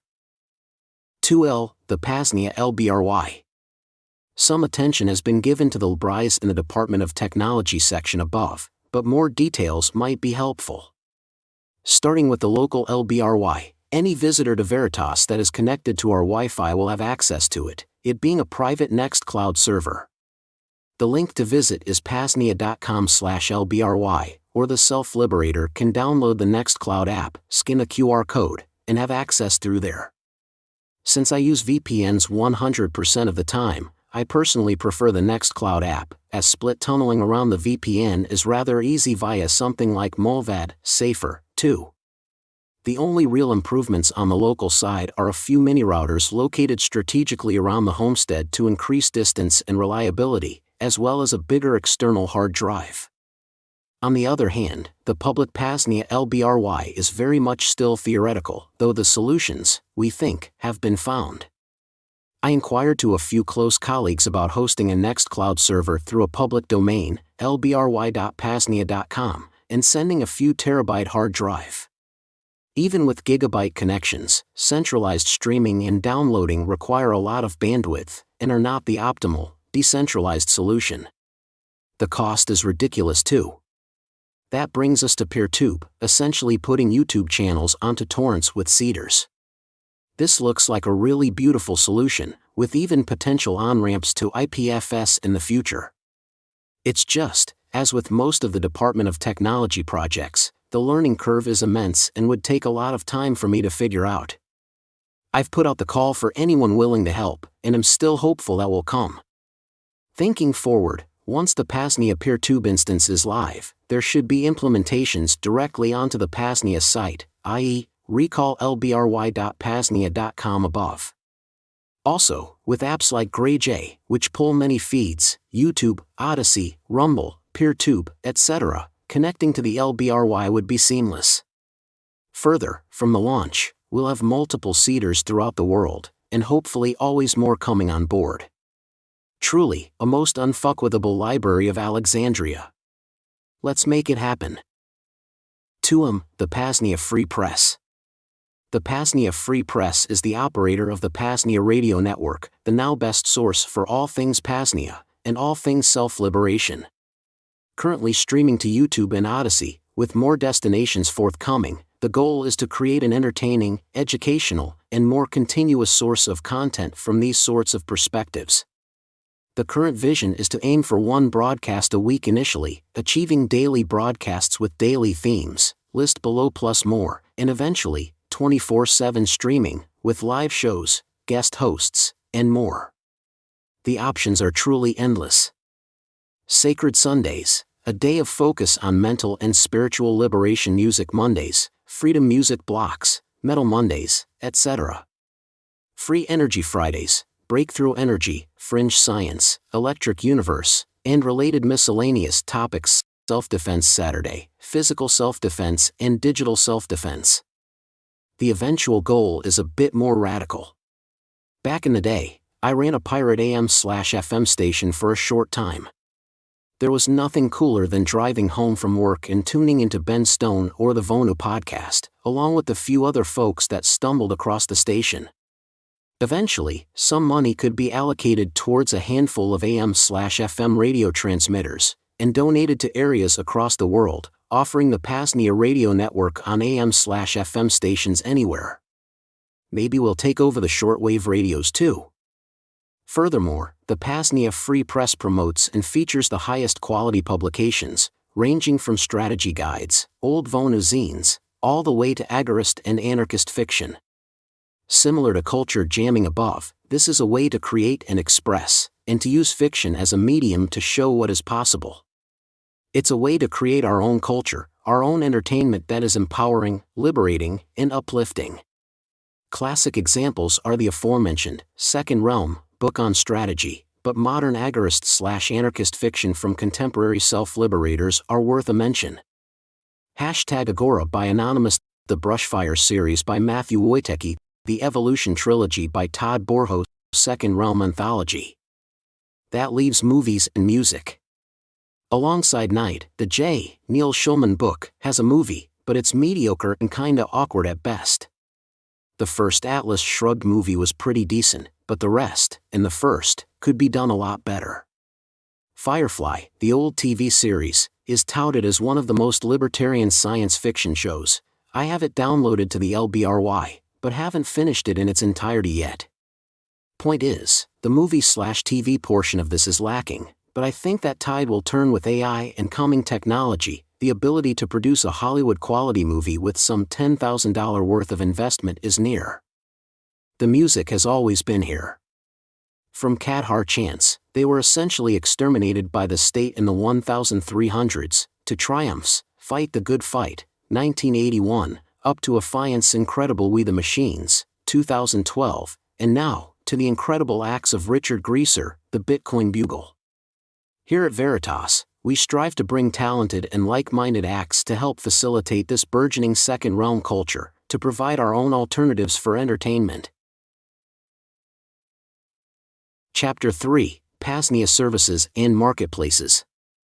If there's one page to bookmark from the PAZNIA site, it's the one highlighting our services and marketplaces, PAZNIA.com/services. Some links are for private members only, others are available to anyone, and there's much more to be added here in the future. The first item of note is the private, vetted PAZNIA map and directory, available to an initial set of founding STEAKholders of the PAZNIA network. These folks have access to a map/directory of self-sufficient homesteads, PAZNIA BNB sites, city squat spots, local health food stores/farms, guerrilla gardening plots, and more coming, things like mail forwarding services, residency assistance, etc. Next is P.A.Z.NIA list, the Craigslist of the second realm. Categories include arbitration and security, crypto anarchy, for sale, health and wellness, help wanted, homestead/contractor services, looking for work, the Department of Transportation, the PAZNIA Seed Exchange, and proxy merchant services. There are quite a few posts up already. Visit PAZNIA.com/list, check them out, and make your own today. Chapter 4, VonuFest and other events at the Free Republic. While staying connected in the digital realms are a necessity today, so are regular meetings and gatherings in physical space and time. For the most part, the digital helps to facilitate the physical, since these two areas of the human experience are essentially inextricable.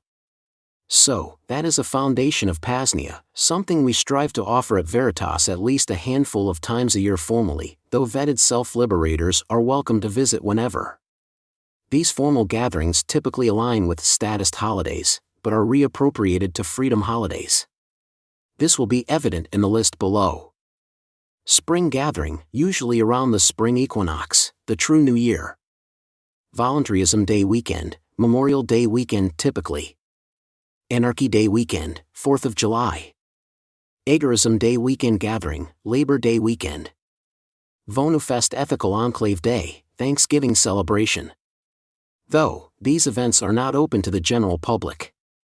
All self-liberators must be vetted, either by me personally, or someone already part of the PAZNIA network. In these wondrous gatherings, self-liberators still in transition from the first to second realm can enjoy time our agora, spending time with, learning from, and building with others of like mind. Not only is this about fun, but we strive to offer numerous self-liberational activities for those looking to expand their skill sets. As some examples, the assembling and testing out of a 3D printer self-defense training with our own Pat Henry, learning about our unique horticulture setups across Veritas, ranging from electroculture opportunities, learning how to process lambs and or chickens, experiencing and learning about the many unique offerings via our wellness center, mushroom identification and foraging hikes, rhino/four-wheeler rides through the wondrous wilderness that is our nature sanctuary, and much, much more. Interested in getting vetted and coming out to Veritas sometime? Join one of our committees of correspondence, introduce yourself, and start building your reputation. Please also reach out to Coordinator Ryo to see if there's an individual we both know in common that would vouch for you as a non-coercer, coordinator@PAZNIA.com. Alternatively, we usually make it out to the Midwest Peace and Liberty Fest in Michigan, and might work Midfest into the future. Come meet us at one of these public events to expedite the vetting process. Overhearing the conversations in one of our clubs irritates the neophyte. Words and customs that are unknown in the filth of the first realm, and an occasional dispute spiced with curse words like statist, stotzy, or parasite. Nevertheless, the newcomer will be welcomed and taught, and given opportunity to prove himself should he show willingness and skill. However, not all of us live here all the time. Many lead a double life with only an occasional visit to our markets where they are greeted with their pseudonyms.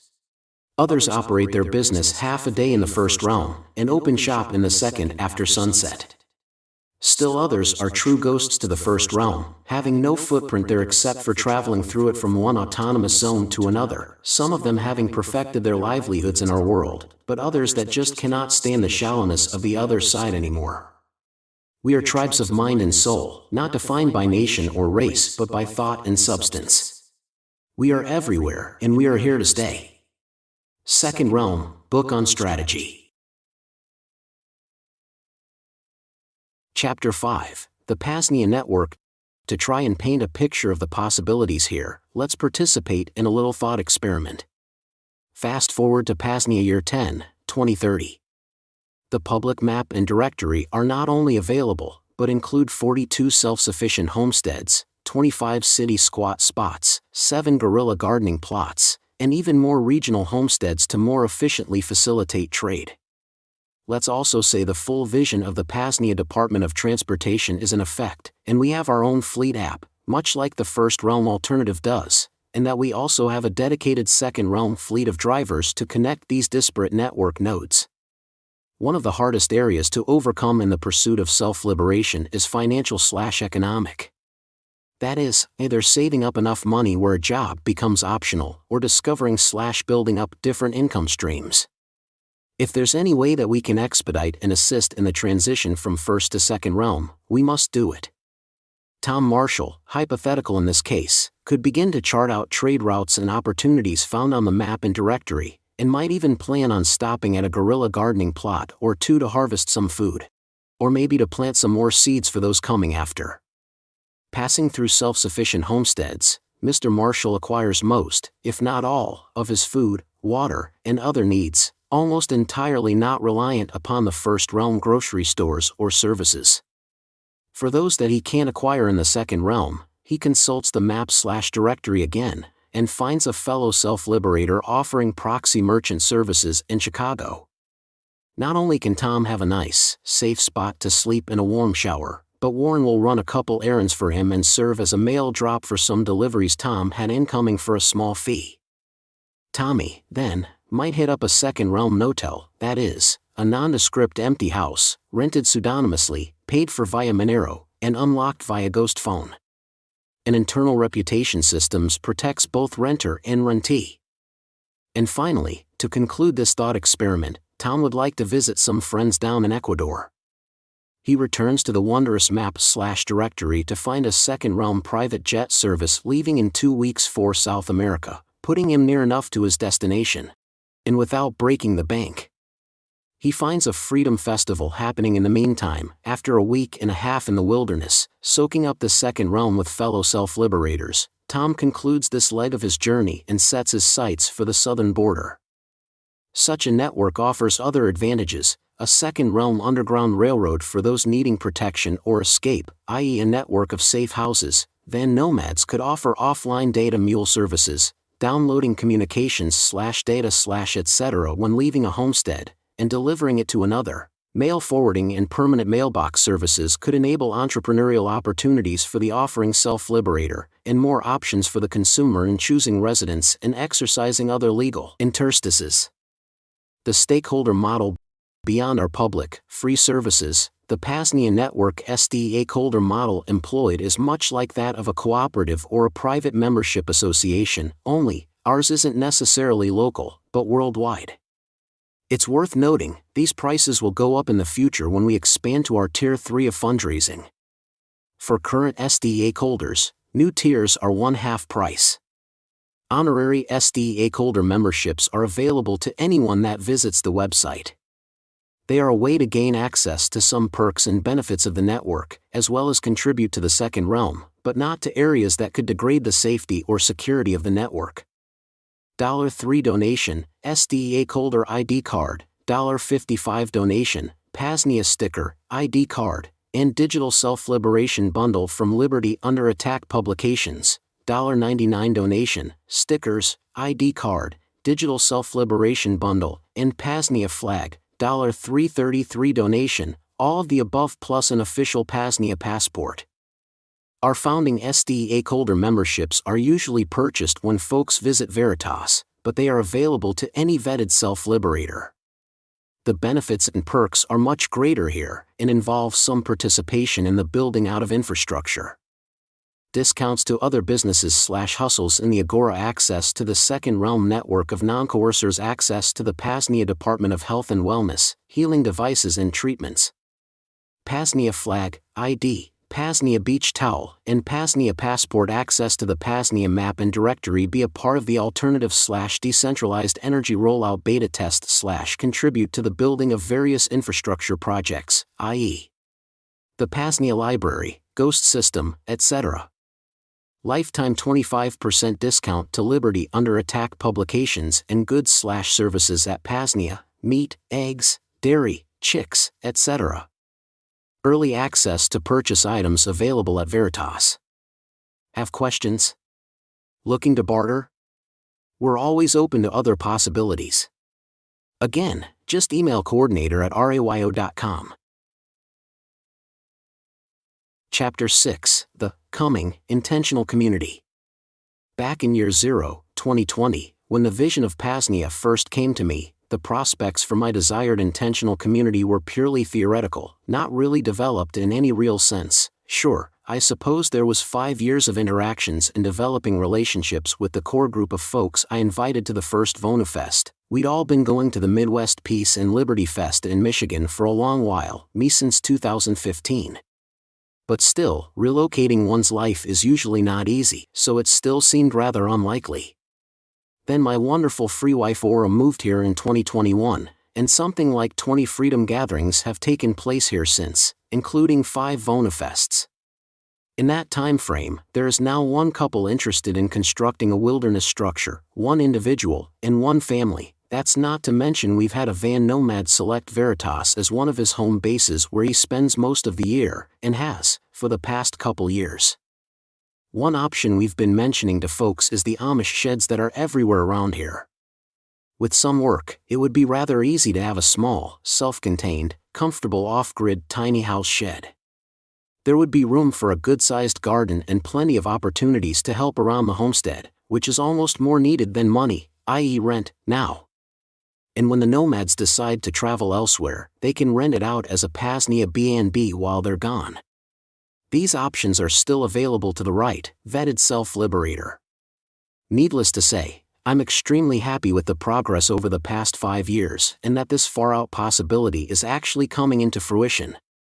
Here's to looking back come year 10.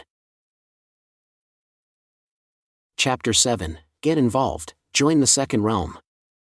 First and foremost, join us in our various committee of correspondences. If you're not super tech-savvy or are new to the realm of encrypted apps, Telegram is a good enough start, t.me/PAZNIA chat. If you'd like to join us in what more resembles the second realm, Simplex is our current go-to platform. The encryption is rock solid, there are no phone numbers/identities attached, and messages are routed through many relays, offering censorship resistance. Scan QR code below. Wherever you join, please consider an introductory post. Let us know how you found PAZNIA, a bit into your path here, your current, or desired, liberated lifestyle, and whatever else you like. Second, consider becoming a STEAKholder. Not only do you get some great perks and benefits, but it greatly helps us in funding the expansion of the second realm, of the PAZNIA network. After getting your feet wet in the second realm, maybe you want to become a bigger part of the network?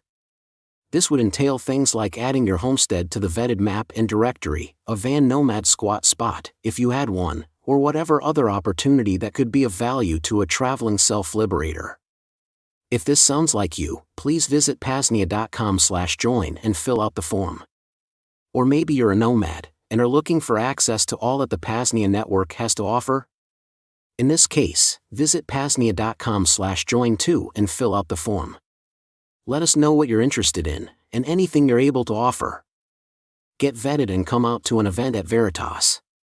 There are bigger freedom festivals, like the Midwest Peace and Liberty Fest and Midfest. There's something about a tight-knit community of radical self-liberators who are already building liberated lifestyles. And for us all to be in the same place, it's truly magical. It's truly the only way to experience the second realm, in my opinion. Maybe you've got some technical/developer skills? If so, consider offering assistance in setting up the public PAZNIA LBRY on PeerTube, run Bitcoin/Monero nodes for folks in the network to connect to, help get the PAZNIA website set up on Tor. To name a few available projects. One other possibility, amongst a sea of them. Contribute to the development of the PAZNIA Department of Education. Much of this discussion has taken place in the Telegram chat, but a document is available for your submissions and contributions at PAZNIA.com/education. And finally, are you planning to attend a lot of freedom festivals, Monero conferences, privacy conferences, etc.? Become a PAZNIA ambassador. We'd get you set up with some merchandise and promotional material, and you would preach the good word of PAZNIA to anyone who will hear it. Other ideas? Just reach out, coordinator at PAZNIA.com. Chapter 8, in closing. While I do get impatient at times about the seemingly slow development of the second realm, I have to remind myself that all good things take time, and the amount of work to be done is expansive. I mean, hell, we're talking about the complete rebuilding of society. That, and taking a step back, it's easy to see how many important connections, developments, and events really transpired in just the past 4.5 years. The right folks are finding the PAZNIA network and real headway is being made. And with the publication and release of this book, the vision of what we can build together is hopefully clearer. So much so, that you're ready to get involved, whatever that means for you and yours. I'll end with one of the most impactful quotes from my posthumous mentor, Bill Cooper. Like it or not, everything is changing. The result will be the most wonderful experience in the history of man or the most horrible enslavement you can imagine. Be active or abdicate. The future is in your hands. Chapter 9, Freedom is Yours for the Seizing. By J.E.T., May 1966 Innovator. So you want to be free? Then become free. All of the freedom is yours which you are able to seize. How does one seize freedom? By avoiding, evading, escaping, discouraging, overpowering, destroying, or otherwise frustrating anyone who initiates force or threat of force against you. But the oppressors ignore my pleas for freedom, you complain. Do you expect them to set you free? As you yourself point out, your oppressors have morals which would shame a beast of the forests. So long as you obey all their rules, no matter how onerous, and pay all their taxes, no matter how burdensome, why should they? And the oppressors dupe my neighbors, who are confused, unaware, and apathetic, you protest. Do you expect them not to deceive? The herdsman can milk only tame cows, the tyrant can drive only submissive slaves. We must overturn the oppressors, some of you proclaim, and rule wisely and justly in their place. Then go do it, if you can. But don't be surprised when the oppressors stampede their bewildered subjects against you. We must educate, teach increasing numbers our values and ideas, others of you shout. And someday evil will be banished from the earth. But as even you admit in your more reflective moments, this will take time, much time. So how shall you live the only life you will ever have? And how many followers can you attract and hold if you offer only visions of a paradise for their great-grandchildren? I do want freedom, you cry. But there is no way to get it now, no chance to elect, no means to revolt, and no place to go. I reply, if you want freedom, seize it. But my oppressors are organized into a powerful state, you object. They have thousands of agents and millions of police. However, each of the state's minions has only the same 2 eyes, the same 2 hands, and usually not so much brains as you or I. They cannot be everywhere, they cannot see everything. But they will collect a tax on my earnings, you protest. Only if you are so craven as to hand it over. Discover ways to avoid their extortions, trade with those who practice freedom. Or be a gypsy who sells, and flees. But they will confiscate my property, you quaver. Only if you are so foolish as to lead them to it. Convert your wealth to forms you can conceal. And rent your shops and homes, or mortgage them to the hilt. But they will throw me in jail, you whimper. Only if you are so careless as to stumble over them, they who have trouble apprehending morons and psychopaths. Make yourself hard to find. But that is too much trouble, you wail. I would rather follow their rules and pay their taxes, lick their boots and hone their axes, do everything they demand, and maybe, oh maybe, they will leave me alone just a little. Then tag along with the sheep to slaughter, you who expect freedom on a silver platter. For how long can you appease the tyrant who will demand more and more, until he has you? And what do we know of this utopia that some of you dream of? In every land, of which we hear, there are some who covet the lives and creations of others, predators who rob and enslave the weak, the foolish, and the cowardly. Sometimes the predators are alone, and slink about as criminals. So the free men go like tigers, armed and ready for self-defense.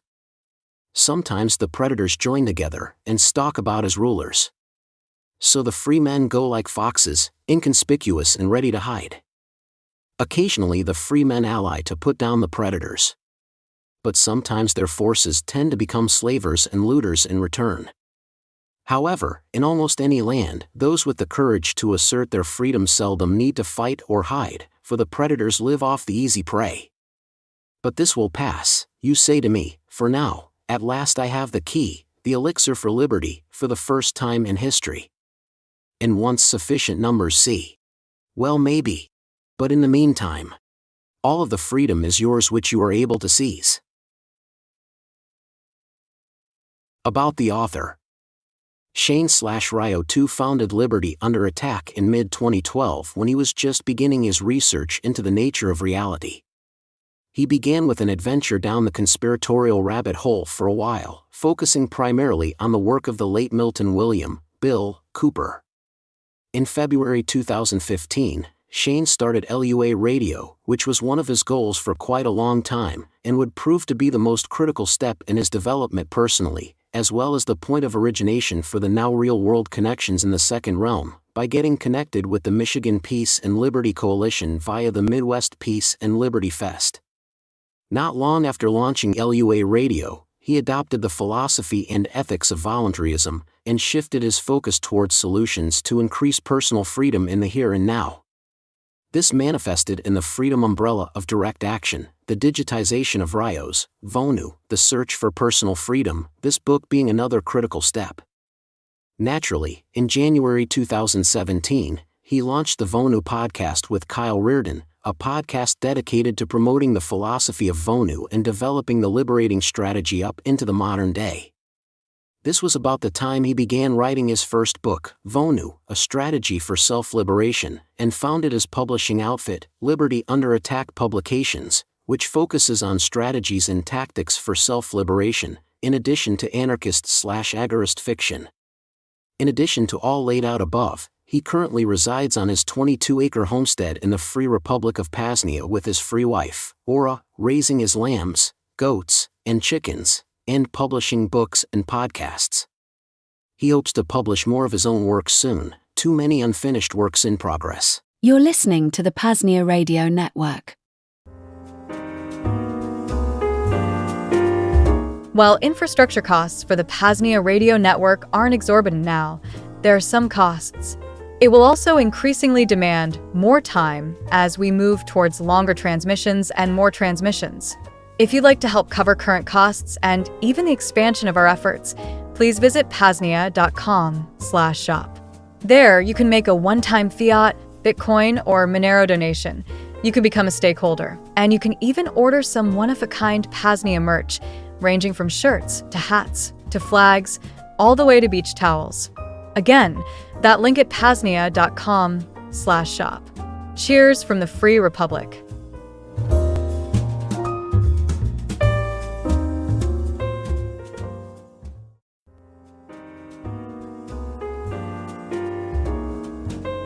Innovator number 12. Property, special issue. January 1965. Digitized by Liberty Under Attack Publications. Digitizers forward. The progress of digitizing these classic Vonu and libertarian zines I received from Jim Stum is going quite swimmingly. This last set of zines is Innovator, first started as Liberal Innovator.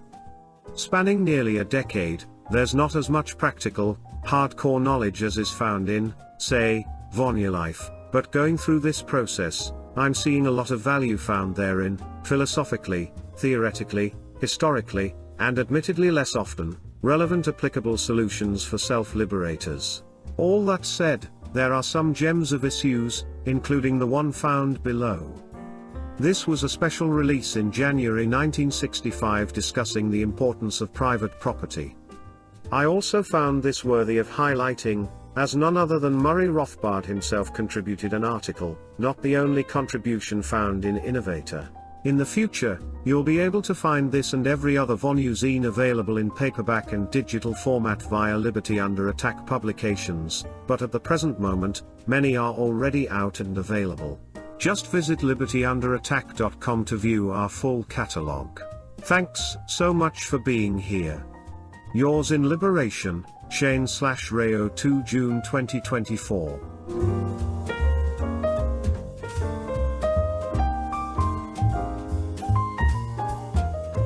Advanced Developments, Experiments, and Applications of Liberty Innovator Volume 1, Number 12, Publication Date, January 1965, 20 cents.